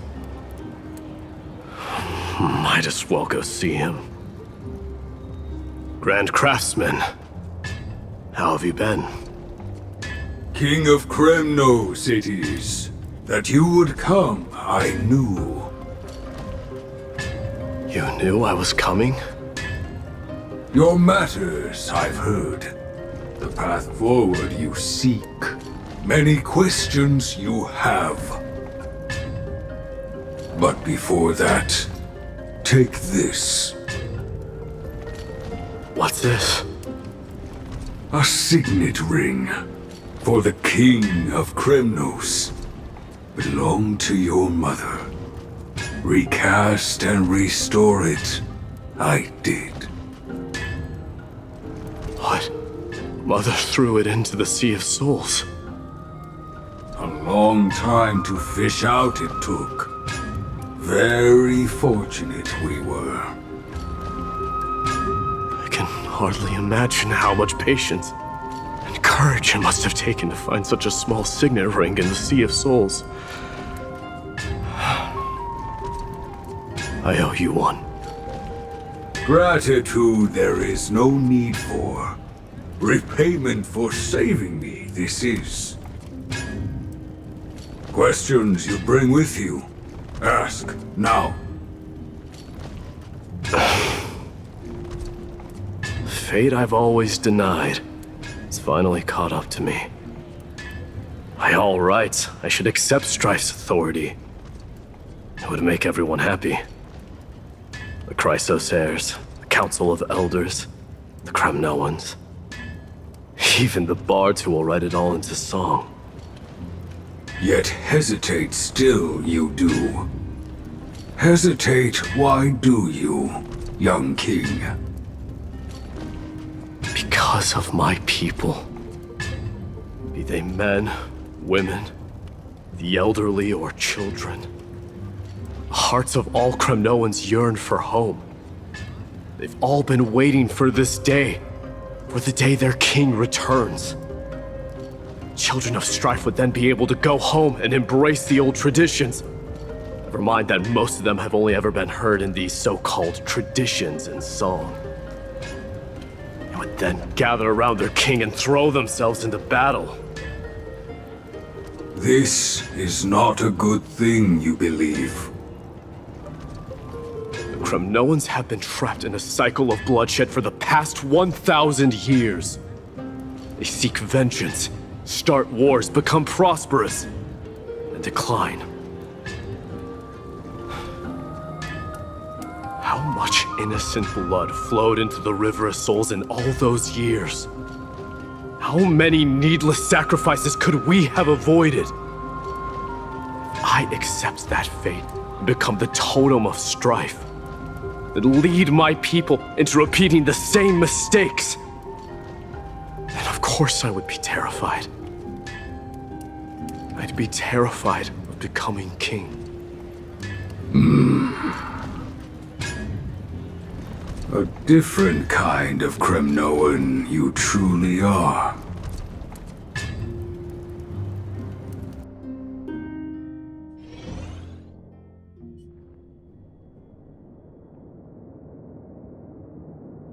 Mama, I had a dream last night. Oh, now what did you dream about, my darling Trebios?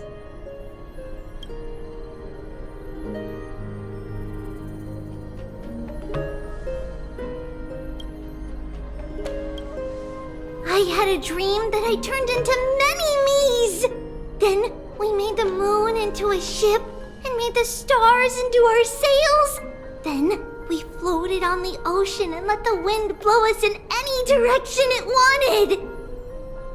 Well, that sounds like a lovely dream. Yeah! The ocean and the sky were really, really dark. But there were so many of me that I wasn't scared at all because we'd all sing together.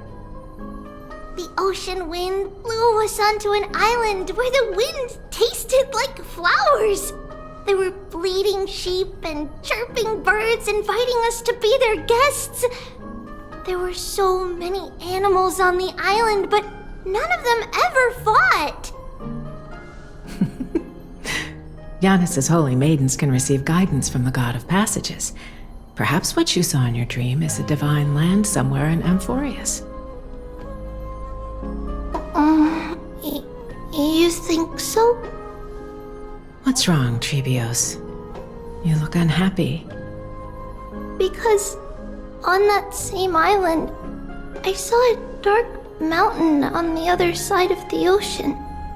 And it was very, very tall.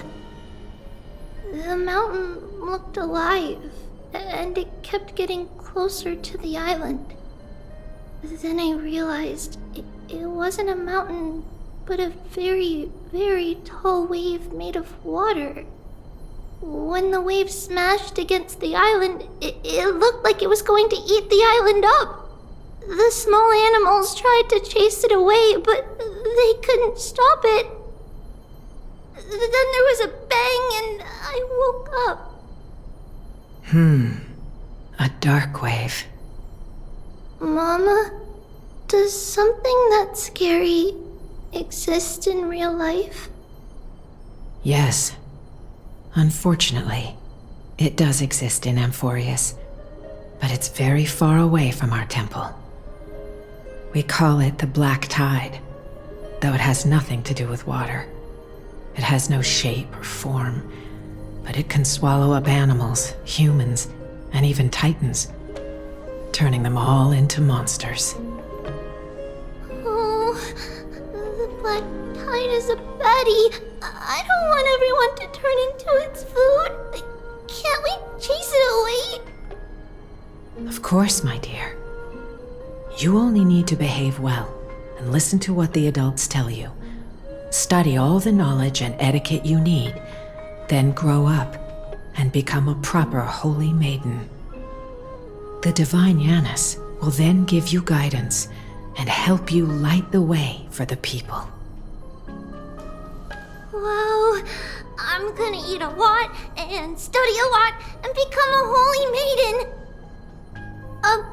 But Mama, you said the Black Tide can swallow up titans too. What do we do if even Giannis is eaten? If that happens, then the Holy Maiden will have to be the one to guide people on the right path.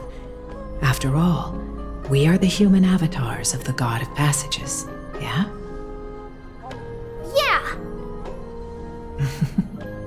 But one person alone is not enough. Once you're older, you'll make a lot of friends. You must do your best to unite them, because that's also our duty as priests. Friends? Are they also like me and Mama with pretty red hair? They might not, but they'll certainly be just as smart and kind as you. Mama? Am I dreaming? Don't be silly, dear. Of course you're not dreaming. I've always been by your side. What? Now be a good girl and call your friends over too. Let's play hide and seek, just like we used to, okay? My Trebios is the smartest girl. I'm sure you remember where everyone is hiding. The voice sounds so far away. I don't remember. Who am I looking for? Your friends, who will chase the Black Tide away alongside you, of course. Is this from my childhood?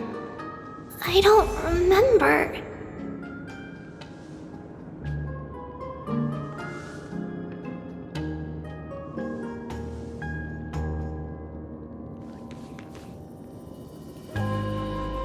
Am I dreaming?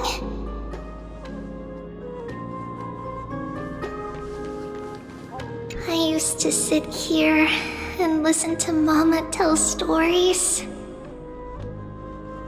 Oh, How I wish to see you again, Mama.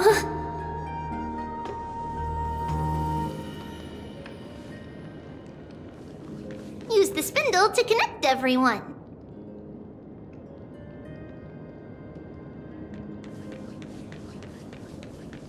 Bad chest! You can't lock me away!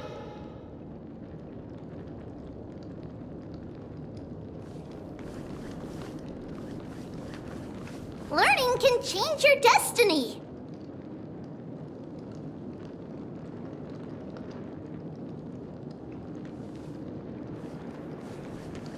A blackboard? And what is that drawing? Doesn't ring a bell at all. Perhaps it's just a childhood doodle.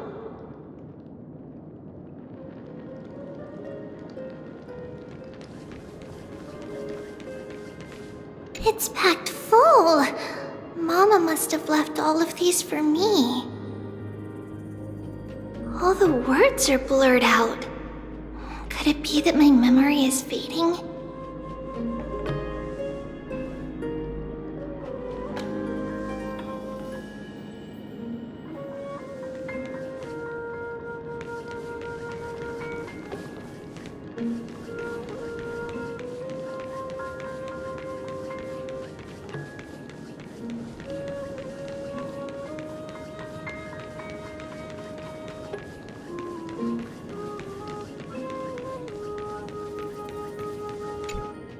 There will be an amazing captain on that big ship.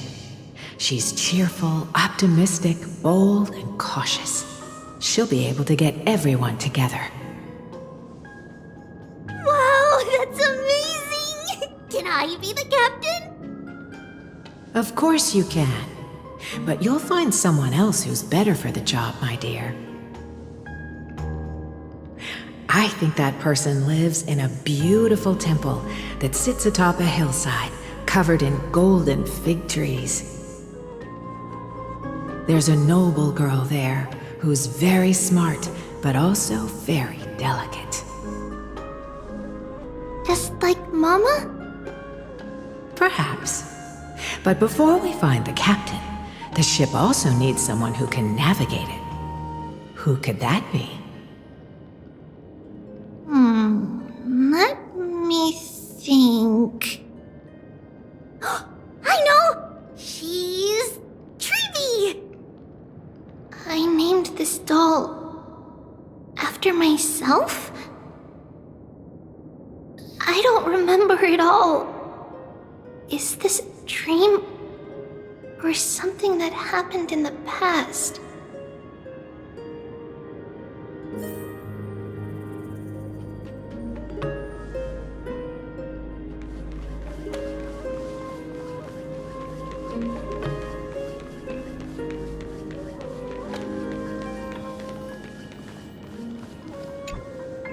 Huh?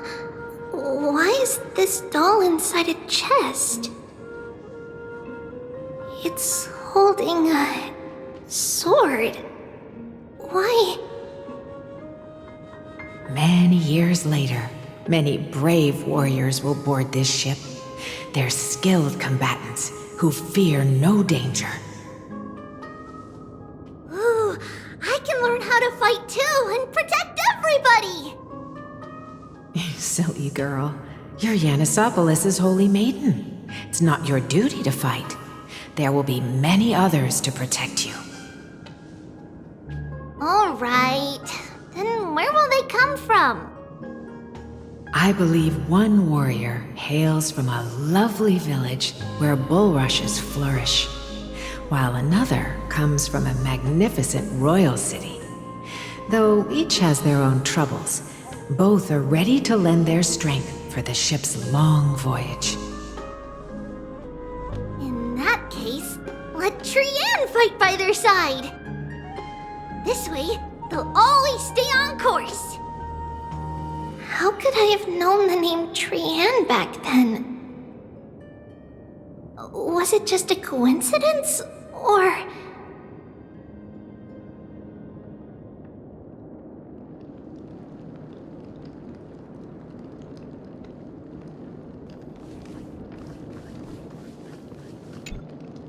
when navigating at sea, you need to know both astronomy and geography. Isn't Yanis's knowledge enough? Oh, sweetie. The ocean isn't like the land. It's easy to get lost. That's why it's important to learn to recognize the miracle of Aquila. Alright!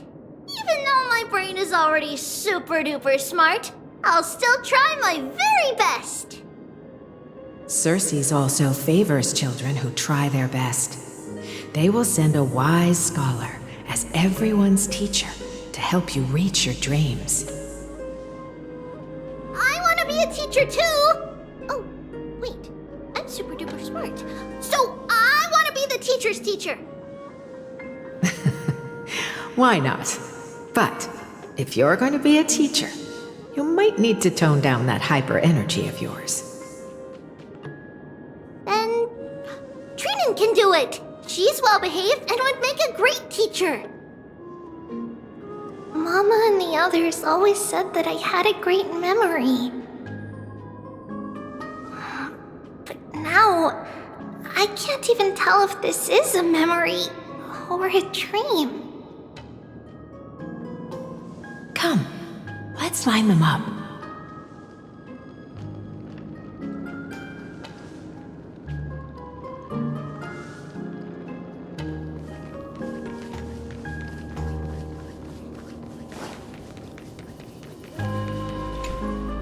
Now, Treebios, set them on this music box and let them compose a melody for our song. Music box? What's that? Sweetheart, are you still groggy from your nap? You invented it. I invented it? What does it do? Oh, my lovely Treeby. You're usually so bright. What's gotten into you today? Well, you might as well see for yourself. Put your good friends on it and see the wonders it can do. Put the dolls on.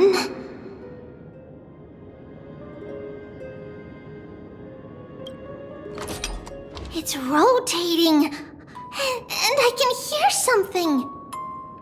That's right. It's a music box. If you place the dolls in the right spots, it will start rotating and play beautiful music.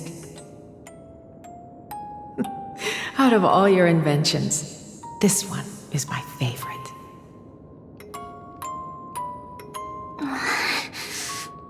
I don't remember. It's all right, my child. I'll sing along to the tune, and it will help jog your memories. Happiness abounded in this lush land by God's chosen.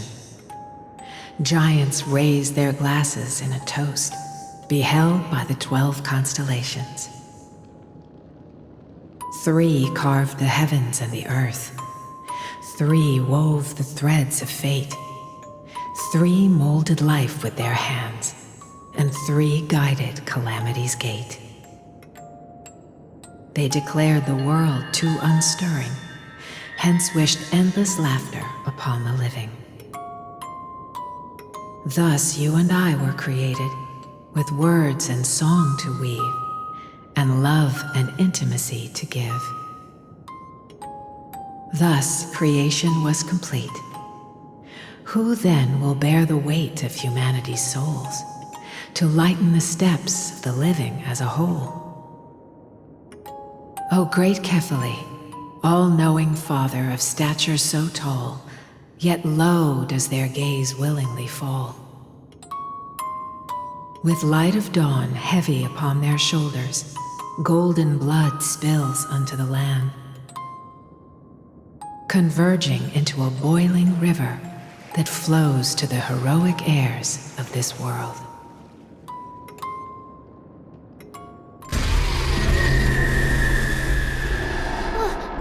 What's going on? Oh, Yanis, please lend me your ears.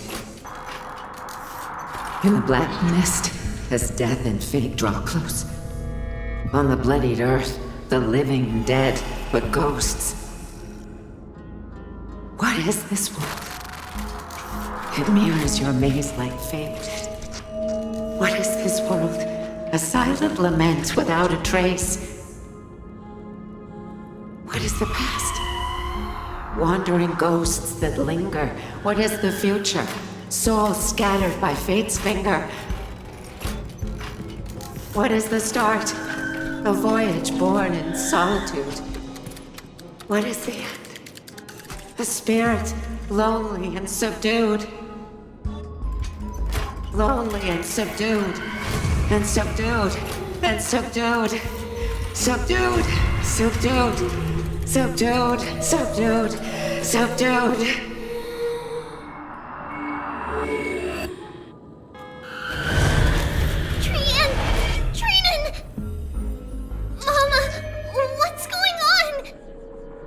Hurry! Run! Trailblaze, run! The black tide has arrived!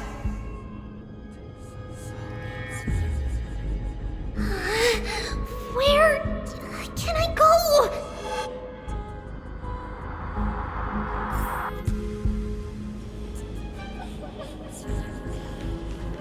What's this?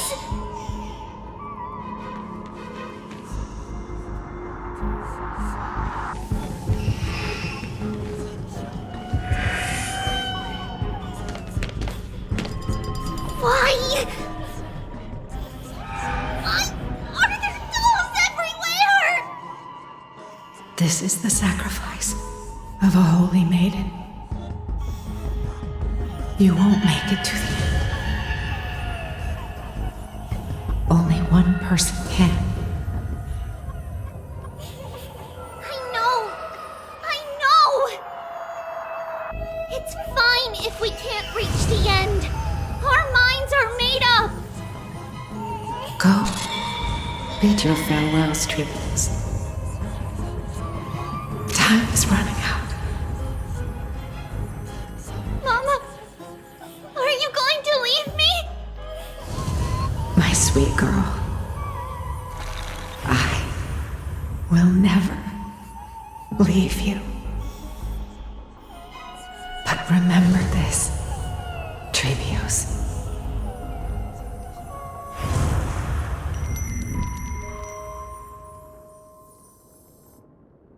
All shall bid farewell to one, and that person alone will witness the miracle. Since your mind is made up, then traverse the black tide and dispel the fog for Amphoreus. I shall see you tomorrow, my dearest Trailblaze.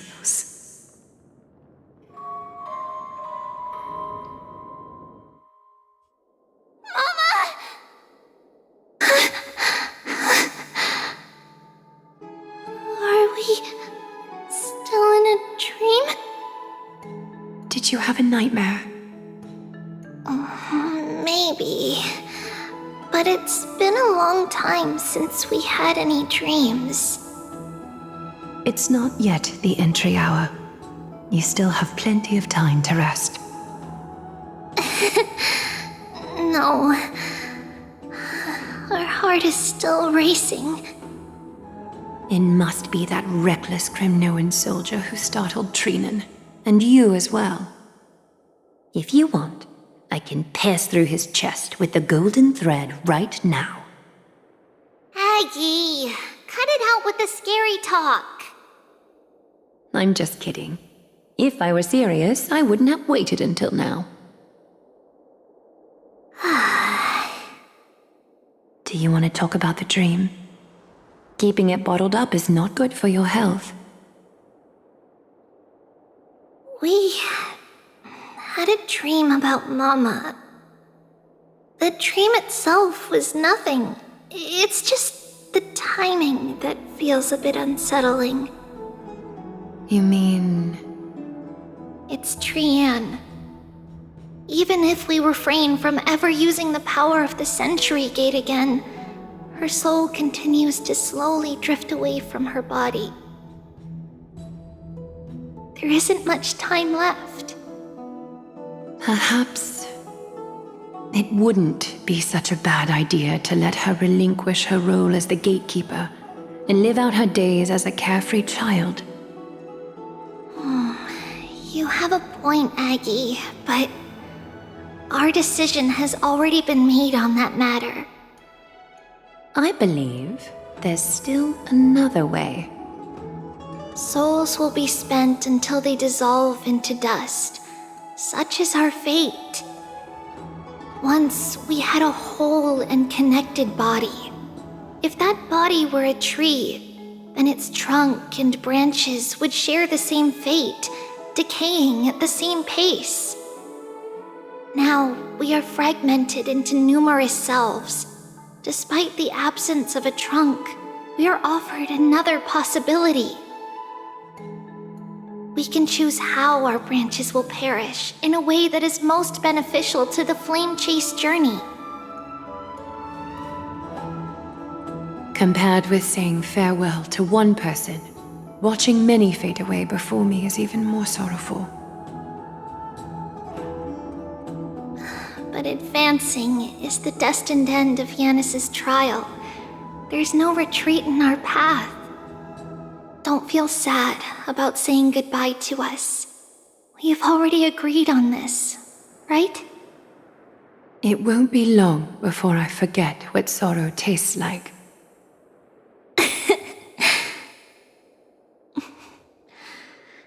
So, what would you like for breakfast, Aggie? What?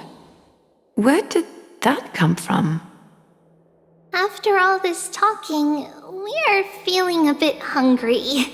Plus, it's nearly the entry hour now. Do you remember when we first met, Aggie? You were still a little one, and we caught you secretly eating oatmeal late at night. While my emotions might be fading, those memories are still as vivid as ever, teacher. Please, let me do it. What would you like to eat? It's fine! Leave it to us. You should rest for now. It won't take long, and we'll call you when it's done. In that case, thank you. Then, see you tomorrow, Aggie.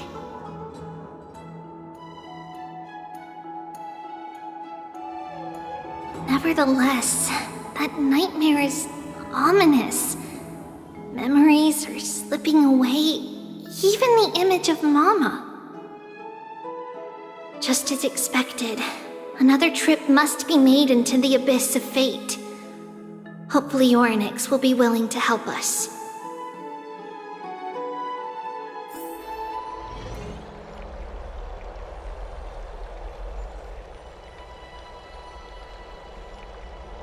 Long time no see, Professor Anaxa. Who are you? It's been a while. I'm the one who once overthrew the entire classroom in that spiritual physics lecture. Oh, it's you. No way. Do you really still remember that, Professor? I remember that glib tongue of yours. What brings you here? Surely you're not here to reminisce. You could tell. Of course. You only beat around the bush when you have a hidden agenda. That's not true. I'm here to seek enlightenment, as always. Could you please teach me everything you know about the black-robed swordmaster? Rumors sure travel fast. Unfortunately, I too know nothing about it. I can only tell you that it is clad in a black robe and wields a greatsword. At least, it looks like a greatsword. It's shaped like a twisted half-sun, and a peculiar dagger resembling a crescent moon. By the way, take this with you. I got it from the sneak attack. It's yours now. I was right. It is this thing. The one who torched Aedes Elysiae to the ground. And killed everyone. Don't try to be a hero. No one in Akama stands a chance against that thing right now. Is that what the Titan said as well? Not at first. But the god relented after having had a taste of its power. Even with the god possessing me, I couldn't fight against that blade. That incredible power doesn't seem to be granted by any Titan. Are you suggesting that it originates from beyond Amphoreus? It's possible. Much like the Black Tide, no? Nonetheless, it's an enemy we must overcome. We? Drop the pipe dream, Phainon. No one wants to see you fall by their blade. His mere presence will endanger the Holy City and the Flame Chase. You know that I don't believe. You don't believe in the so-called prophecy, I know. However, I'm here to seek your assistance, not at the request of Aglaya or Tribi. I just want to eliminate a threat to the city I pledged to protect. That's all. The tragedy at the Grove must never happen again. Take a seat. Since you are sincerely seeking enlightenment, I suppose I can tell you one more thing.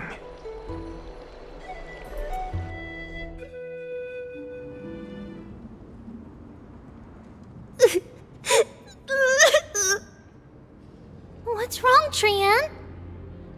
Nothing. Just remembering what happened at the Grove.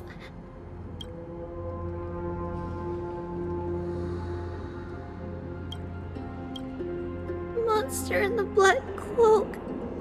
So scary. Everyone in danger. Nightmare. I can't forget. Don't be scared. There are no bad guys here. Didn't you save everyone with the Century Gate, Trian? Trian threw it away.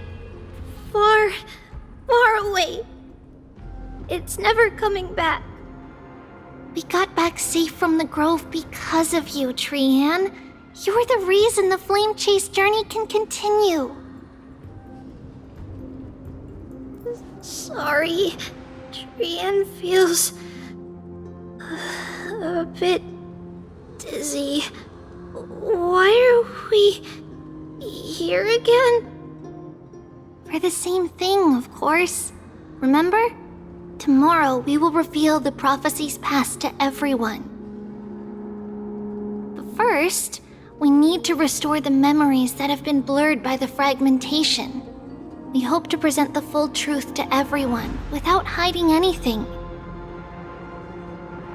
Since Yanis caused the fragmentation, we can only turn to another Titan or Onyx for help. Also, remember to get breakfast ready for Aggie before the lucid hour tomorrow. Oh, yes! Trian remembers now. Oh, on that note, we had better prepare some saffron before we meet with the Titan. Saffron? Huh, it's an essential offering for rituals in the Temple of the Three Fates. You think we shouldn't go to Orynyx empty-handed? Yes, it's also a symbol of Yanisopolis. If we are to replicate memories, we need to use something that has experienced those days. And when we first met Aggie, we added that to the porridge we made for her, and she really loved it. I see!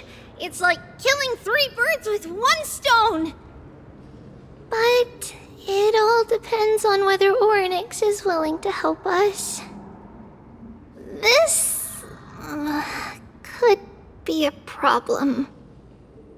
After all, It was us who took the core flame from Yanis, from Orynyx's kin.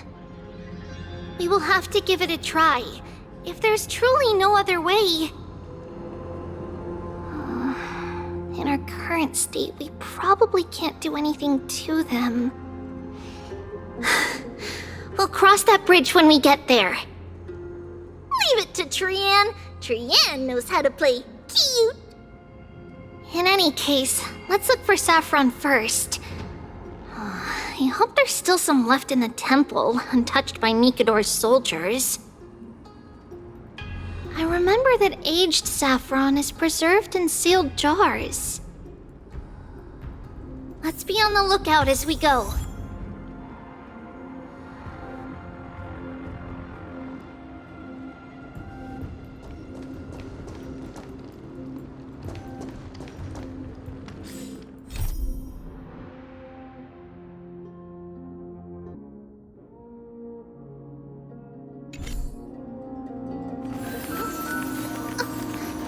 It's a letter to the future! Watch! We'll deliver it as fast as we can! Let's go.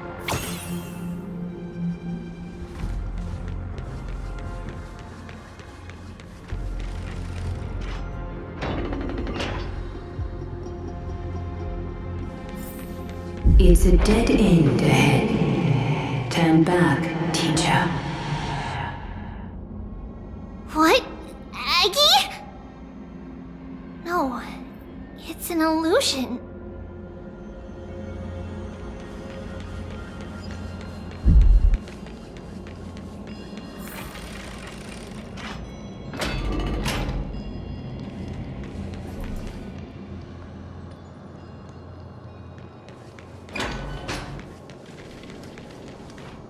Wow, this room is huge!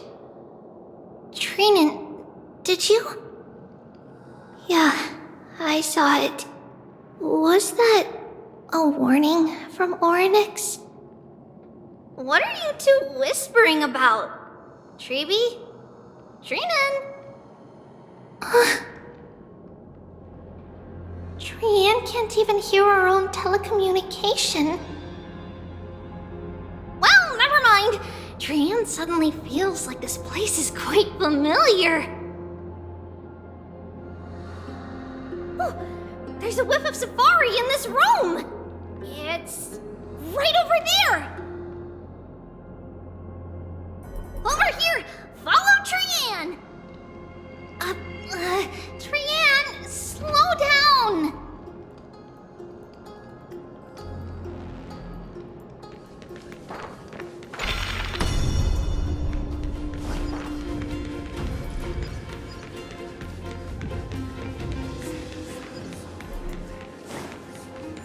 Even if separation is our fate, a futile death is not the solution. It appeared again!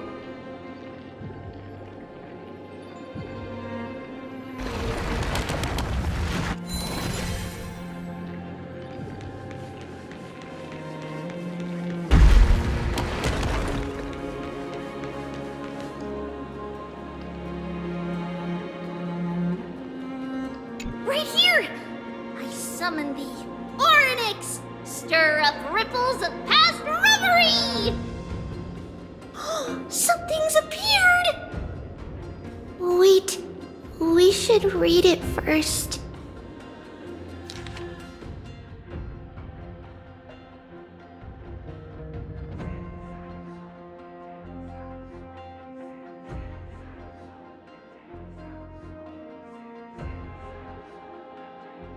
Wait, this is a letter?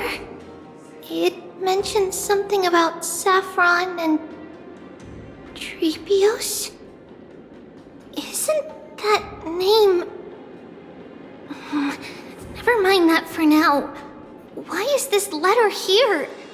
And how did Trian sense it? Could it be our lost memories? Is it possible that we were already noticed by Orynyx and entered their trial? But why haven't they said a word? Ornyx has the whims of a child. Perhaps they're toying with us on purpose. Come on, this isn't the right time to be playing games.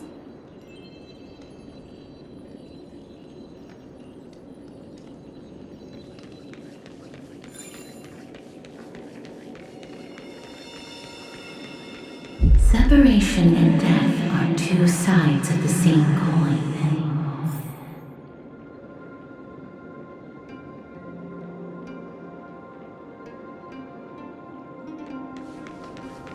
Reconciliation doesn't come easily for a mortal. Are these visions also fragments of the past?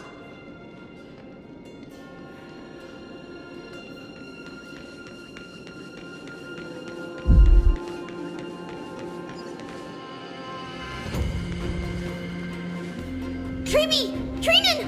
Look what I found! Is this the safari? Coming! We'll take a look. But Trian, there's nothing in here. What? It was right in the stolium. Huh? There's really nothing here. That can't be! I swear I saw it! I swear! Trian is telling the truth. It was right there! Where did it go? Treeby, why aren't you saying anything? Trian can't seem to hear you at all. We were just lost in our thoughts. Don't worry, Trian. What you saw was likely, Yanna's hair. We must have startled it away. Okay. Could Ornyx be trying to make us falter? But why would they do that? Something feels off. Treeby, don't you think this temple is a little too quiet? What do you mean? It might just be an illusion, but Trinan wonders, is Ornyx really putting us through a trial?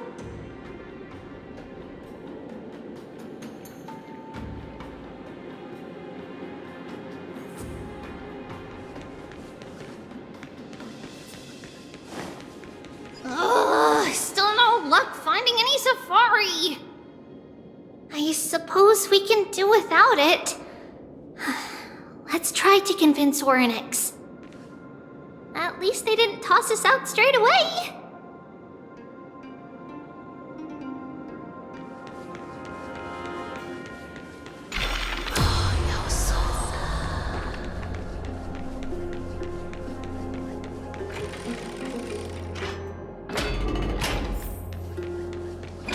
Whoa! Treeby, Trinan, look at this! So cool! There are so many of us now! Trian.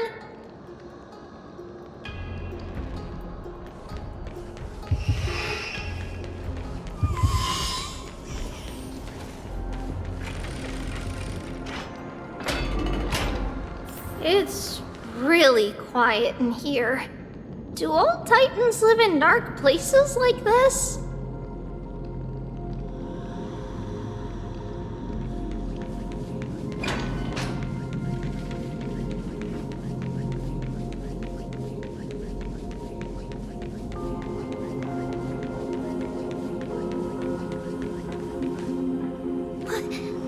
What's going on?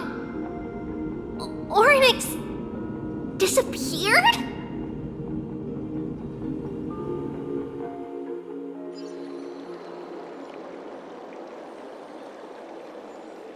Are you saying that the black-robed swordmaster is not just tied to the Black Tide, but is also hunting for core flames everywhere? This is the most plausible possibility. First, it has a vessel that can hold core flames. Second, I'm one of its targets. Let's start with the first premise. Its peculiar ceremonial blade can interact with a core flame, as evidenced by the pull I felt when it stabbed into my chest. I hypothesized that the blade can sense, absorb, or even retain core flames. The second premise is even more explicit. When it was engaged in fierce battle with many of us and was heavily distracted, it remained consistently focused on me.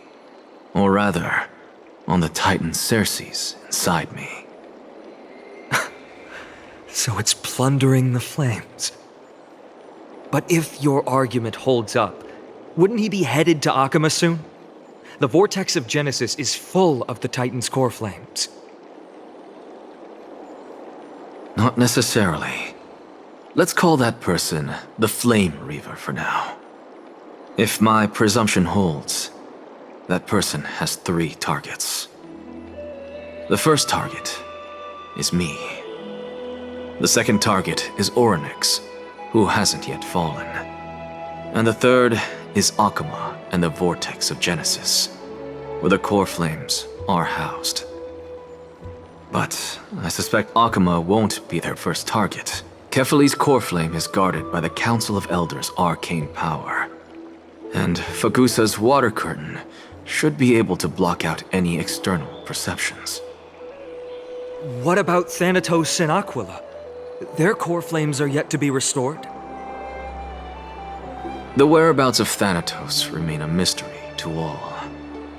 As for Aquila, can you fly? No, I can't. Why are you asking that? Can that Swordmaster fly? Good point. But what if he does grow wings? If they had wings, I wouldn't have made it out of the grove alive. That's a relief. Anyway, since the Flame Reaver has 2 targets, we need to move fast. With the distances between Akama, the grove, and these potential targets, I believe we should bolster our defenses and...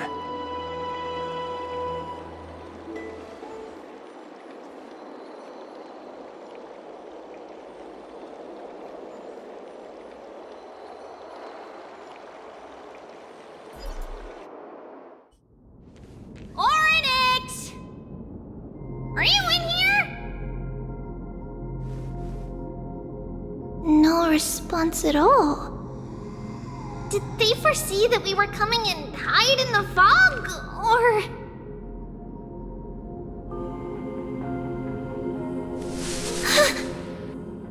Treeby, we should leave. This temple has other people in it. What? Huh. Listen, footsteps. Fast ones. 3 or 4 people coming this way. Come on, we need to hide. Whoever they are, we can't let them see us. Treeby, Trainin, come check this out.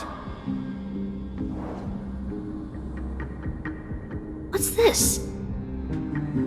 Trian feels like it's so familiar.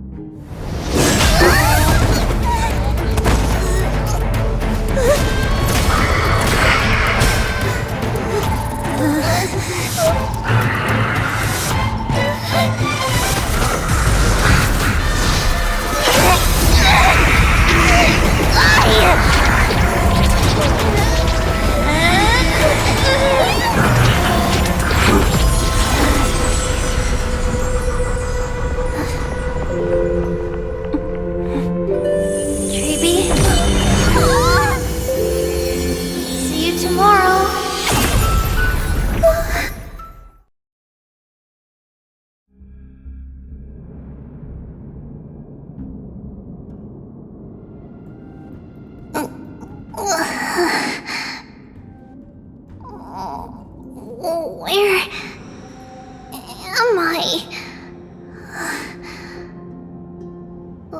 Little Gray?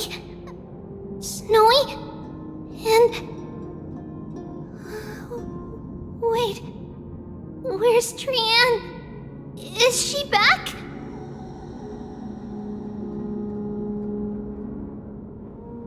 We only saw the two of you collapsed on the side of the road when we arrived. Danny and I looked around, but we couldn't find any traces of Lady Trianne. What about the black-robed swordmaster? Blast it! Of course it's him. We were still too late. I fear something bad has happened to Orynyx's core flame. Then Lady Trianne... She doesn't have much divine power left. We can barely sense anything.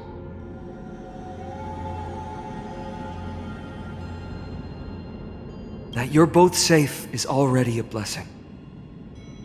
Everyone, we must take action now. We should split into two groups. One group will stay in the Abyss and meet up with Aglaya's reinforcements, then search for Trianne's whereabouts. The other group will come with me to pursue the black-robed swordmaster and recover the core flame.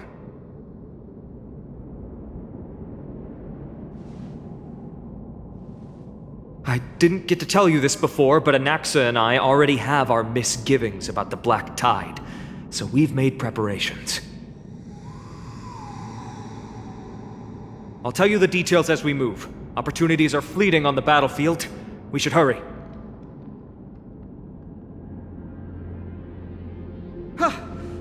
Lord Finan! Lady Treby and Lady Trinan.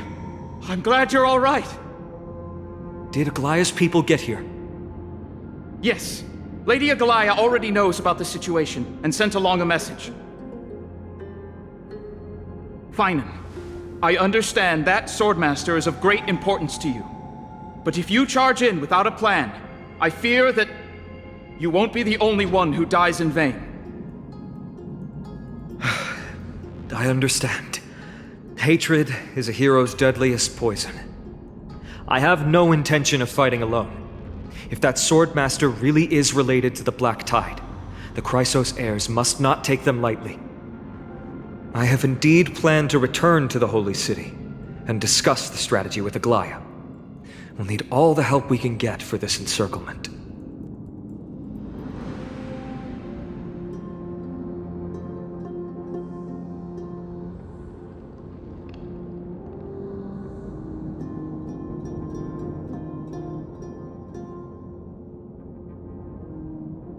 Trinan will stay in the Abyss too. That way, both sides can communicate with each other if anything happens. Thank you, everyone. Partner, Treby, let's go.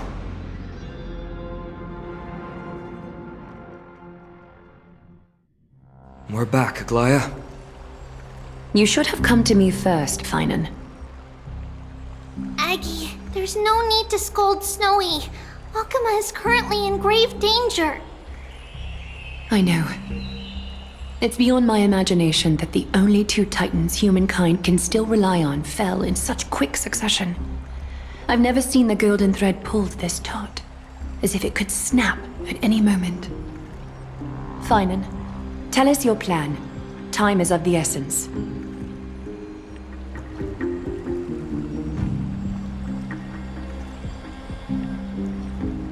This being is not just hunting titans, but taking the core flames too? Yes, just like the Flame Chase journey is doing. Professor Anaxa thinks the Flame Reaver's arrival is likely a sign the Black Tide has spread further. Regardless of whether you're right, this being is still far more aggressive than we expected. But its madness is also an opportunity for us. If its goal is the core flame, then that means us humans can lure it into a trap. Anaxa had already left the Holy City with Circe's core flame while we were on our way to the Abyss, so he can make preparations for the battlefield.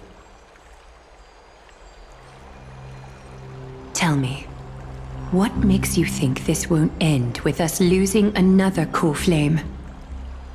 Because this time, the power from beyond the sky is also at our side. She is the key.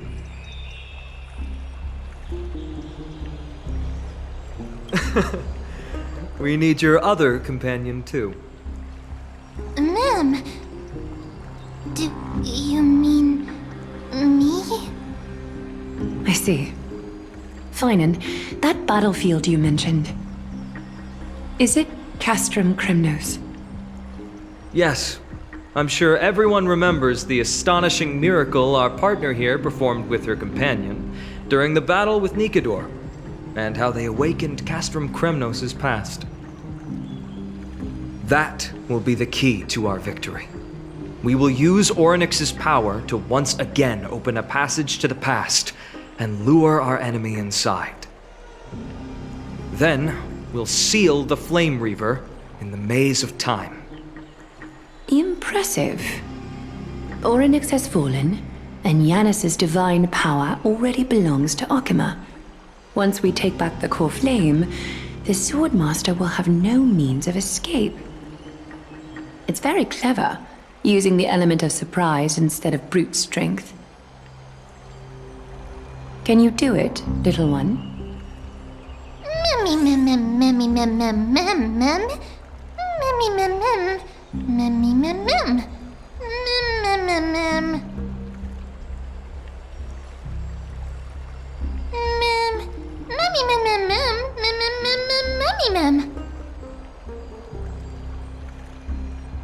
Oh, come on!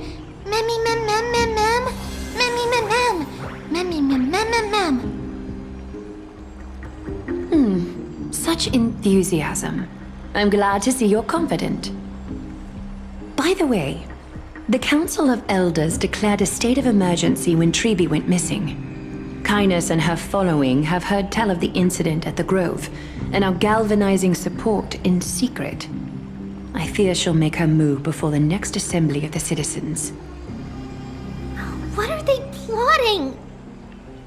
That short-sighted politician likely believes the Chrysos heirs have outlived their usefulness, and is making preparations for her next step. That ugly side of humanity is something we'll have to deal with eventually. But that's a problem for another day. I've sent Castorus ahead to the council with a message. She should be able to keep the situation under control for the time being. Finan, it is my hope that we can come to an understanding on this. We must take down the Flame Reaver in one go, and retrieve the core flame. And in doing so, grant ourselves an advantage against the Council of Elders. Of course. You may count on me to lead the charge. I apologize for tasking you to spearhead the plan once again, but Akima is currently beset by enemies from within and without. The situation brooks no delay, and we have precious little time to confer and discuss the plan with you. That being said, you are the key to our success, and I shall respect any decision you make.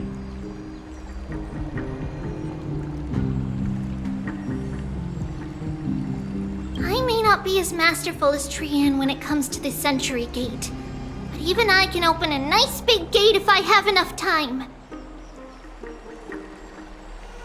As for whether we can take back the core flame, that will be up to Anaxa's capabilities. Based on what I know of him, he can do it. I'll be honest, we can't. But the Flame Reaver will have to step over my dead body if they wish to do you harm.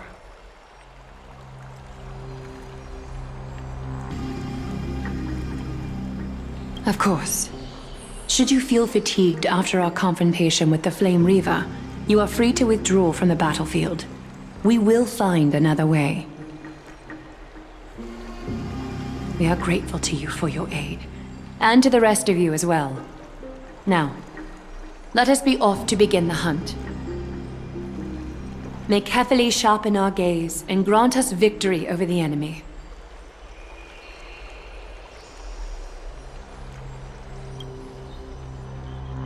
You mean Mighty? He's dealing with a different problem. Don't worry, that man would never miss out on this fight.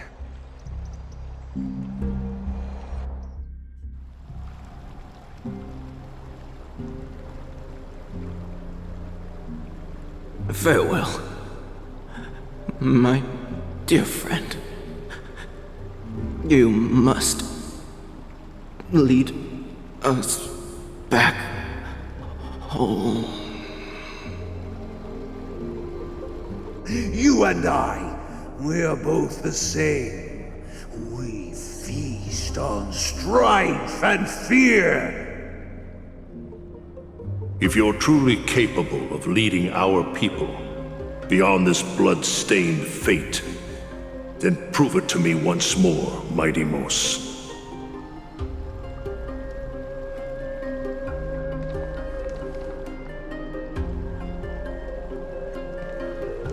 I knew you'd be here. I heard you're about to set off on an expedition. That's right. It's going to be a tough battle, and our destination turns out to be Castrum Kremnos. Is that why you're here? To pray to the dead Nikador? No, just the opposite.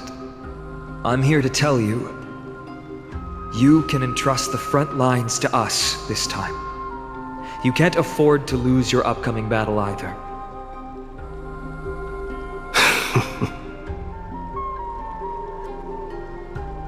Have you heard the story of Geocles the Mountain Breaker? Sounds like you've spoken with Cartonus. That's the name of the legendary mountain dweller, right?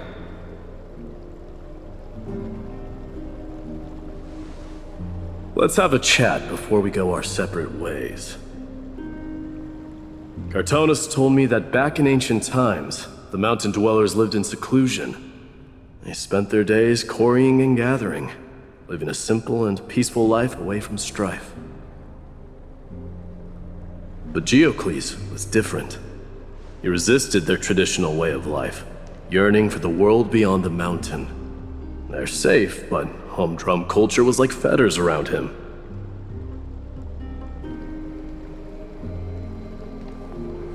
He sounds a lot like you.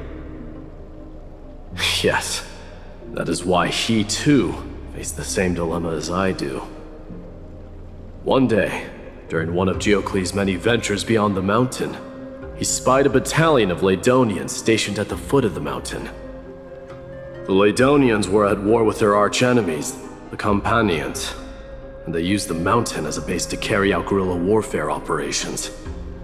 When Geocles, who had taught himself the common tongue, approached a soldier, he learned a shocking piece of news. The Ladonians were planning to plant mines and explosives all over the mountain, and then lure their enemies within. With danger lurking with every step, the mountain dwellers' homes were no longer safe. Geocles quickly returned to his village to bring the news to his people. But... let me guess. They refused change and chose to put up with the situation instead. That's right. The mountain dwellers were fearful of even the smallest change to their lifestyle, let alone leaving their home. Despite the imminent war, the elders would rather negotiate for peace instead of leaving the mountains. This made Geocles both angry and sad. But he didn't give up. If you were in his shoes, what would you have done? Lead my people on a resistance, perhaps. I'm not sure. I can't think of a solution that would make everyone happy. A solution that would make everyone happy, huh? That's how naive we are. Well, let me tell you what Geocles did. He took the mountain dwellers' store of gemstones and traded them with the Ladonians for a massive amount of gunpowder. But he didn't do this to fight the Companions.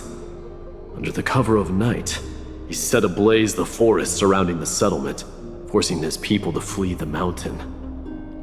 That great fire marked the beginning of mountain dweller history. Since then, their people became part of civilization, and giants became a common sight in the holy city. Meanwhile, that mountain they once lived in has turned into little more than foam inside the black tide. but leaving their homeland also brought many mountain dwellers misfortune. They were hunted by Kremnoans or enslaved. Indeed, that is undeniably also part of their history. But that is Geocles for you. The merits of his actions, or lack thereof, have been scrutinized by many, but historians nevertheless hail him as the Mountain Breaker. Why do you think that is? It's simply because he took action and enacted change with his own hands. He didn't try to make everyone understand him, nor did he even waste time trying to make everyone happy. He started a great fire and burned the shackles of tradition to ashes, and then forced everyone to march toward the coming of a new era. You've made up your mind, haven't you? I'll be leaving Akama soon to fight the great darkness of this world, and to shoulder Nikador's destiny. So, listen well. If there comes a day when we meet again on the battlefield, and I stand opposed to the flame chase, remember to stab your sword into my back through my 10th thoracic vertebra. That's my weak spot, and the only way to kill me.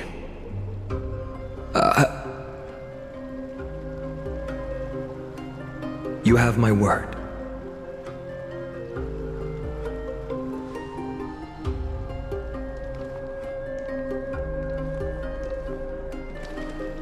Go now. The battlefield calls. Send that flame-thieving hyena to their death. But if you find yourselves with no other recourse, pray to that blade in the sky. And loudly call out the name of the new god.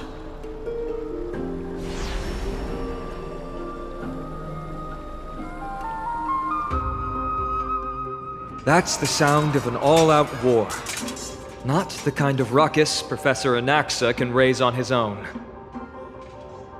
Let's hurry. The battlefield is just ahead.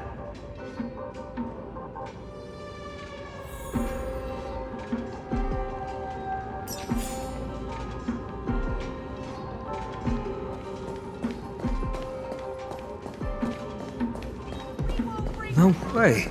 A Kremnoan?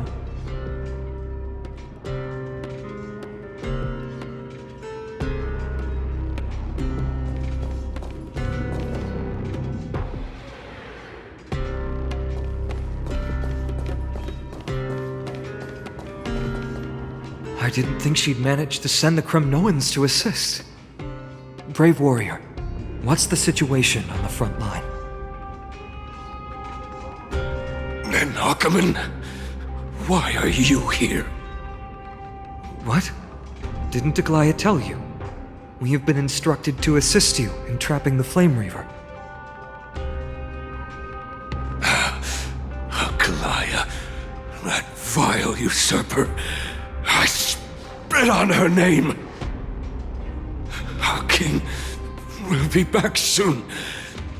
He'll be able to deal with you and that black robe.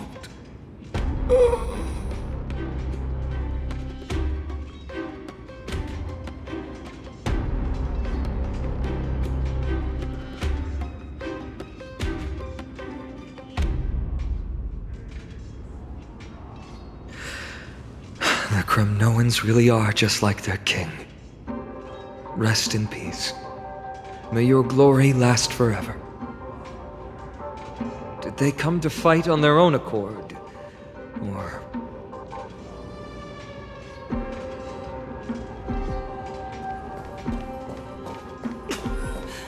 I can still fight. You must become king. Nikador is with us! Stream forth, gleam of old blades.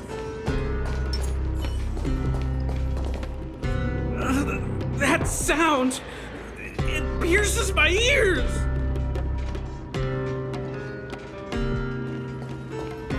We're almost there.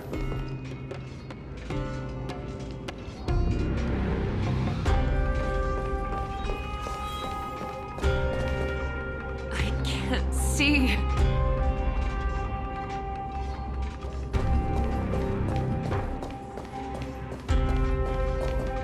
Once we take back the core flame, Yanis's passage will open.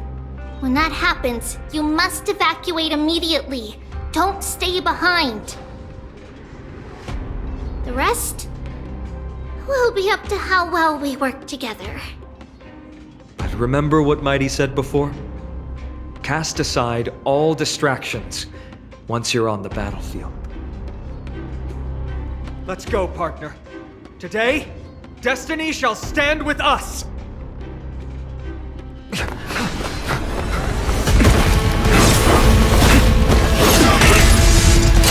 Finally.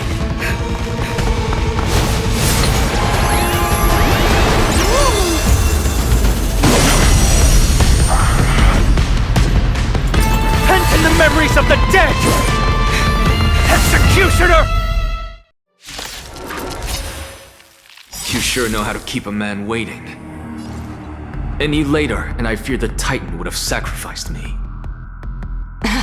Frail child of humanity, 'tis more effort keeping you hale and whole against that blade than it is in seeking the truth of the world.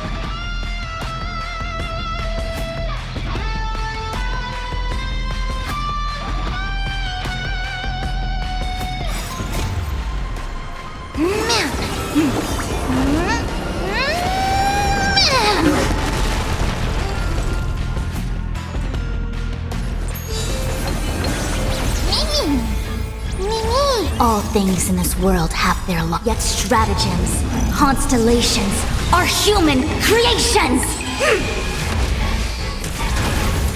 Memories are ever beneath the silent waters. Lies an endless abyss! Me!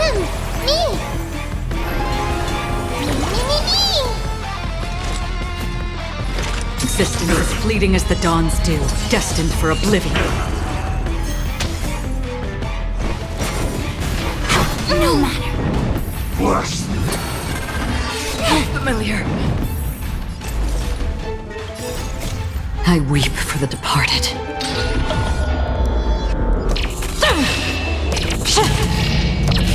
Dusk's reign, it too shall fall. Together as one! The threads of death here, all yours.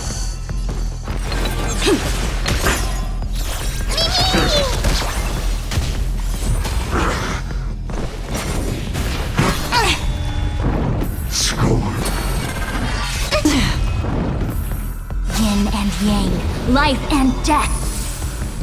Allow me to make a divination.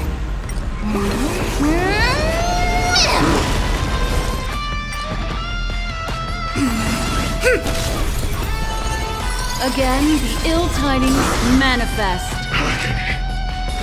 From the still waters of oblivion, I guide the wandering souls. I weep for the departed.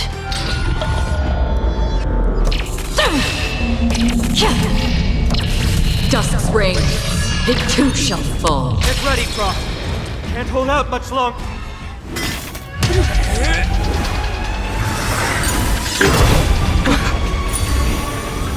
At long last.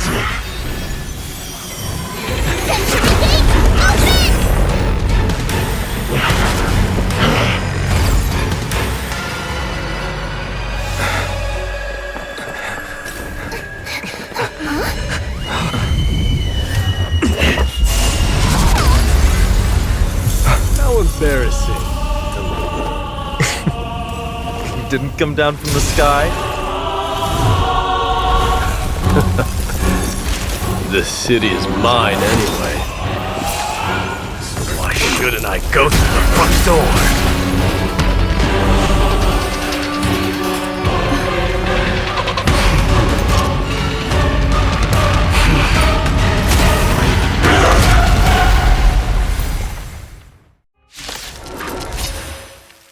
Minion of the Black Tide, I, King of the Kremnoan Legion, will be your opponent today. Long time no see, Nikador.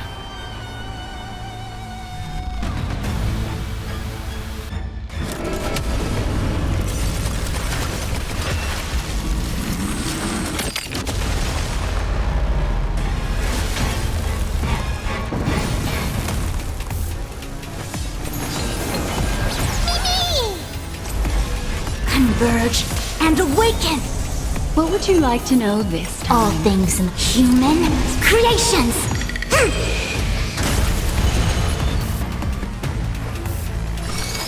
Ill tidings manifest. Another journey begins. I weep for the departed.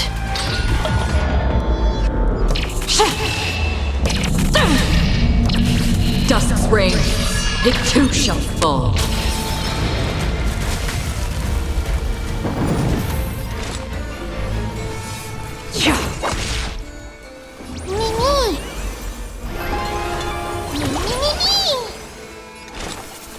Existence as fleeting as the dawn's dew, destined for oblivion.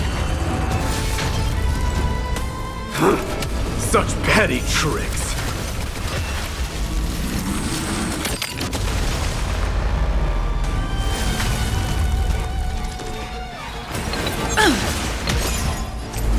Information in accordance. The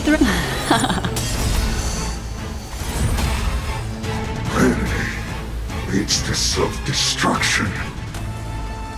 I am sending a dynasty to exile. Again. Well fought. That was a good opener to the ceremony. Now, we honor the fallen gods with this fight to the death.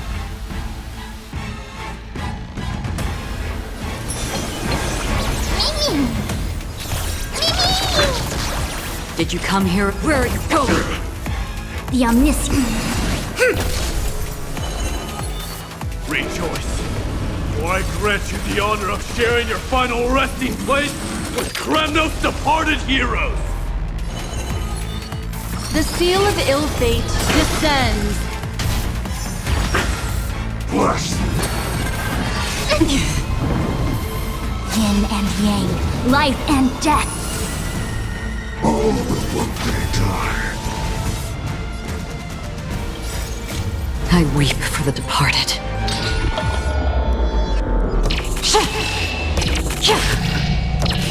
It's time to end this.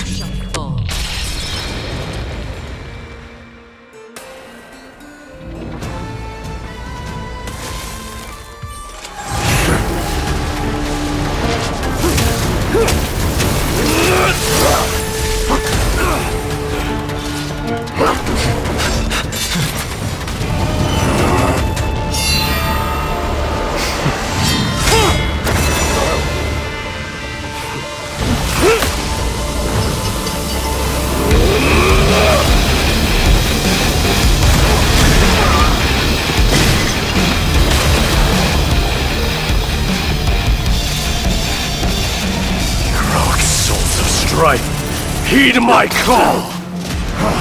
I am the Lance of Fury. The agony this world needs!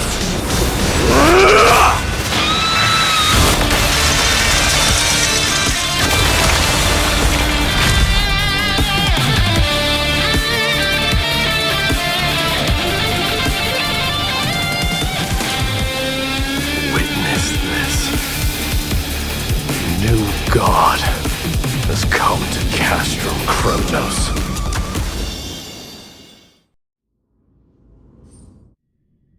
Look! The warriors have returned!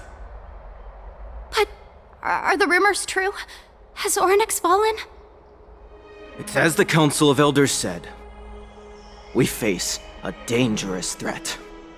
Yet the Chrysos heirs are only inciting more chaos. They don't care about the people's safety.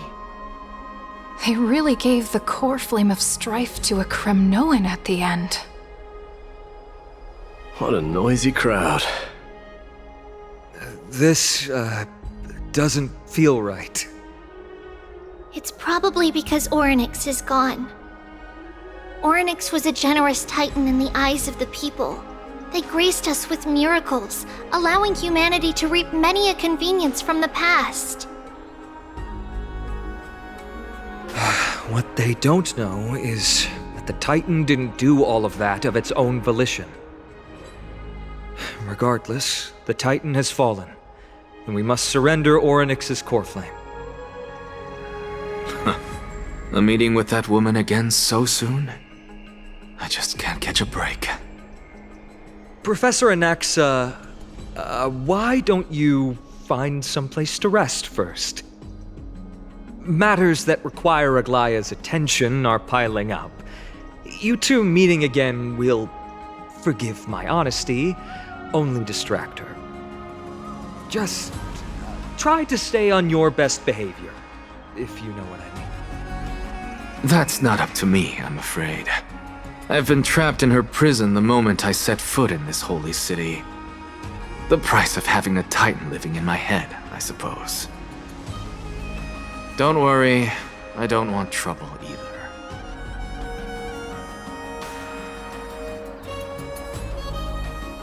Professor Anaxa can be a bit unrestrained. Don't worry, you'll get used to it. I'm sure you don't need my help handling Orynyx's core flame. So I'll be off. I have some personal matters to attend to. It somehow feels like D has closed himself off even more after he completed his trial. Yeah, a lot has happened in the past few days.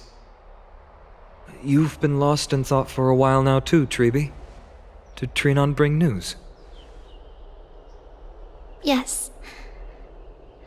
She has found Trian. She was at the bottom of the valley outside the temple, but that's where the good news ends. I'm sorry. It's all right. They also found someone else besides Trian. He was no better than a corpse when Trinan and Hyacinth arrived. He had suffered more cuts than could be counted and leaped off a cliff from a great height, all to free Trian's body from the clutches of the black-robed swordmaster. What a brave soul. Do we know who he is? Yes. It's Krateros.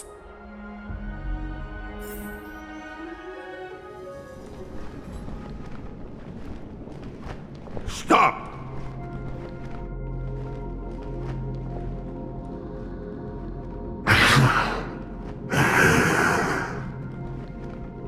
If you want this girl dead, you'll have to kill me first.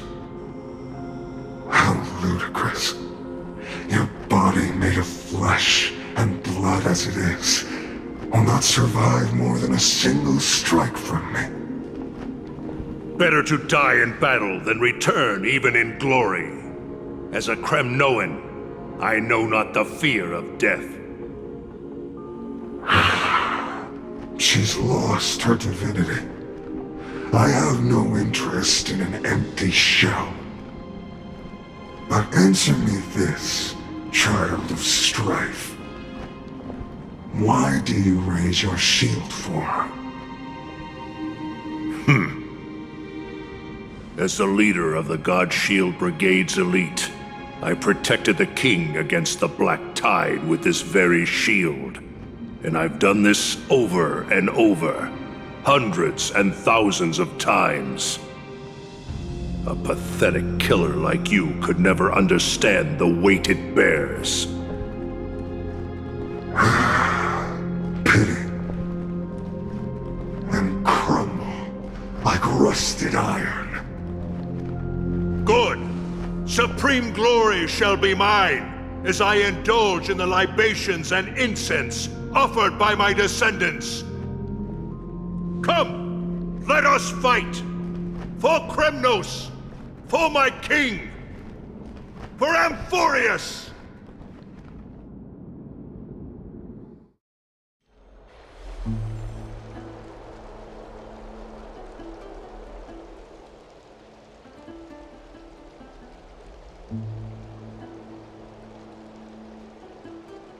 We foresaw this cruel parting 1,000 years ago. Today is but a reminder of that bitter taste. But Lady Aglaya, I don't understand. It wasn't life itself that Lady Trian lost. Why does she look like she really turned into a doll? I don't understand. Don't be sad, Hyacinth. Trian has used up her borrowed time from Yanis, that's all. Her spirit is now riding the west wind, flying ahead to a world free of sorrow. If a world like that truly exists, does that mean everyone from the Grove is there too? It exists, Hyacinth. Do you not remember? The prophecy that guides the Chrysos heirs is the voice of Kefili before it fell silent. It loves all of its creations dearly and would never bear to lead us astray with lies.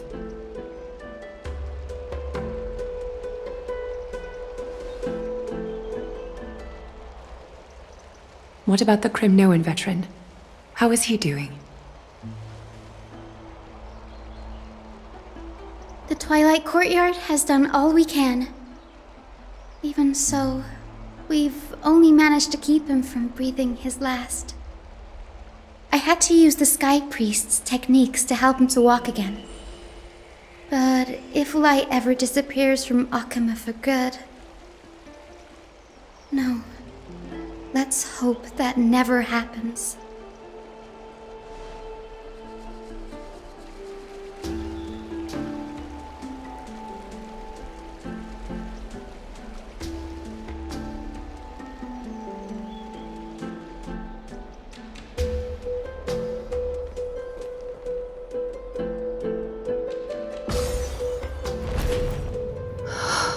The parting hour is upon us. Yet the golden thread runs slack. The heroes have returned with their spoils. Everyone, please take this opportunity to rest and prepare for what awaits us. You've returned unscathed and brought tidings of triumph. Truly a moment worthy of celebration.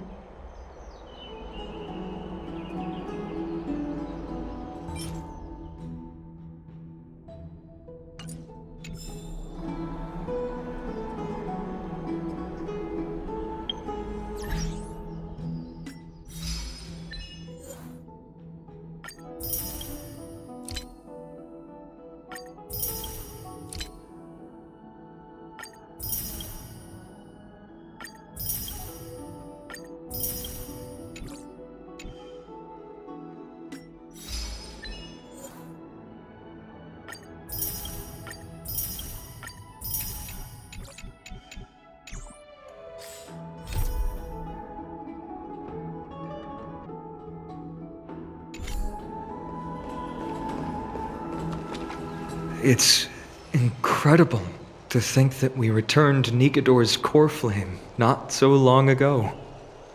It wouldn't be an exaggeration to say that you and your friend's arrival has melted the glaciers of history. You could say this is the true face of history. It slumbered for 1,000 years, only to awaken for this one moment. Alas, now is not the time for a study of history. I do not see a Naxa around. Was this under your instructions, Finan? Yes, it just seems much more efficient than letting you two go at it endlessly. A rash decision. After all, he still bears a core flame with him. I do concur with your assessment of efficiency, though. Now, let us table the issue concerning him for the moment. The more urgent matter is the core flame of Orynyx. The Chrysos heirs had initially crafted a plan regarding the order to return the core flames, for titans like Orynyx and Circes, who harbor no intentions of harming humanity, Our strategy entailed assuming their divinity only at the very end. But this unforeseen turn of events has thrown everything into disarray. If we don't return the core flames to the vortex of Genesis, and we leave the Titan's divine positions vacant, we can't even begin to imagine the disaster that would follow. But the most pressing issue at hand is that we haven't found the Chrysos heir capable of bearing Orynyx's divinity. Finan, Castras, Mighty, and Hyacinth. Treepy and I devoted a millennium scouring the world, only to find these few people. Only a chosen few possess the capacity to assume divinity, the elite among the Chrysos heirs. We would never hastily extend our invitation without first verifying their potential to bear such power. Yet we cannot compel anyone into divinity, as it would be no different from sentencing them to the gallows. Truly a dilemma. Yeah. How about letting her give it a try?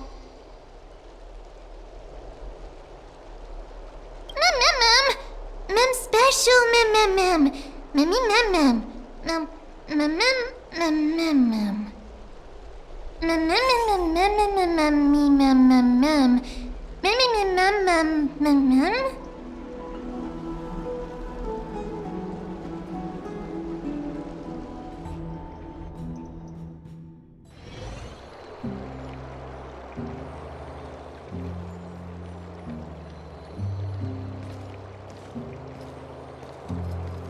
I see the Reaper has forsaken you too, teacher.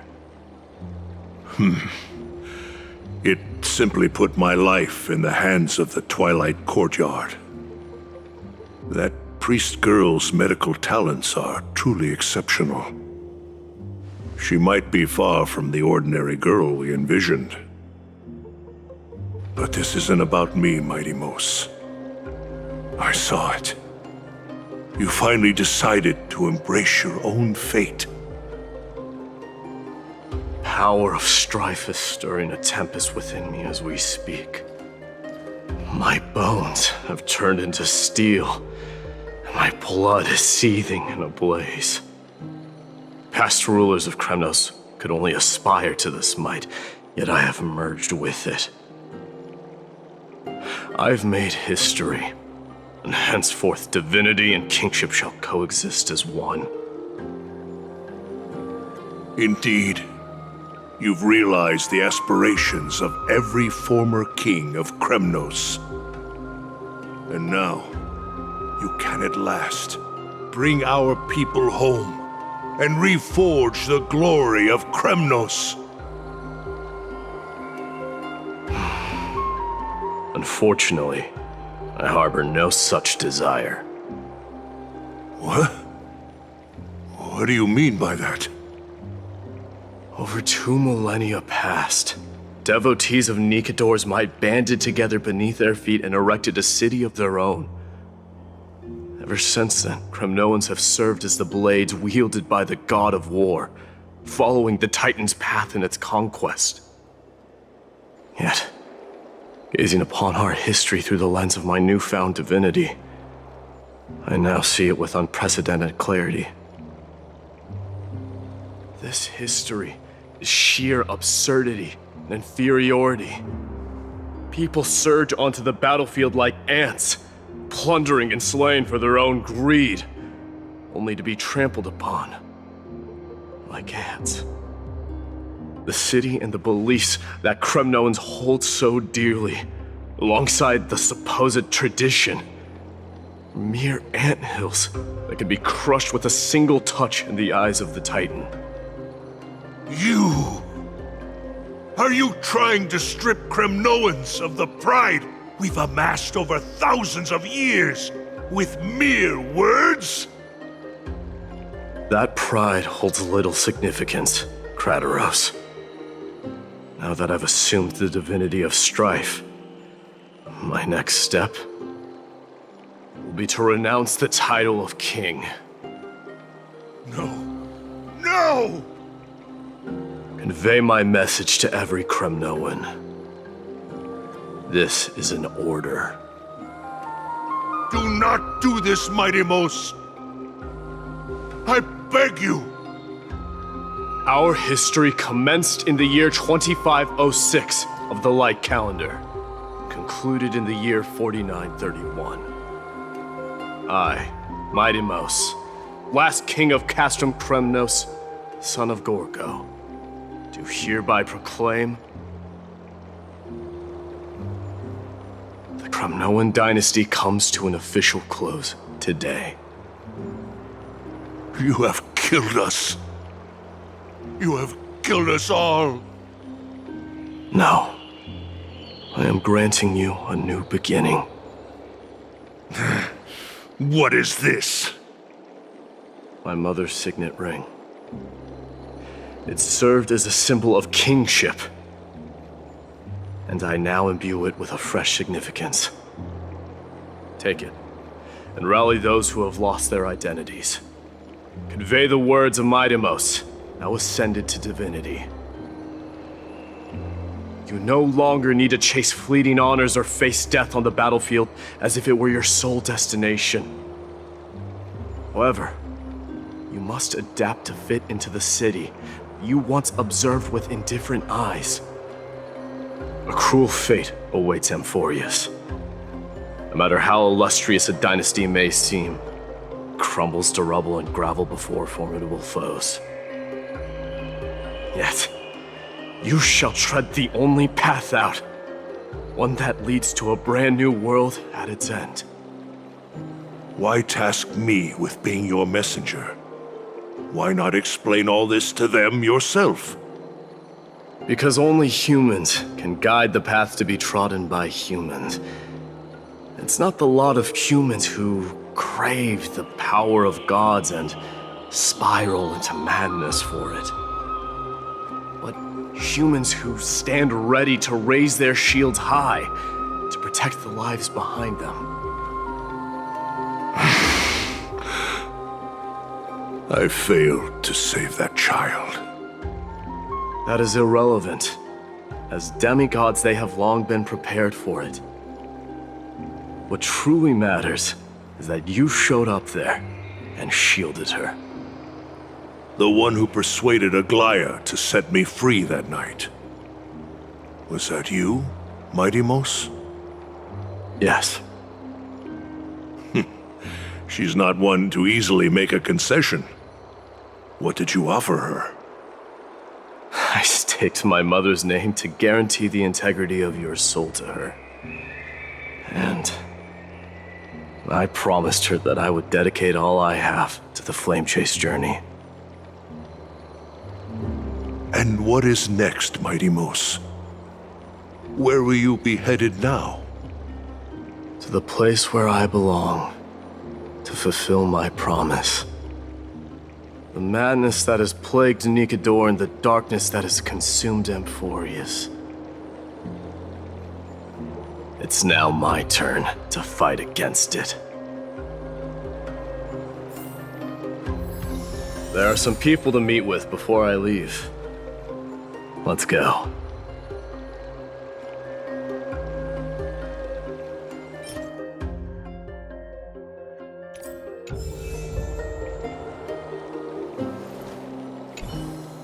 And what is next, Mighty Mos? Where will you be headed now?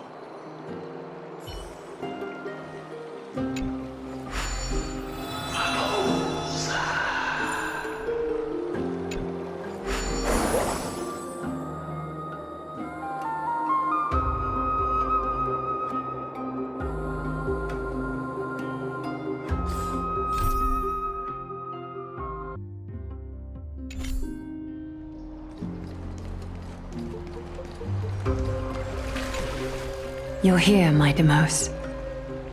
It seems that you are prepared. Yes. You aided Akima through yet another trying ordeal, and my gratitude knows no bounds. Isn't that exactly what you wanted? Not everything unfolds according to my plan. In the current state of the world, I can only proceed one step at a time. Furthermore, you are ready to dedicate all that you have, regardless of the promise you made to me, aren't you? Throughout my time in the Holy City, I've gleaned valuable lessons from you. Strategy, leadership, and adaptability to change. Yet, it's only recently that I've come to realize the truly remarkable quality you possess. And what is it? It's the magnetic allure in your presence. It draws people to gather around you willingly, to seek your guidance. They strive not to disappoint you, not due to fear of repercussions, but out of sincere alignment with your ideals. That is precisely what every ruler of Castrum Kremnos has been missing. I am truly honored to hear that. And now, my Deimos, you have risen as the most powerful demigod in the world. How do you intend to wield this newfound power? I shall see Nikador's aborted mission through to completion, and become the strongest bulwark for Amphoreus to defend against the Black Tide. I will secure enough time for the Flame Chase journey, until you manage to lead everyone to reach the miracle of Genesis.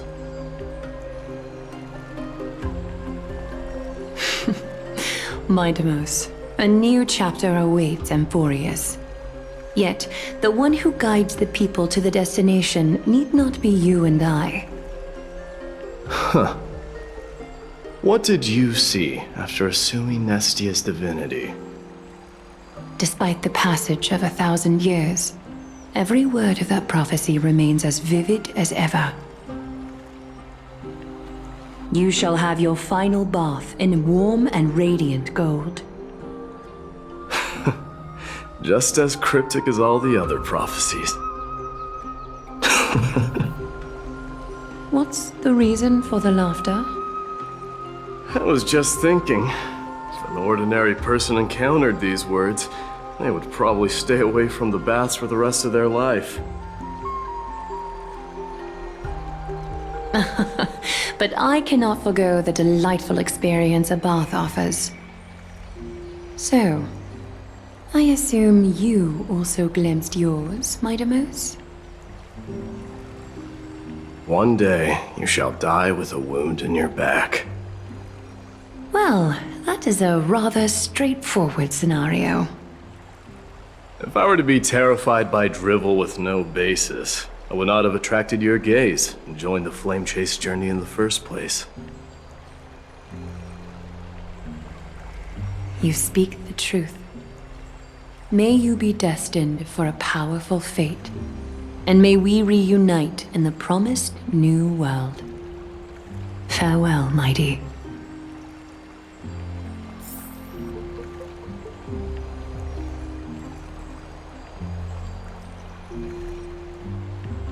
Farewell, mighty.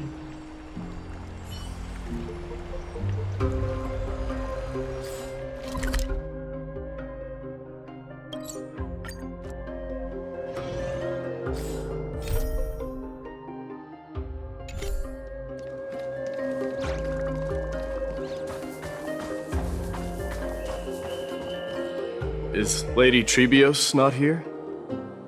Lord Mighty! Hyacinth. So you are the physician Krateros spoke of. It's no wonder then that he was pulled back from the brink of death. You have my gratitude. I can take that as a compliment, right? I've heard about what happened at the Grove. I'm deeply sorry for your loss. I've heard far too much about death and grief recently. To quote Lady Treby, we should all focus on tomorrow, shouldn't we? That's a valid point. You've always been the most optimistic one among us. Well, I must say, it feels quite incredible to see a new demigod standing right before me. You should prepare yourself as well. Humanity has already taken hold of strife, and one day it will also reach the sky. Do you really believe I can do it? Even my ancestor, that hero of legends, couldn't conquer the core flame of Aquila.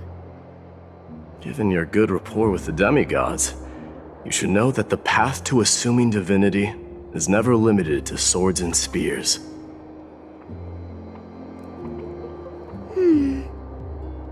You've always been so perceptive, Lord Mighty. Rest assured, if fate has truly selected me, I'll be ready. Right. You are here looking for Lady Treeby and Lady Trina, no? They're not around at the moment. Is there a message you'd like me to pass on to them? No need. I've already bid farewell to Aglaya. Meeting with the Oracle is simply a matter of courtesy. You've bid farewell? I'm heading back to Castrum Kremnos to fight against the Black Tide. In all likelihood, I will never again return to Akuma. Oh. On second thought, there is something that I'd like you to help me convey to them. I'm all ears, Lord Mighty. I'll make sure to convey every single word. Tell them that there is no longer a need to send scouts behind enemy lines. With a single message, the Lance of Fury will target anyone who dares oppose Akuma.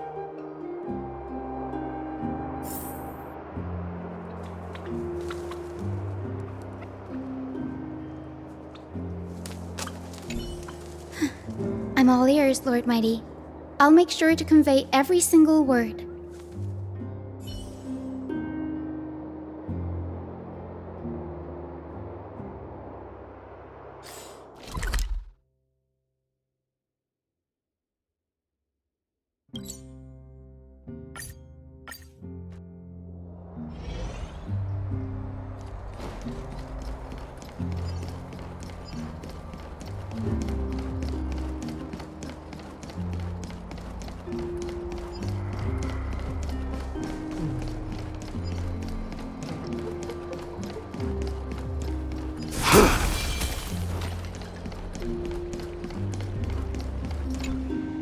Lord Mighty.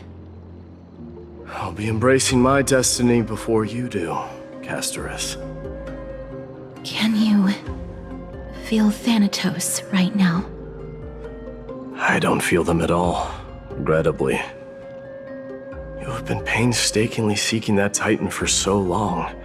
But have you ever considered reaching out to me for help? You mean... Death refused to ferry me.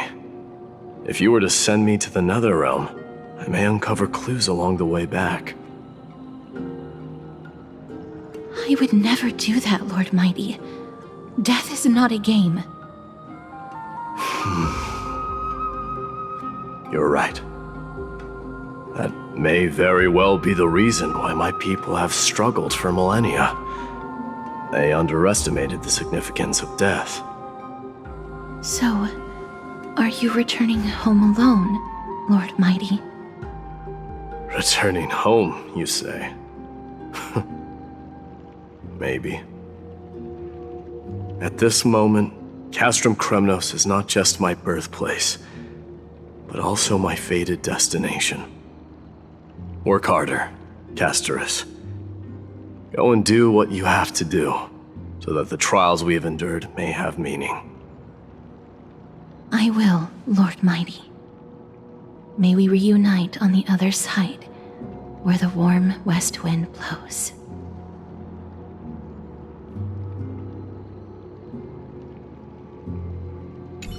May we reunite on the other side, where the warm west wind blows.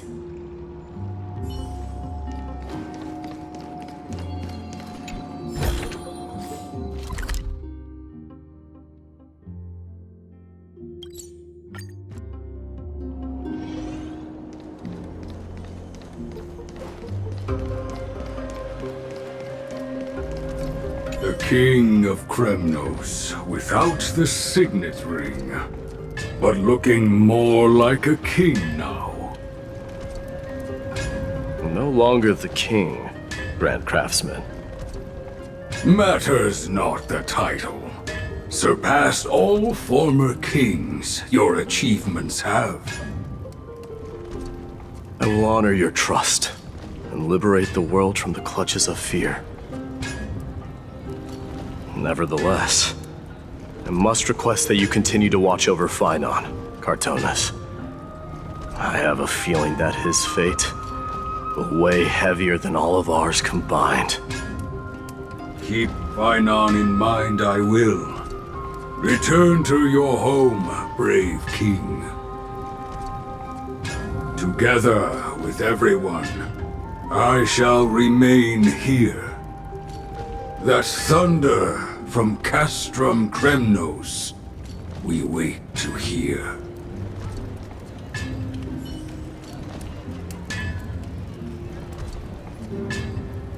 Together with everyone, I shall remain here.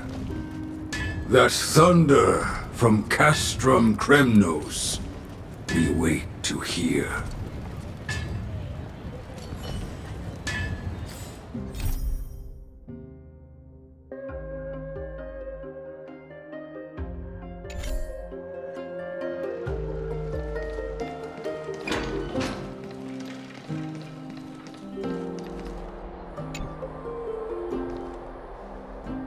Outlanders? No. Trailblazers. I will soon make my way to Castrum Kremnos. If all goes according to plan, this may be our final meeting. I just want to let you know that I appreciate everything you have done for Amphoreus.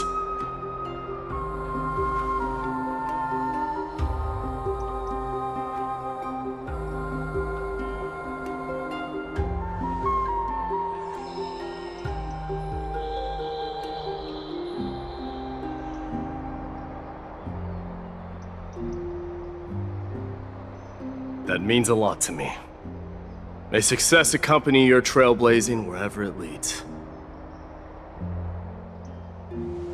How about you let me guess what's on your mind?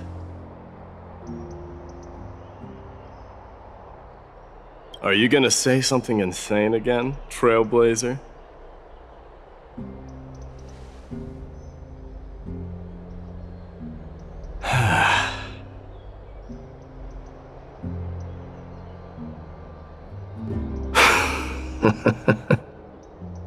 Now that I bear the divine within me, I can get the vague feeling that you have a great significance for the future of Amphoreus. With this departure, I fear that I will never again return. Can I entrust you both to watch my back and to continue supporting the Flame Chase journey in my absence?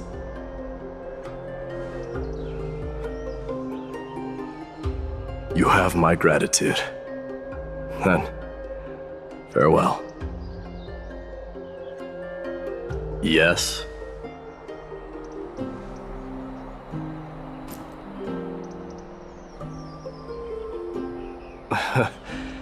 Sure, let's do it.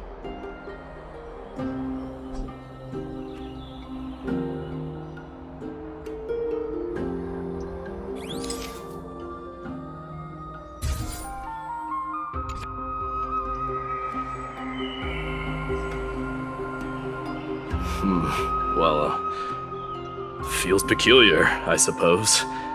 I'm not talking about your photographic skills. It's just that I rarely take photos.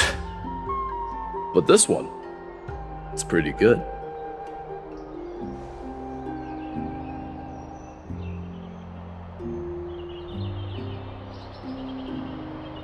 I wish the same for you during your time in Amphoreus.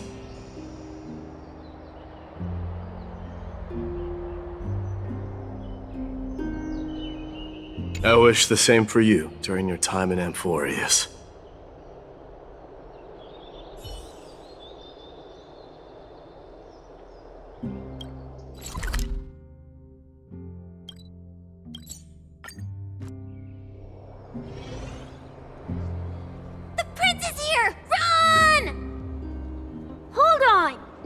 Mightimos isn't the prince anymore. He's now the guardian of Amphoreus. What's going on?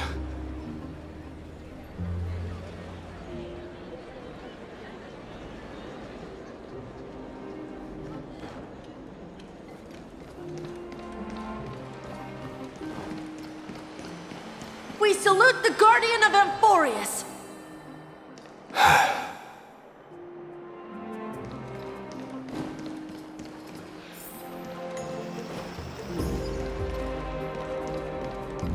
May triumph May glory always be with you. yours. Return home on our behalf, Guardian. May glory be with you. Enlighten us with your guidance. We salute you. Farewell, savior of Kremnos. Enlighten us with your guidance.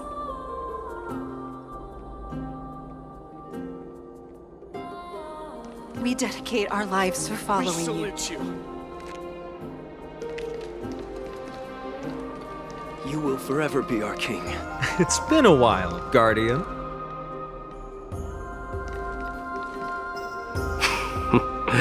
I should have known you were the mastermind behind this. Hey, don't go pointing fingers without cause. I swear I'm innocent this time. See those kids over there? They're the ones who brought everyone together. I admit, that took me by surprise. Were you seriously just going to sneak off without a word with me? Well, I was actually on my way to bid farewell to you, but ended up running into this. Oh, that's quite an honor, I suppose. We better not leave them waiting too long, don't you think? The road to Castrum Kremnos from here is long. Perhaps it wouldn't be a bad idea to take a moment and etch their faces in my memory one last time.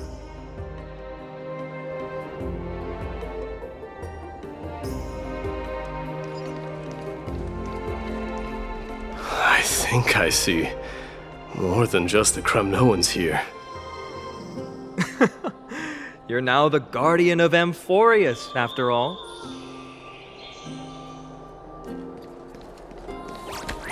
May triumph always be yours, King of Kremnos. I'm thinking maybe it's about time the god of strife gets a new name. How about the god of solidarity or preservation? Dong Han mentioned that one today.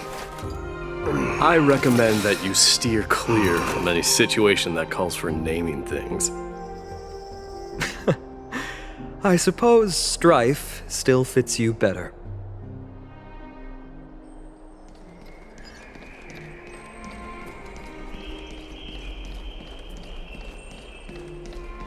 Farewell, Mightimos!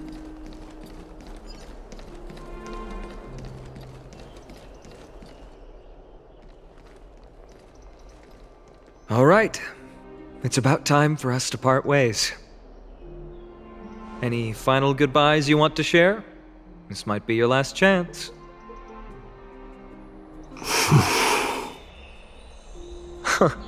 Why so quiet? I thought divinity would wash away some of your sentiments. Do you truly feel as carefree as you seem? Or is this just a facade you wear? You know what? You sound just like Aglaia at this moment. But you're not off the mark. I just thought that putting on a nonchalant front for this occasion might help us preserve some dignity. I can see through your deception, even without the power of mind reading. Am I really that terrible at controlling my facial expressions? Well, with that said, thank you for aiding me in defeating my archenemy, Mightimos. No need to thank me. This triumph brings no delight, Or does it signify closure? You understand that more than me. Indeed. In the end, I still haven't unraveled the mystery behind that black-robed swordmaster. And I can't even ascertain their demise.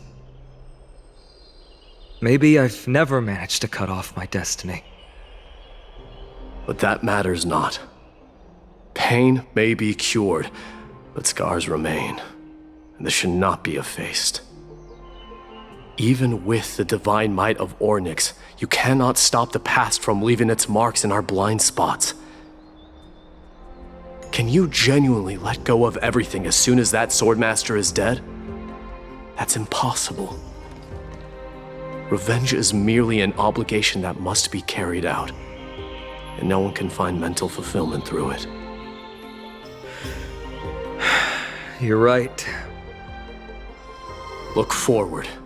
Chew up and swallow your past. And make sure emptiness and bitterness are not the only flavors you know. Remember that there is a whole world behind you waiting to be saved.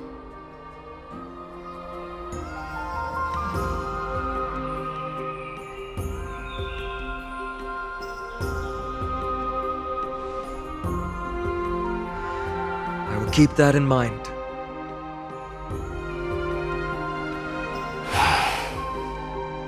I have a final favor to ask. Please look after the Kremnoan warriors in my absence. They will undoubtedly face challenges while assimilating into Akama. It is my sole regret that I cannot stand by them during this time. Do not worry. Leave it to me. And, while I'm at it, I'm going to find out if the Kremnoan language is really missing that many words. The Kremnoan philosophy can never be encapsulated in a mere dictionary. But if there's a chance in the next life, you should come visit my library.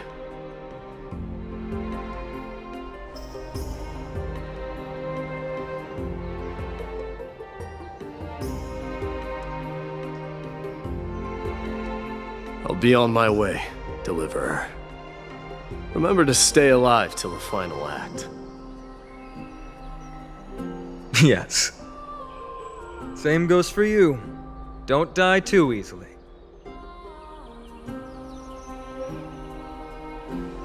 May triumph always be yours, Midamos.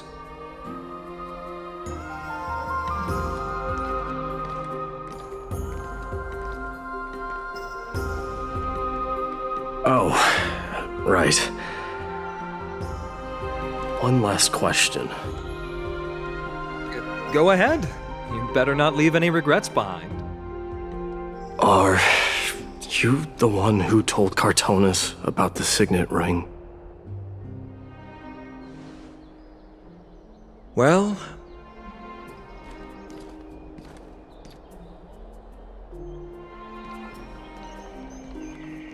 who knows?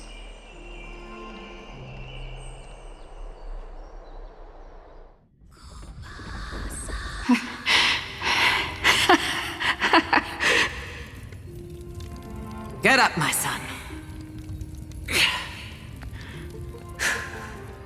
You showed great courage in today's training. Let's wrap it up for now. Yes, Mother.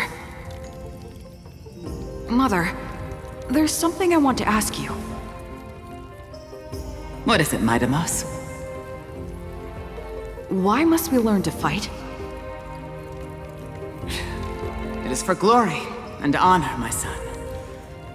For Kremnoans, mastery of swords and spears is ingrained from birth. And the battlefield is our destined end. Is that really the way it is, Mother? What makes you say so? Because you don't sound entirely sure. You're right, Midamos. I once believed those words, without question. Until your father cast you into the Sea of Souls. It was at that moment I realized how everything I believed in was utterly hollow.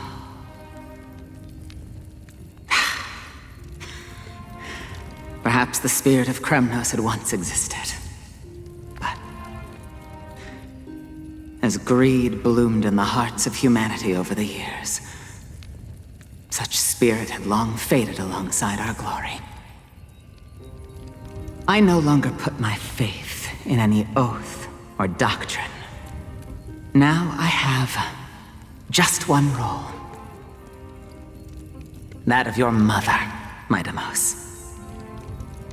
Your guardian.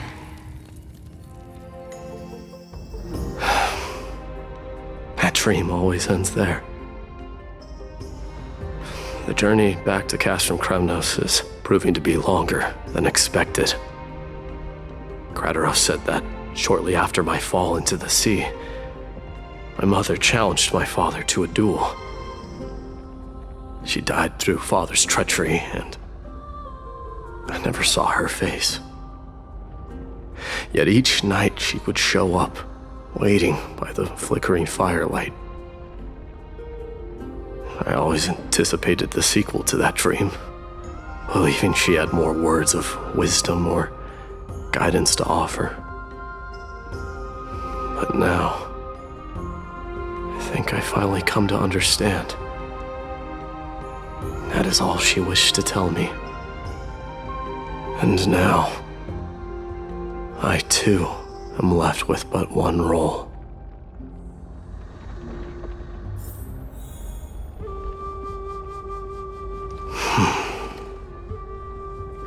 It is time for this journey to reach its end.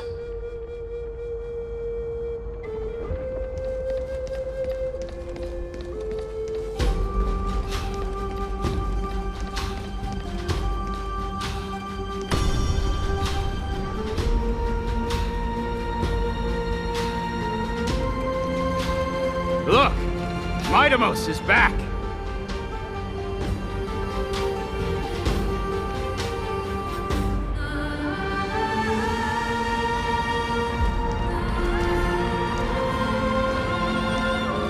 Glory belongs to you! We've got fresh pomegranate juice. Want to try some?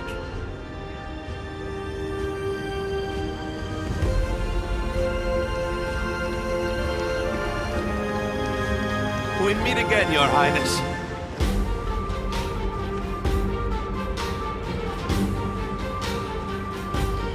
Welcome back!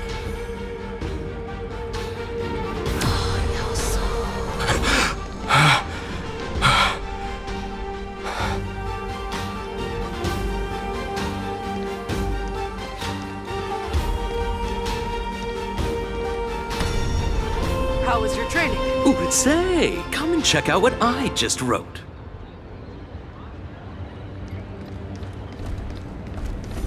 You're looking well. Midamos! Did you just come back from training?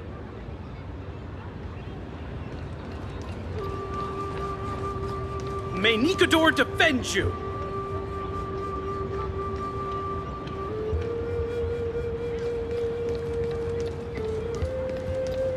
It's I'm been gonna a beat while. you at the festival.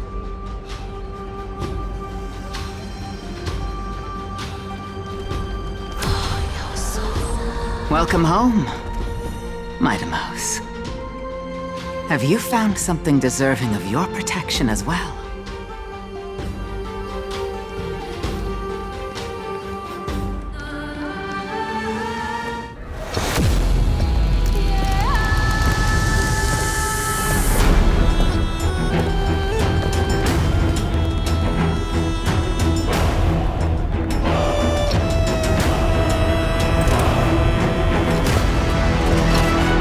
The son of Gorgo will be drowned in blood!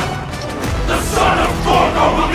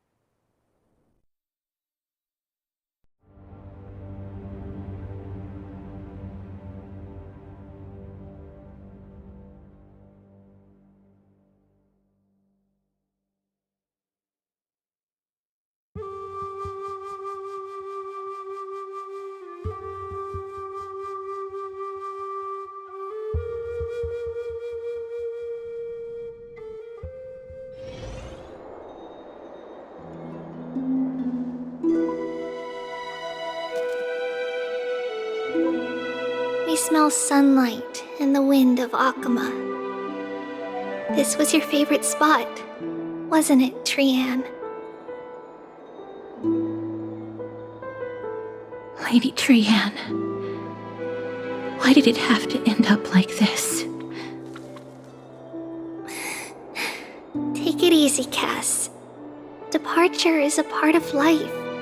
It's just that ours isn't as tumultuous as it is for ordinary folks. When we started our journey, Yanis had already provided their prophecy. Just like how that Titan divided themselves to create the countless passages in the world. It's only natural for us to follow the same path since we inherited their destiny. If you don't mind, Treeby, are you still willing to unveil that past for us? The past regarding the prophecy?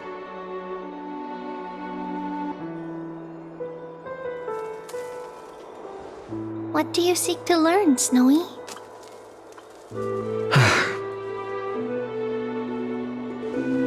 Mightimos has left the city to face his own fate. That is, the fate of every demigod. We will all eventually let go of our past to follow the same path as his. So, what I want to know is, as Amphoreus' first demigod, what compelled you to take the first step on this journey? And what has sustained you to make it this far without looking back? Despite the fracturing of your body and the numerous departures you have endured.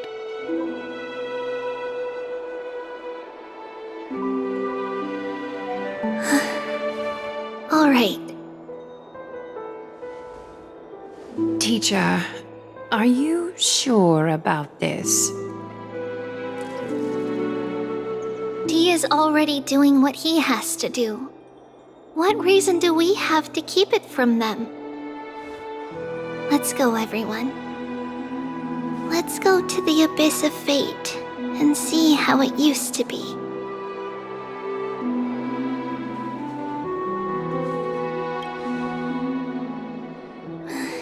Then we will leave it to you. Trinan, would you mind?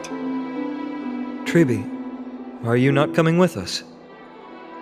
I want to stay here with Trianne for a bit longer. I see. We'll be off then. Take care. Since you have made your decision, then let's proceed as you wish. See you later, teacher. Cass, are you not going with them? No. I'd prefer to remain here to accompany Lady Trianne. She hated being alone. What's this? A little gift that I had hoped to deliver to her personally, though fate had other plans. Oh. So you saw us arguing that day? Yes. I figured Lady Trianne would like it a lot, so I bought it. I see. Cass, you know, I recognized it immediately that day. It truly is an authentic piece from Yanisopolis. Then why? It's just that Trianne had forgotten far more things than I. For example, she forgot that this glass object meant something unfortunate according to the traditions of our homeland.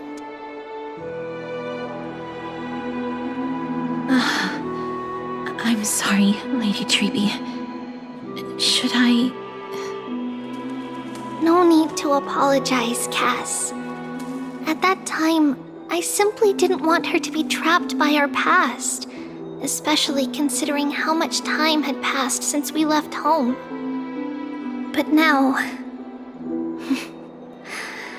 it might just be the perfect gift for Trian. All shall bid farewell to one, and that person alone will witness the miracle. While you and I have long accepted this absurd fate, they remain fresh and inexperienced. Teacher, don't let the weight of that cruel prophecy crush their spines.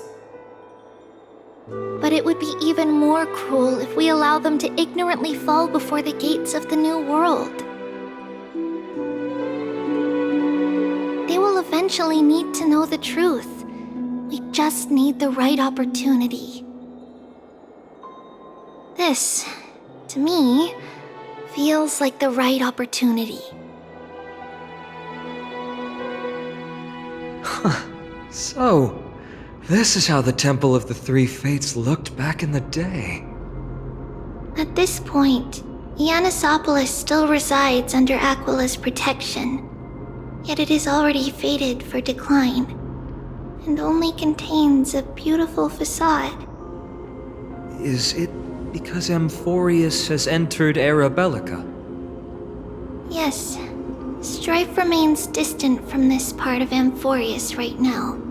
But in 5 years' time, at the same entry hour, this temple will become the source of another war.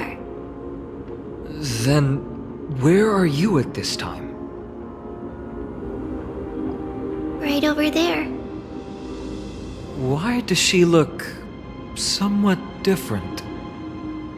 It's because we don't quite recall how we used to look. Oh, my apologies. Please don't. We should be the ones apologizing. Come, everyone. It's time to witness our last conversation with Orynyx.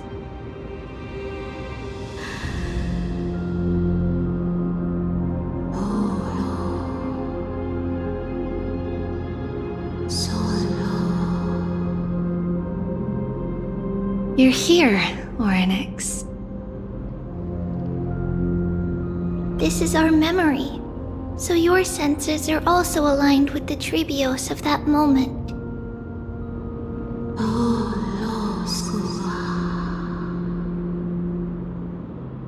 False prophecy, huh? So you still think that way?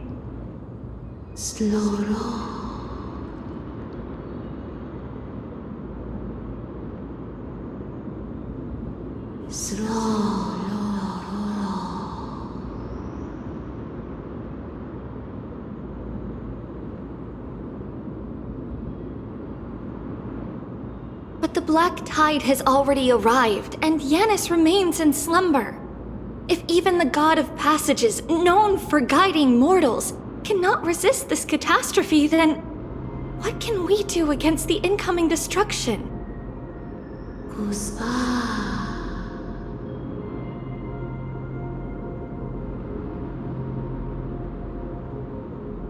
Those chosen by fate would never have their family taken from them.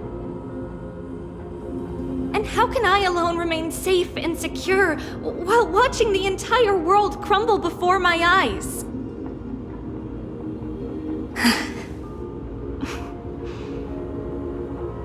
This might be our last conversation, Orynyx. I will do everything I can to protect you from the Black Tide.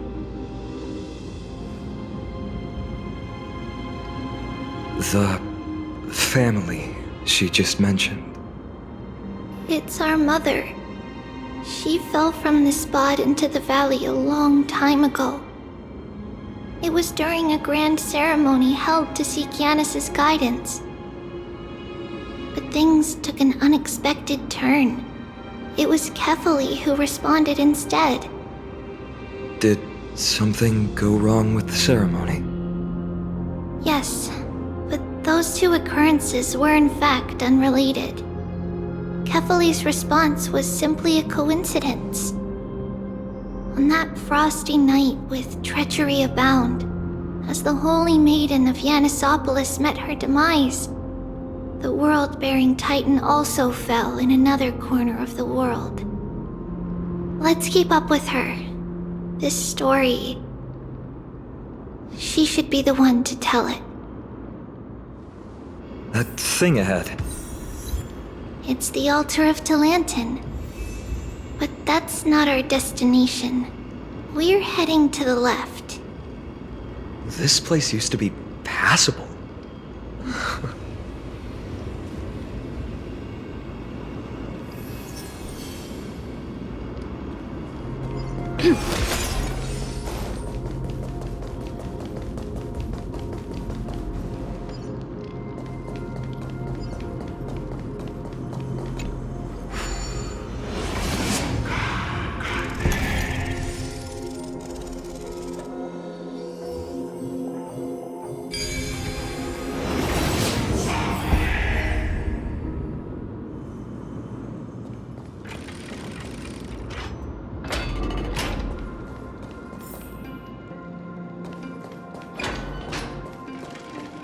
I never thought there would be such a hidden space in the abyss. This is the Archive of Prophecies, an important ceremonial site back then.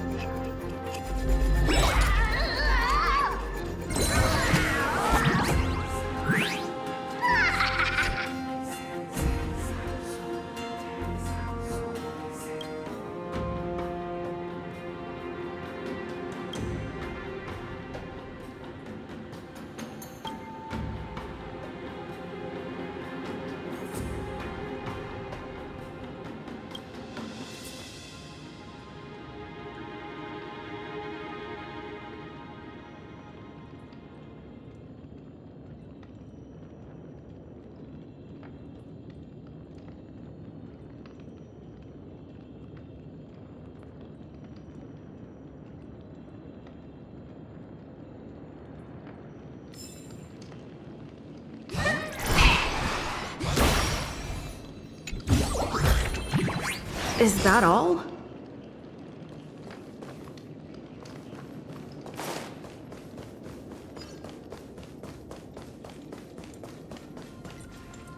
Is this Giannis's maze that Trinon used for divination in the past? Not only that, it also serves as a lock. Our childhood abode lies sealed within.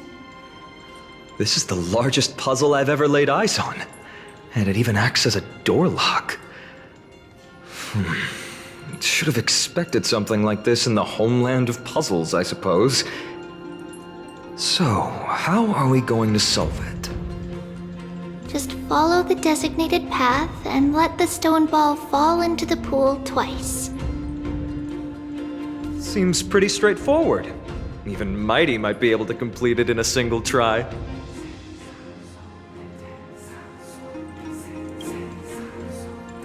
You still don't know him well enough, then. He might not even need a first try. He just punched the door open. Mighty. If he were still here, we'd probably take a lot fewer detours to solve our issues. Enough with the talking. Let's just get started.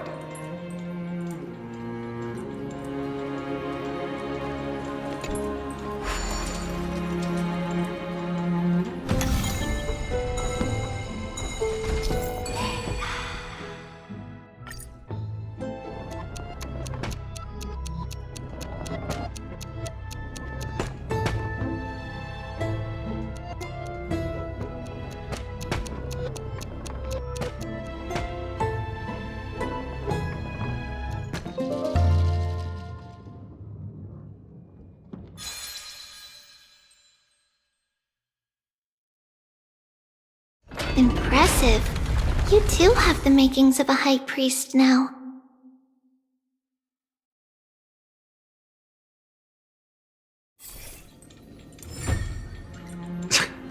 Getting that stone ball to the endpoint looks pretty tough.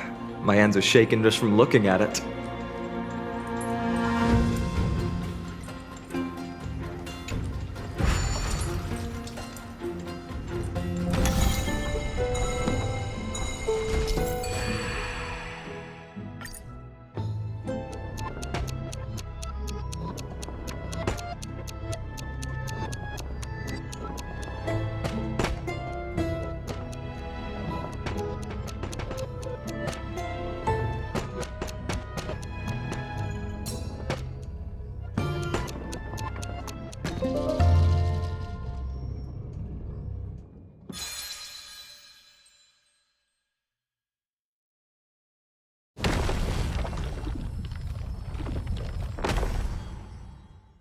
The secret door is open. Go inside, and you'll see the place where we grew up.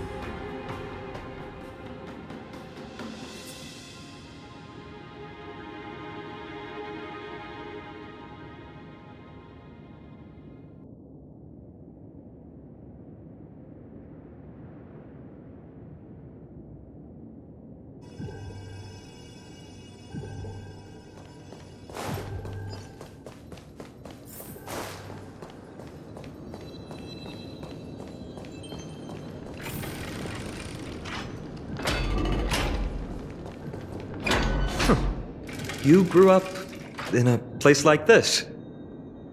By the time we were born, the role of the Holy Maiden had already diminished to a mere title.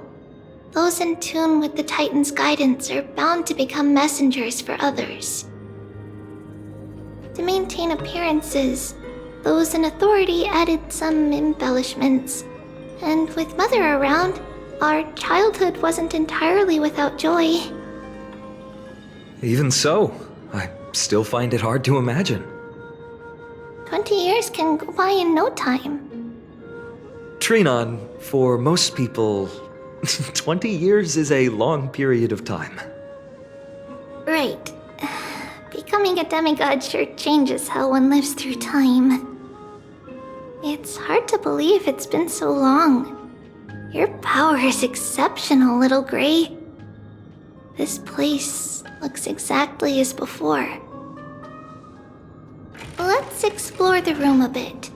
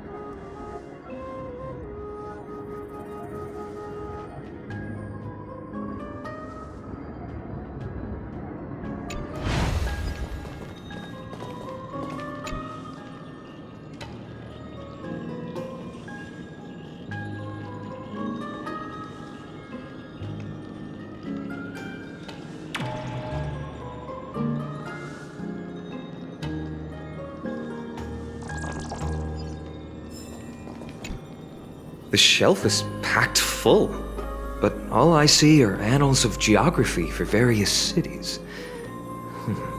There are also documents about various kinds of Titan worship. Because we believed that we would need to travel great distances to convey Kefali's prophecy to everyone, and should learn about the terrains and customs of various places beforehand. Back then, our memories were still sharp. 10 years was enough for us to memorize all these. Mother left us these scrolls too. When we were young, she would read them to us as bedtime stories. Her stories were so engaging that we could vividly imagine all of Amphoreus in our dreams. Unfortunately, only after Mother was gone did we realize that what was written in the scrolls was far from engaging.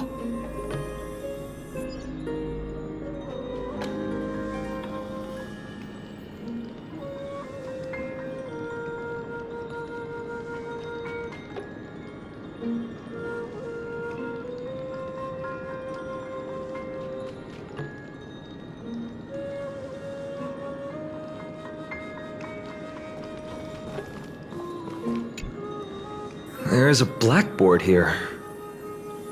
What's that drawing on it? That doesn't ring a bell. It should be something we invented during those 10 years. It has been approximately 10 years between Kefali's prophecy and this moment when we are about to set out. We were raised in this temple complex and had never stepped outside the Gate of Infinity.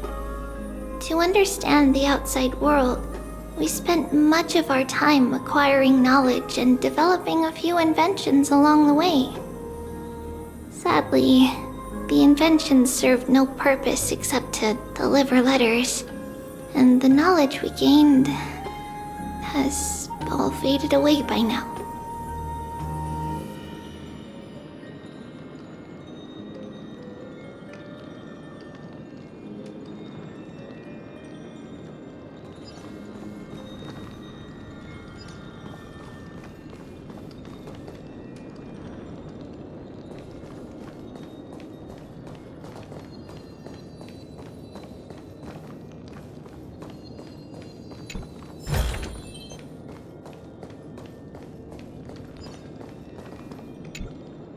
There's so many boxes here.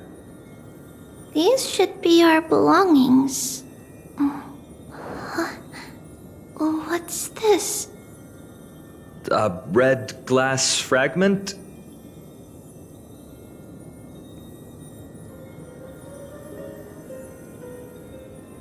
We were still very young the first time we saw it.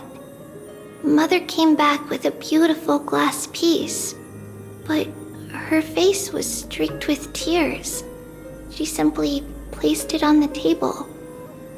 It looked so sparkly that we couldn't resist playing with it, but we ended up breaking it by accident.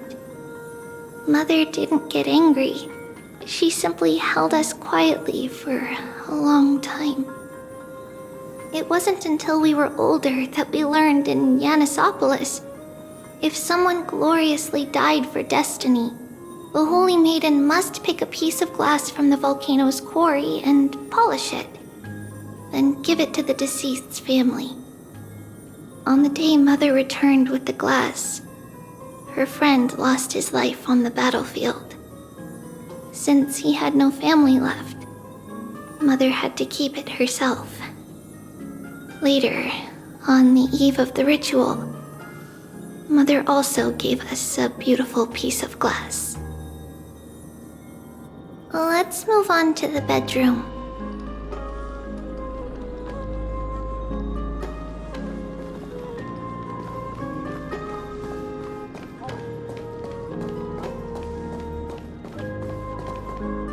It's Trebios. Just as expected. It's time to get going after all. Mama, are you going going to that ritual tomorrow? That's right, my sweet girl. What's the matter? I wish I could go too. I have something to ask Yanis. Oh. What do you want to ask? I want to know how to chase the black tide away. Ah, I see. Unfortunately, it's a secret ritual, and only I can preside over it. If you want me to consult the Titan on your behalf, you'll have to promise me something. What is it? Be a good girl and go to sleep now. And whatever you dream of, don't be afraid. Just sleep through the night until morning comes. Until the next time Aquila opens their eyes. Can you do that for me, sweetie? That's it? Of course I can! Trivios is the most amazing holy maiden of Yanis! Well, little holy maiden. But why, Mama? Because this ritual might take a long time. How long? Tomorrow, my sweet child. I'll be back tomorrow. If not tomorrow, then the next tomorrow. If not, the tomorrow after that. But if I still haven't returned for a very long time, that means the ritual has succeeded. It means I found a way to chase away the black tide and reach the new world on the other side. But for various reasons, I can't return to bring my sweet girl with me. But I'll be waiting for you there. As long as you stay brave and kind, we'll meet again in that new world. It's the end of the west wind, the black tide's other shore. A radiant sea of flowers, blessed and protected by the gods. In the rosy horizon, you'll see a silver-white shoal. It marks the end of your voyage. A haven, free from storms, cold, and heavy rains. No sorrow can linger there. That is where I'll be, waiting for you. Wow, that sounds just like the island from my dream. Oh, I know. I'll turn the moon into a ship and the stars into sails to go find Mama. Pinky promise? Pinky promise. As long as you sail toward tomorrow, as long as the sun will rise for the next day, our wishes will come true together.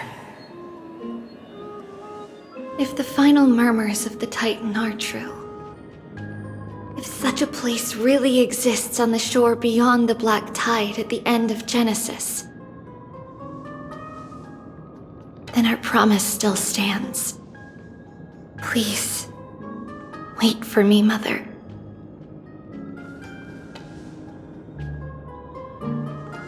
After those 10 years of darkness, when Aquila opened their eyes for the last time, we finally set off.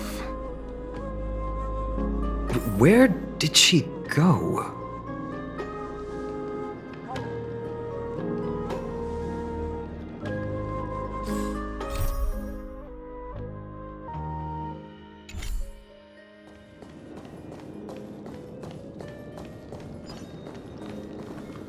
This way.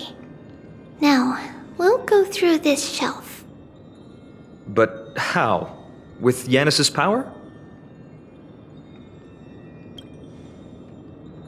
Indeed, we hadn't acquired their power back then.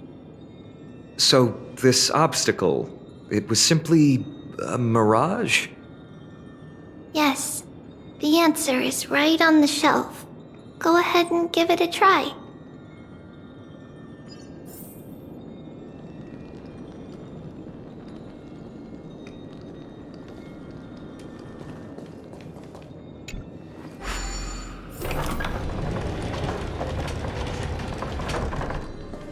It's a secret passage.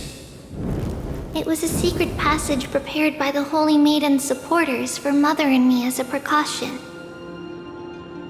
And now, it is turned into our passage to escape, just as anticipated.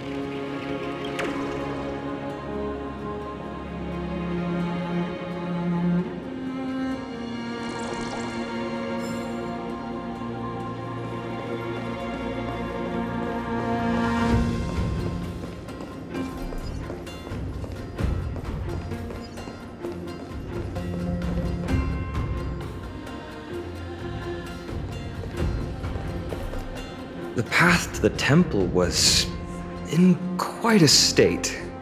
Did someone do it on purpose? No surprise at all. Some people caught on to what we were planning and tried to intercept us, while others were willing to clear the way for the Holy Maiden. I can't move it. I can't climb over it either.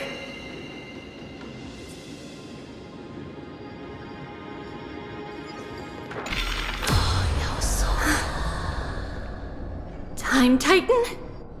Is that you?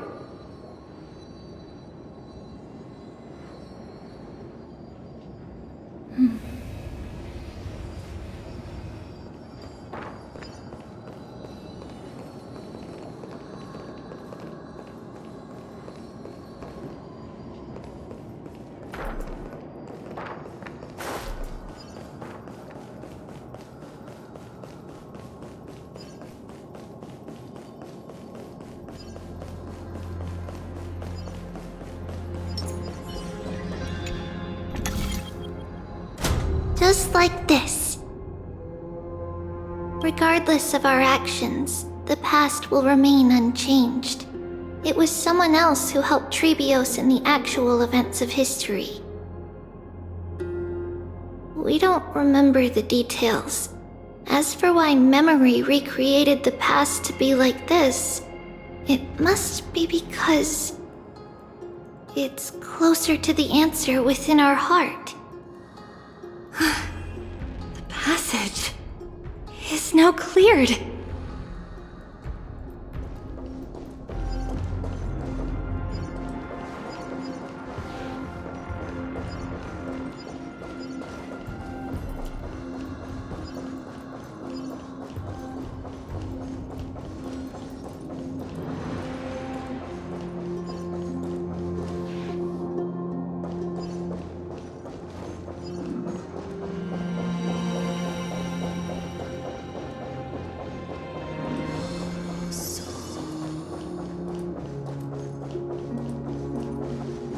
Ornyx, it's you again.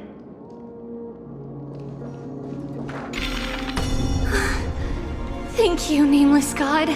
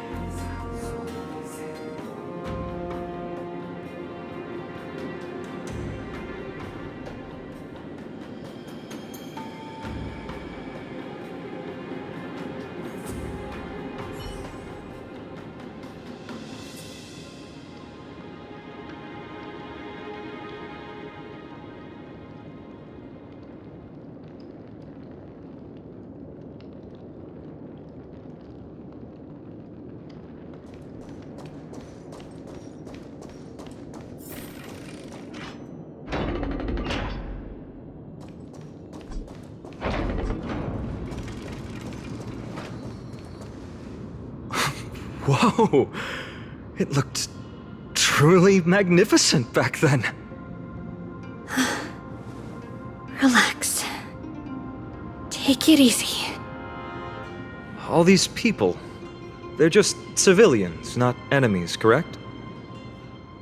Mostly, but it might not be the case later on.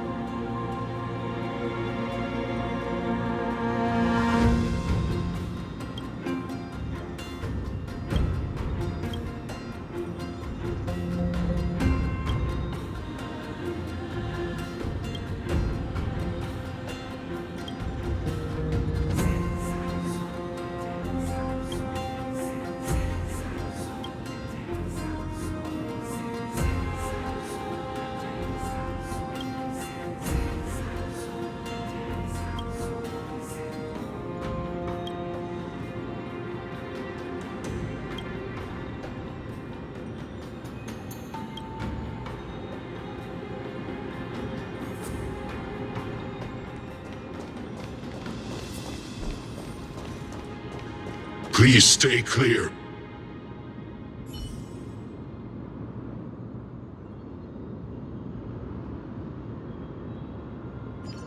So this is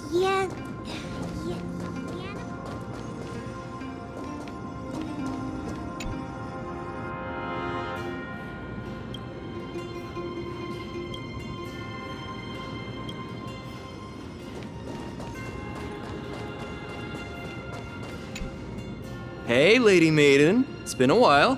What's got you out and about today? Did your little inventions fly off on their own again? Come on, don't give me that look. I promise it wasn't me this time. While I didn't take them this time, I can't speak for others. Your craftsmanship is brilliant. Those toys of yours could fetch a great price out there. This man. He's a good-for-nothing son of a merchant family, loitering around the temple and cashing in on the pilgrims' lost tributes.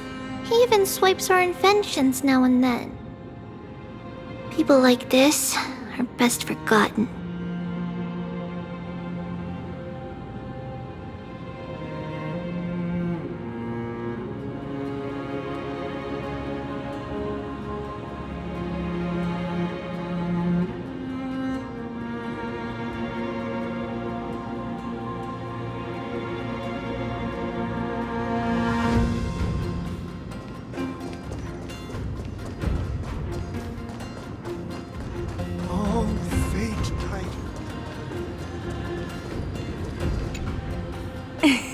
Hey, little ones.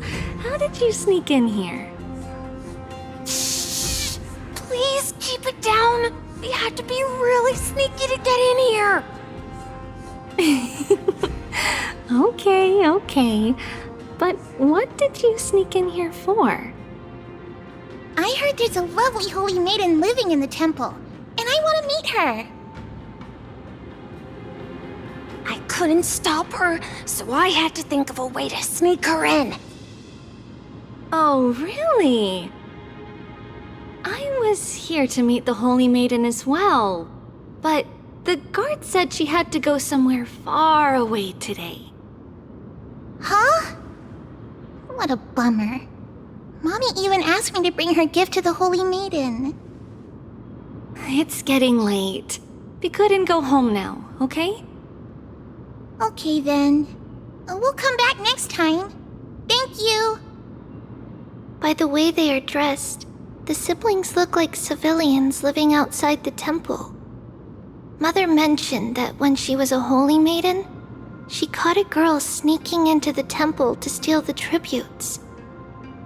Stealing from the temple was punishable by death, but that poor girl had no family and just wanted something to eat.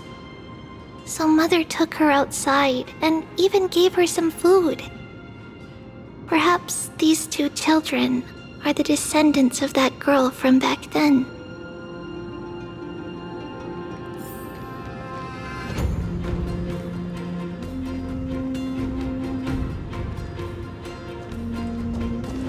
Ah, Lady Maiden.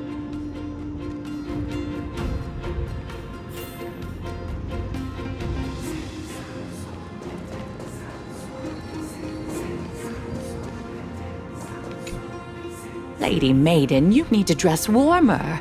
It's pretty cold out. Let me get you a blanket. No need to trouble yourself. I'm just going for a quick walk. All right, but please take care of yourself. Your mother made us promise to look after you before she left. It's been a while since I last saw you. I just realized you've grown into such a beauty, just like your mother. Oh, here, have some of my sweet pastries. She used to enjoy them, so maybe you'll like them too. What's wrong, Lady Maiden? I'm fine. It tastes really good. This lady is Mother's old friend. When we were little, we sometimes got to eat the sweet pastries she brought back. We've always remembered the familiar taste, and only now do we learn where it came from.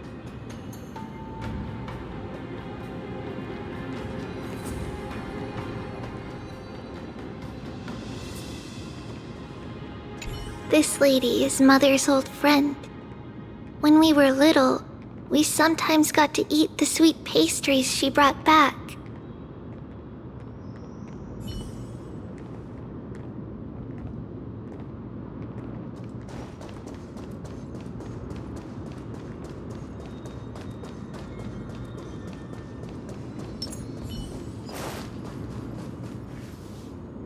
Apologies, Lady Maiden, but the Yanis Vault is under maintenance today. Perfect. That way, no one will disturb me while I'm talking to Mother. All right then. May Yanis guide your path. The Yanis Vault? It's where Yanis's heart lies and the core flame is kept. Just enter on the left.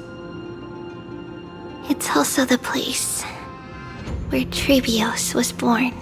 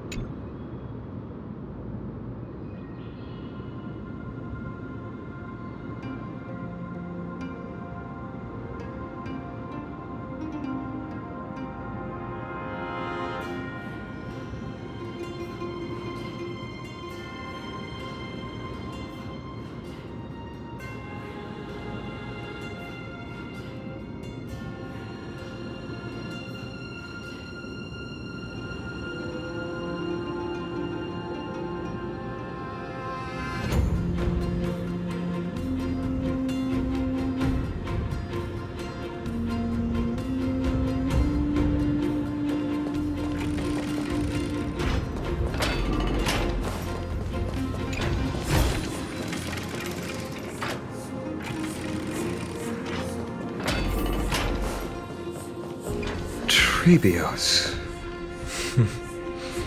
What does that name actually mean? The one with 3 lives. Mother believed our birth was blessed by the 3 titans of fate. She named us thus to express her gratitude. Looking at how things have unfolded, fate might have had a role in it.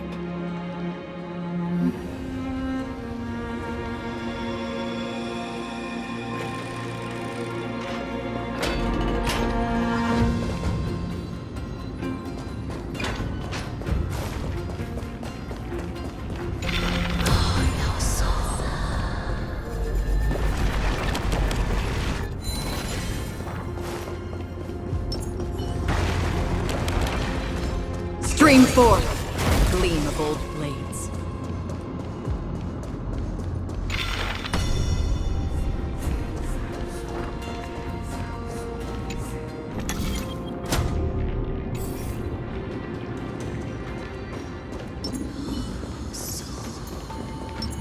Make a wish.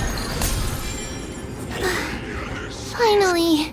The Yanis Vault is right ahead. A turn of fate.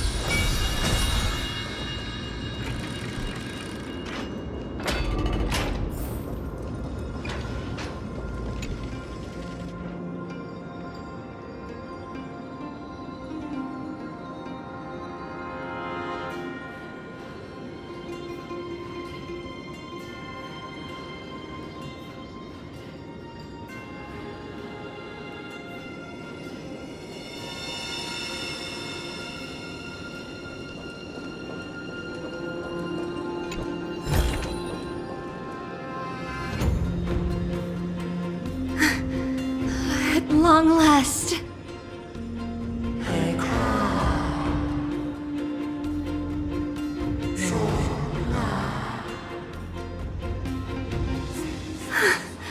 I knew there was some sanity left in you, Yanis.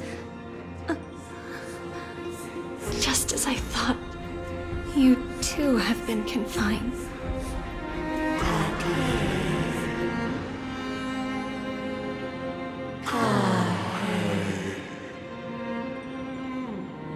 No, Yanis. I've come here to take on your fate.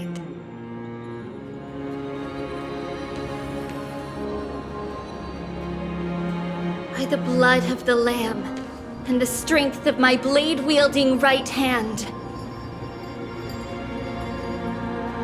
I am Trebios, the listener, the announcer, and the witness of the prophecy. I, the Holy Maiden of Yanisopolis, the Walker of the Infinite Paths, have come forth to assume your duty.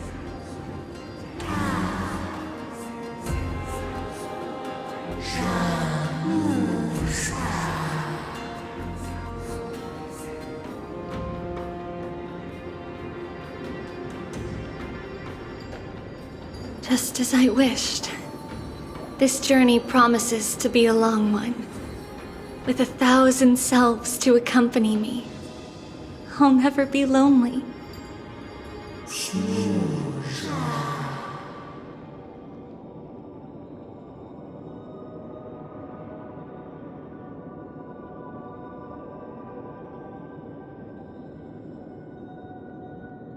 No matter.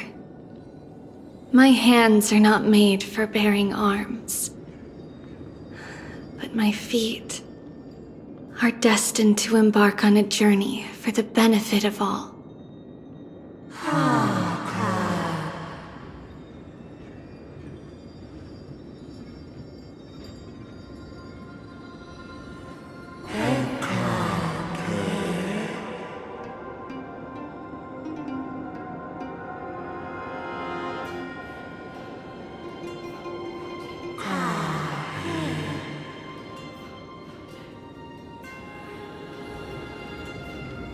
Without a doubt, Titan.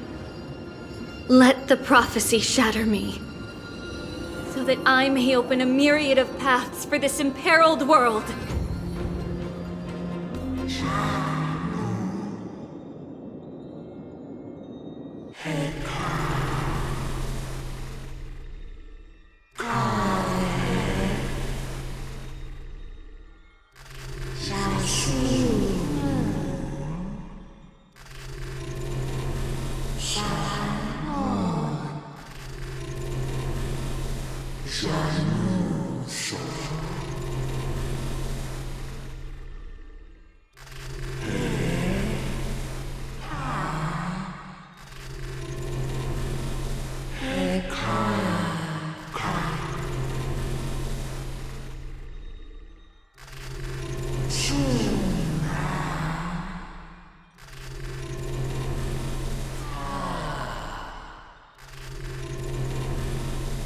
I understand, Yanis.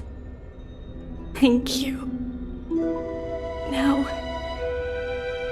may you rest well.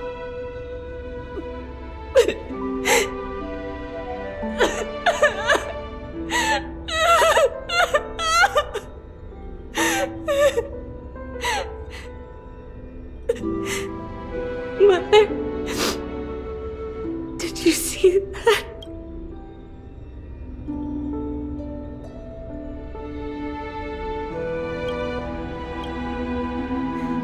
I have assumed my duty and stand ready to set out. We will step over the gods' corpses and wander among humanity, and thus we shall sweep apart Amphoreus' pitch-dark fog. May we...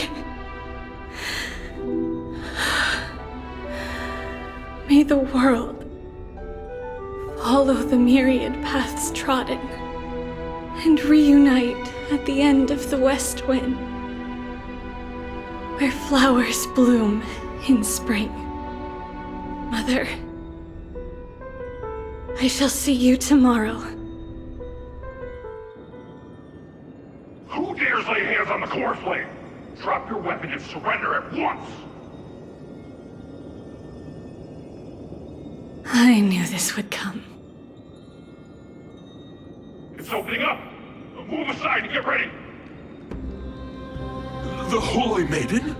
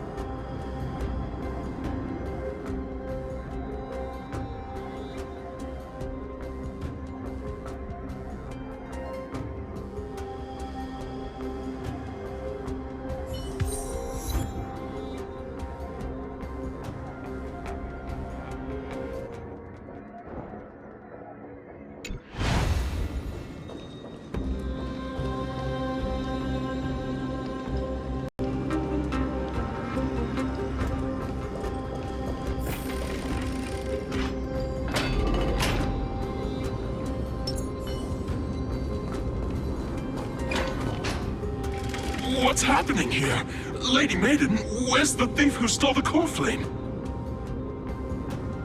Look at what she's holding, you buffoon! She is the thief! Take your positions and ready your arms! We're taking back the core flame! Bring it on! What? Come forth, loyal guards. At least do it properly. Pierce me in the chest. What are you scheming? This is your last chance. If anyone wants to earn a promotion and rise through the ranks, I'm right here. You all know who I am. Go ahead. However, if there's still any loyalty within you, step aside for the Holy Maiden. Otherwise, by the decree of the Holy City's Codex, anyone who dares to harm the Holy Maiden shall face execution! Captain, what should we do?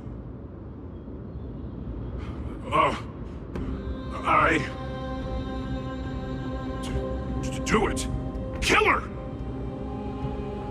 If any of you want to get rich, then come with me! Take this traitor's head and wealth will be ours! We can't just stand by and do nothing. Let's move, partner.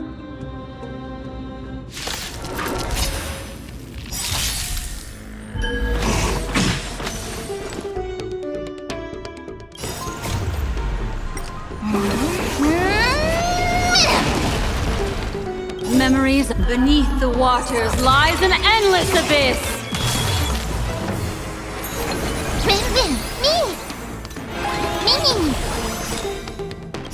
I weep for the departed. It too shall fall. How's that possible? Could the Titan actually be on her side? Get her! That woman is the traitor!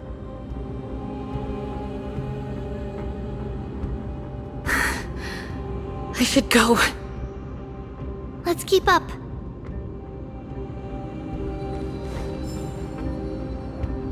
The path is opening up for me. Oh, Yanis, protect me.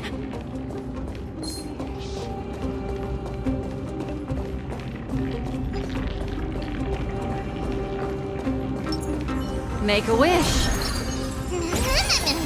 Infallible.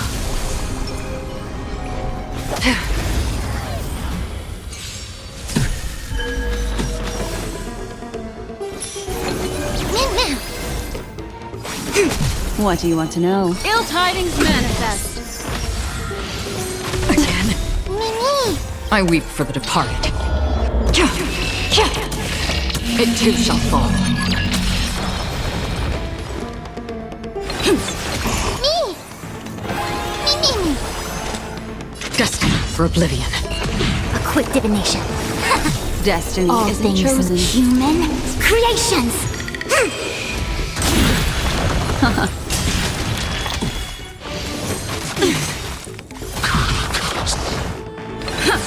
We came together as one.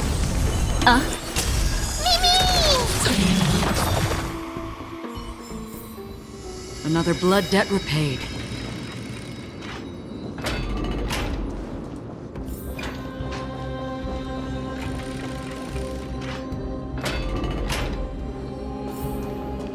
The main path is likely well guarded. What do I do?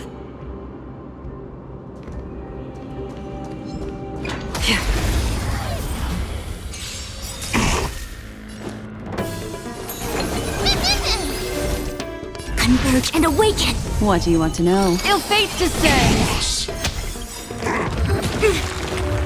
Memories are ever changing.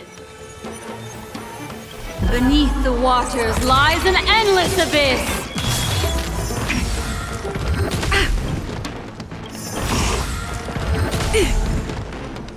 I weep for the departed.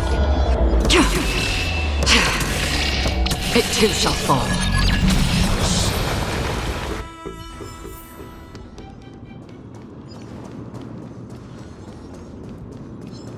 Stream forth! The gleam of old blades. That red-haired woman is the traitor! Just as I thought. Inside!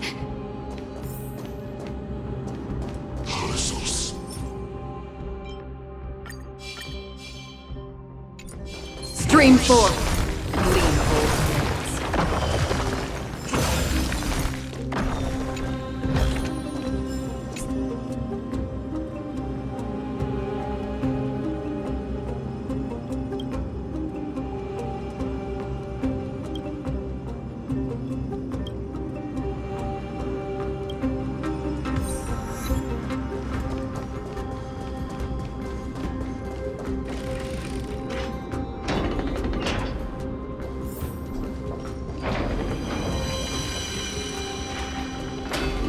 There are guards here too. Don't alert them.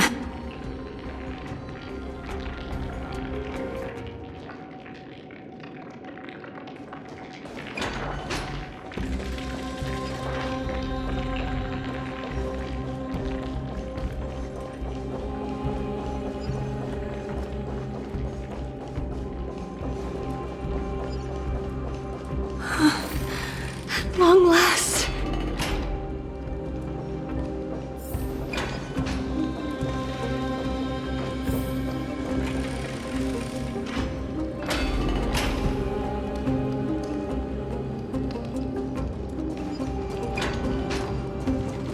A creature of the Holy City Guards, but I'm already so close! This should be the last fight. We have to help her get through. But I don't get it. This has been puzzling me for a while now. Who has been aiding Trailblaze in her escape? While history might be blurred by memories, seeing how the whole city is hunting her down, she clearly had no allies. If she pulled it off alone, were we too involved in this process? Trailblaze had been on her own since she entered the vault. But what did we truly mean to her? You'll find that answer at the end of this memory. In that case, let's focus on the mission at hand now. Let's do this, everyone!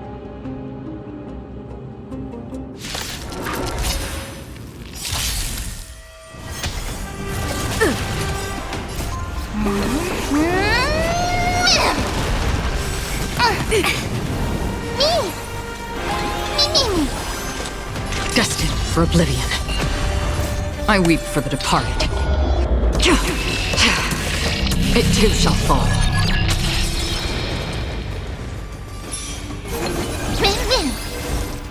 Converge and awaken! All things human creations!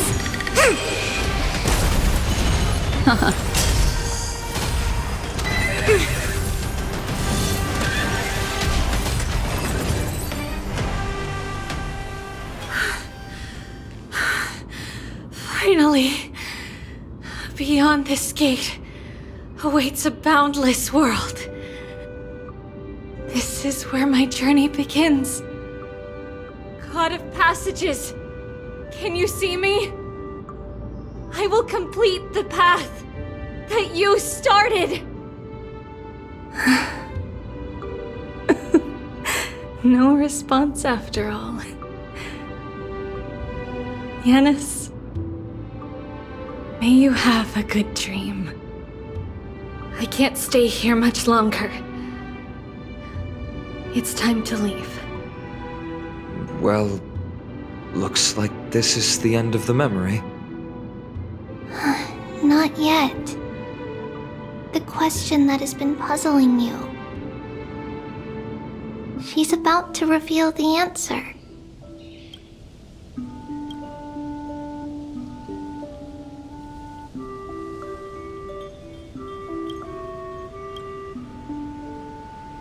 But nothing happened.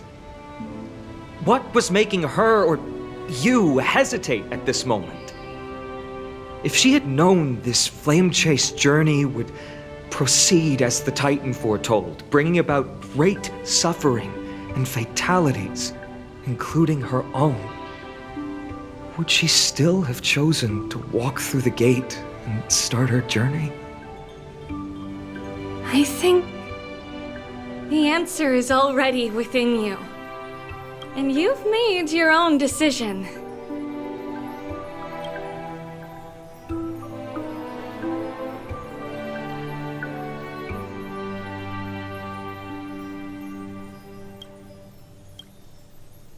What? You can hear us? Not really. She can neither see nor hear us. Yet she knew that one day, someone would return to unveil this dust-covered memory. We can never know for sure who helped us back then. But that kindness was forever engraved in our hearts, motivating us to move forward. Time has modified this memory into a special letter, so that we do not forget our original intent. It's a letter written by Trebios of the past and sent to her future self. In this memory, it is Trebios of the future who overcomes all difficulties for her and sends her on a long journey toward the tomorrow where we are. Yes, you'll remember it all. And then find your way back to the gate where everything began. Here, I will set sail toward the distant horizon. Here, you have traveled far on your way home. Such is the maxim that unveils Trebios' fate. You shall shatter into 1,000 fragments and wither on the soil of foreign lands. So, if you ever feel lost, return to this place. I'll keep this memory here for you. Or for me, to embrace it again. Worry not. Though loss is something we've grown used to, our resolve and our pledge are what Trebios will never forget. Each one of us has never failed to remember. Losses are a constant on the flame chase journey, among which even life itself holds little value. The hot blood of the sacrificial lamb will not be spilled in vain, like my mother and I. The libations poured are guaranteed to bear fruit, just as my blade-wielding right hand is not a hollow formality. Surmount the myriad passages of Yanis, and we will once again ride the west wind and let the wings carry us far away. So, this is your answer? That's right. In the name of the three fates, I stand by my answer with no regrets.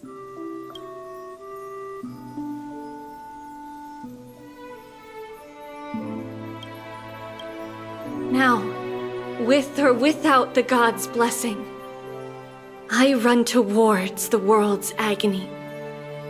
If I can truly pierce through the utter darkness, we will meet again at the end of the west wind, where flowers bloom in spring.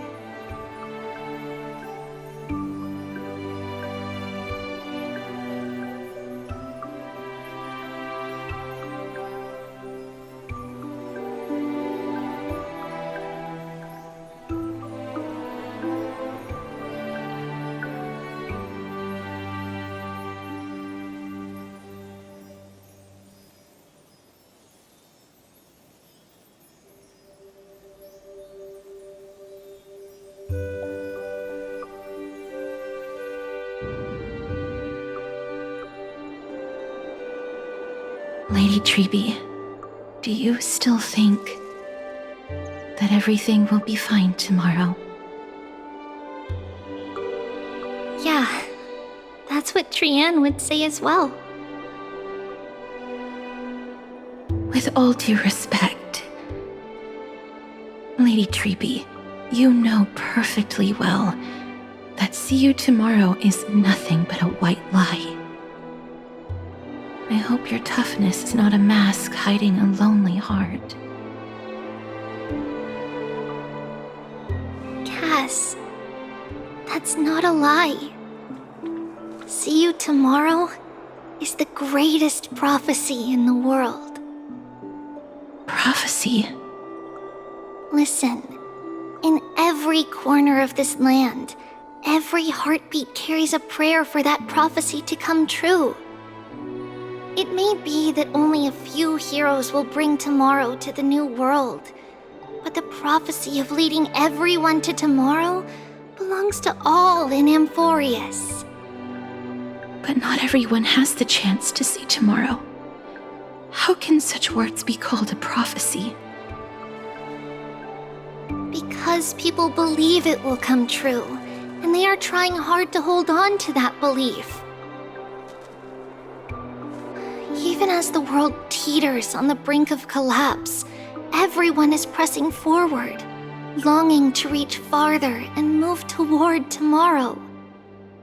And that is why a holy maiden exists to lead the world toward tomorrow, and why Yanisopoulos' prophecy unfolds as passages.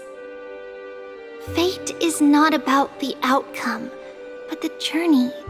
It's not the flowers that bloom at the end of the road, but rather the paths that lead beyond the gate, where people tread toward the sea of flowers.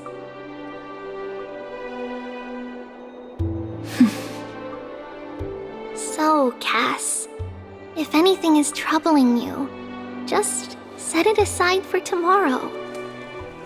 There's no difference between demigods and mortals. The troubles we encounter can only be resolved by our future selves. Reflect through the long night. Wait for the dawn as you think. Then set off at daybreak. The hesitant part of us will be left behind in the dark, while the determined side of us will know no fear. Because that's how Tribios has journeyed so far to spread the prophecy. Beckoning the morning sun and the tomorrow it promises to bring. We will now continue the journey and face our destiny. We will step over the gods' corpses and wander among humanity, and thus we shall sweep apart Amphoreus' pitch-dark fog.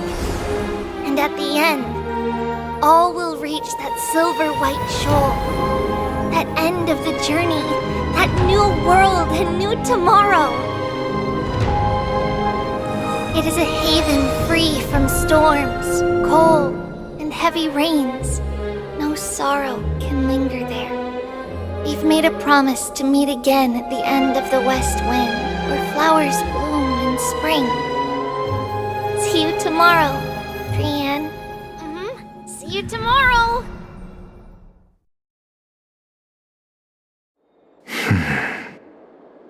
Child of humanity, surely you are not waiting for the arrival of night.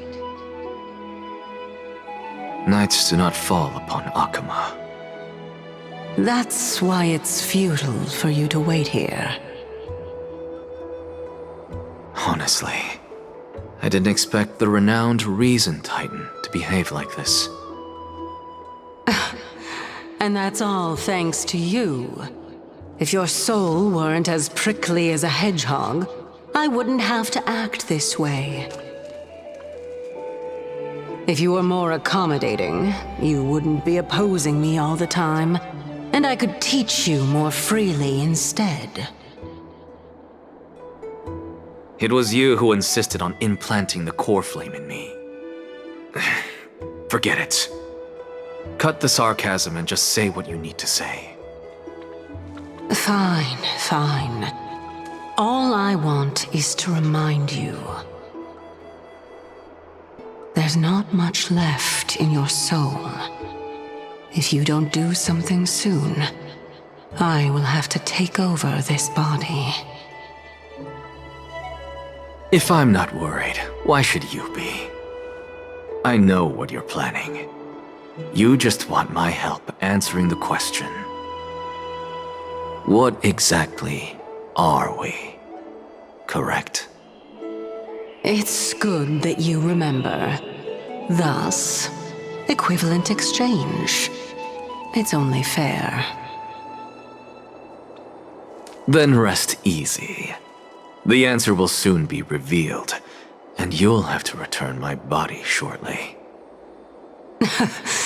Is that true? Certainly. I initially thought this extremely frail state would hinder me from getting my body back. But I didn't expect the answer to be right within it. That saved me a lot of trouble. I don't even need the black-robed swordmaster's ceremonial blade. That's certainly worth celebrating. Regrettably, I can't carry out the upcoming experiment alone. The girl who's walking with death, is she fully prepared? Be patient, Titan. If we're always so guarded, how can death reach us easily? Unfortunately, on behalf of Okima, I must ask you to slow your pace. I forgot about you. My apologies. A child's words are always carefree. I'll just dismiss these words as nonsense from a cheeky child. Come now, conceited performer. It's time to address your relationship with that Titan. What if I refuse? Provocation will only tip Talantan's scales further toward your demise. There's no need to go to such lengths. Oh, monster neither human nor divine. Don't forget that you won't dare kill me. If you snuff out the core flame of reason, what else can you use to stand against the Council? Do you two mind if I cut in? I warned you. Do not interrupt me. I just have been meaning to ask. Does death really matter to you? What do you mean? What I mean is, before I implanted the core flame into your heart, you were already a silent, cold corpse.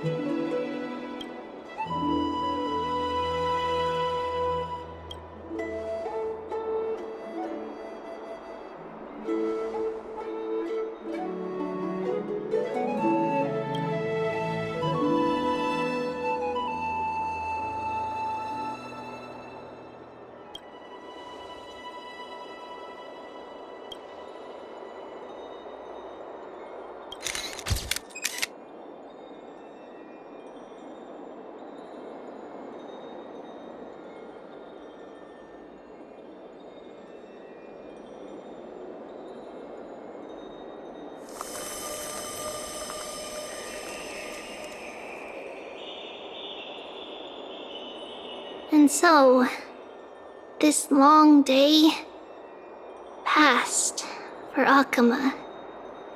Some people arrived, and some left forever. Just like every other day of this journey, where we, stumbling, move forward. We have long been prepared.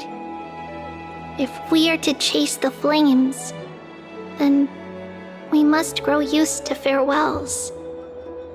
And yet, no one back then could foresee death. Its arrival would always be so sudden and so momentous.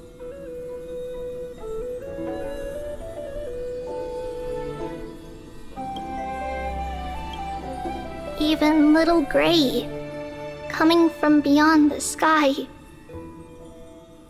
could not escape the Reaper's two hands. And what people gained and lost in that trial of death was far heavier than life itself. Just like the destiny that the prophecy revealed for Cass. At the end of the Sea of Flowers, the souls of the living shall warm thy fingertips. And after an embrace, there shall be eternal separation.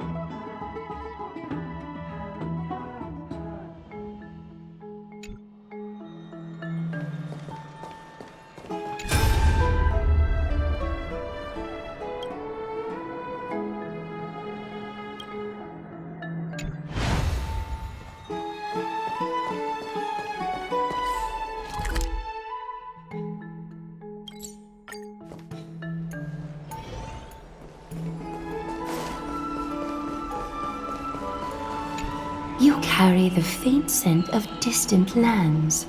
Would you like a bath, noble hero?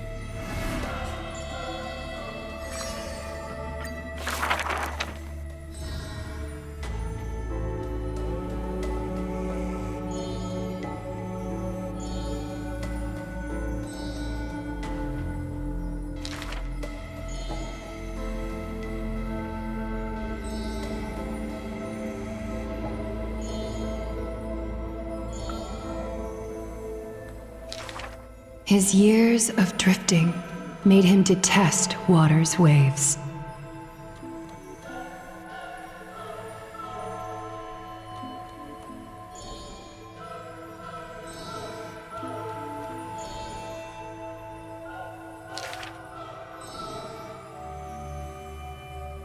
A blade that can cut through the mighty must be enough to slay gods.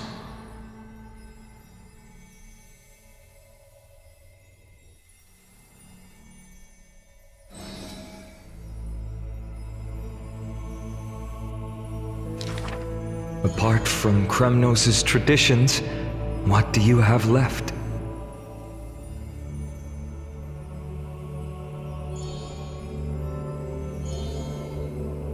That is why I walk on this path.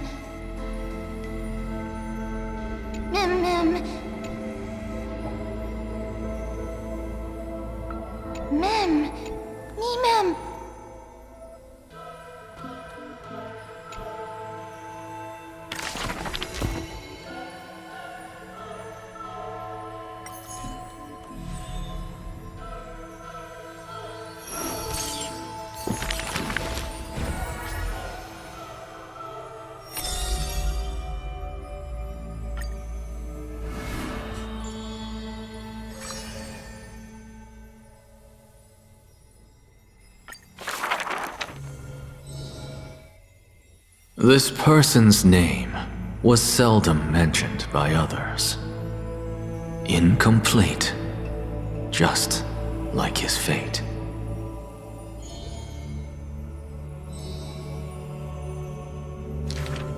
Keep your distance from that blasphemous one, lest misfortune follows you like a shadow.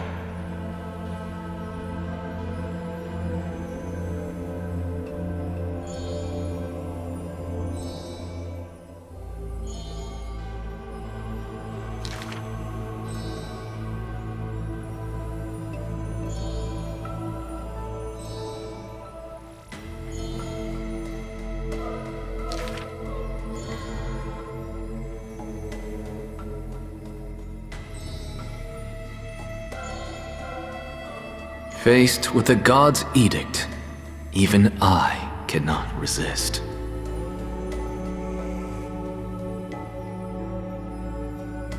Yet, I sincerely believe this is not to be my destiny.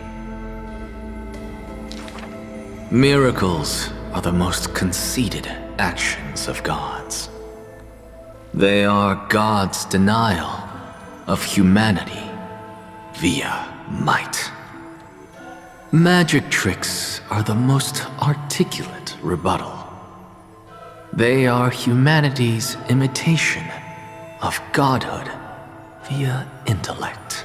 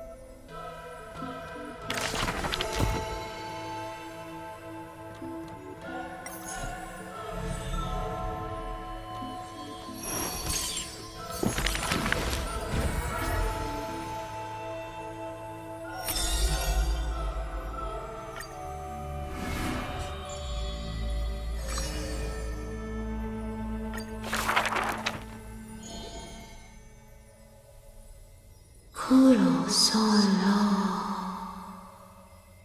solo va.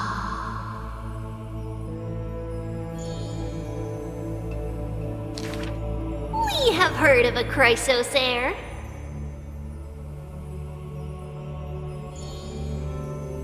There will always be warriors like me, who believe in and are willing to protect the tomorrow they prophesize. We remember a group of bards.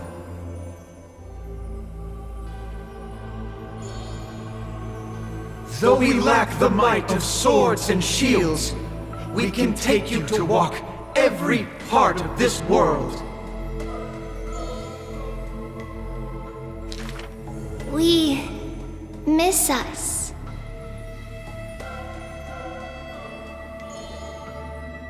We will run towards the world's agony.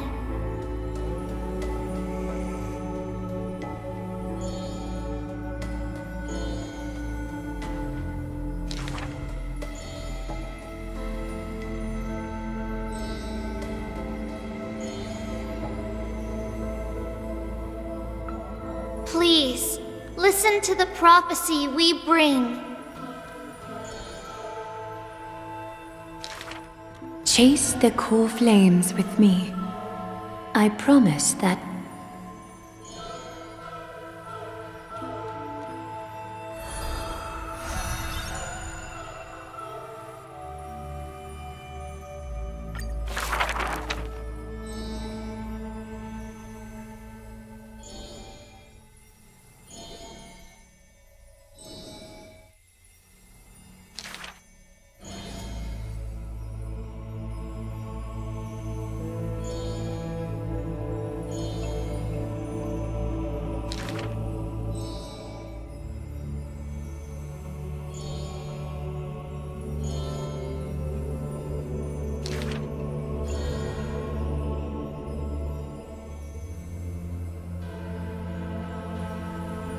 At the very least, we will never leave each other, right?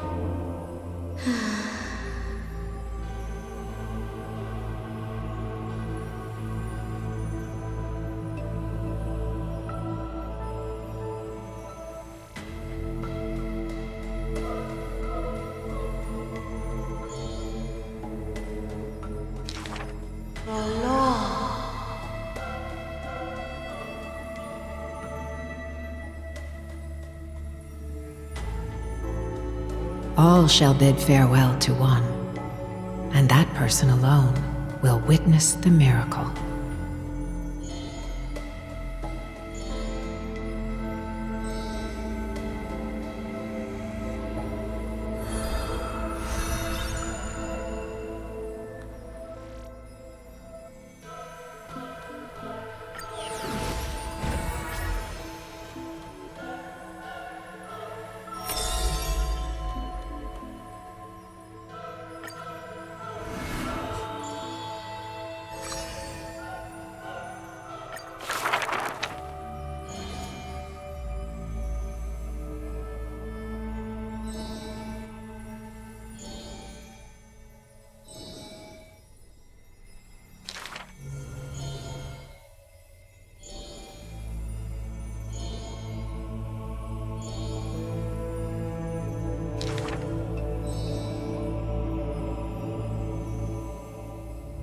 The lion has its own historian.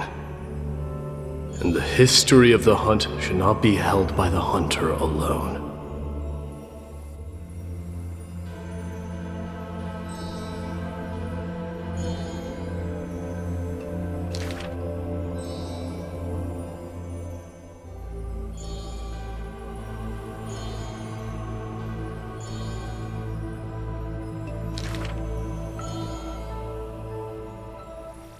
Even insects consume each other, and he's no less than the Mad King's kin.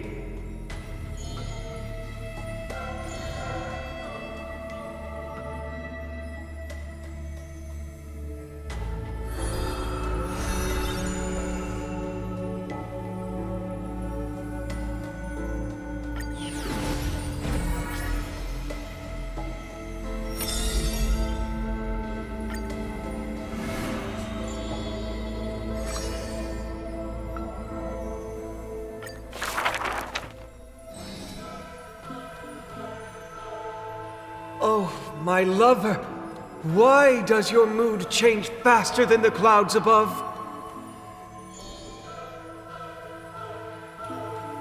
Oh, how I wish she has clear eyes that are quick to anger and laughter, and dimples that crease in smiles and frowns.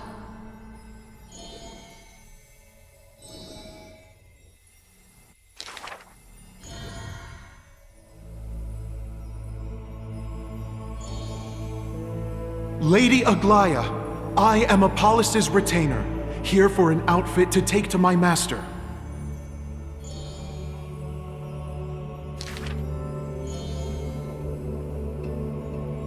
The creation of love and beauty indeed.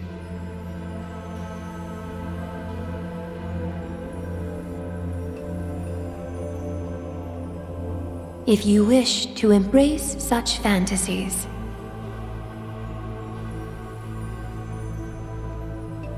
you must beware of the scissors that can pierce through the chest.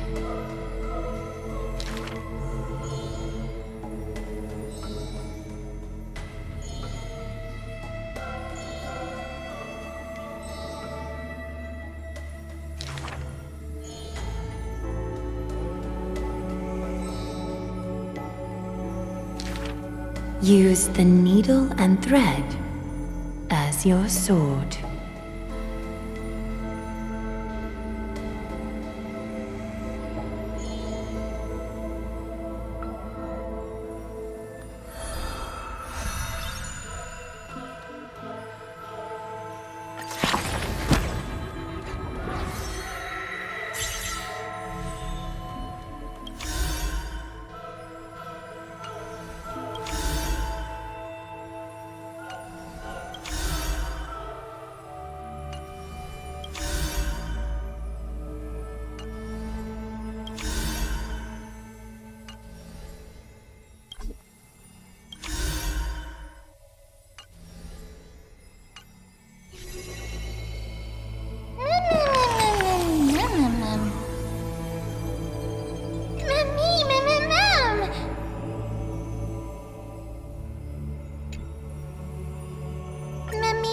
Ma'am.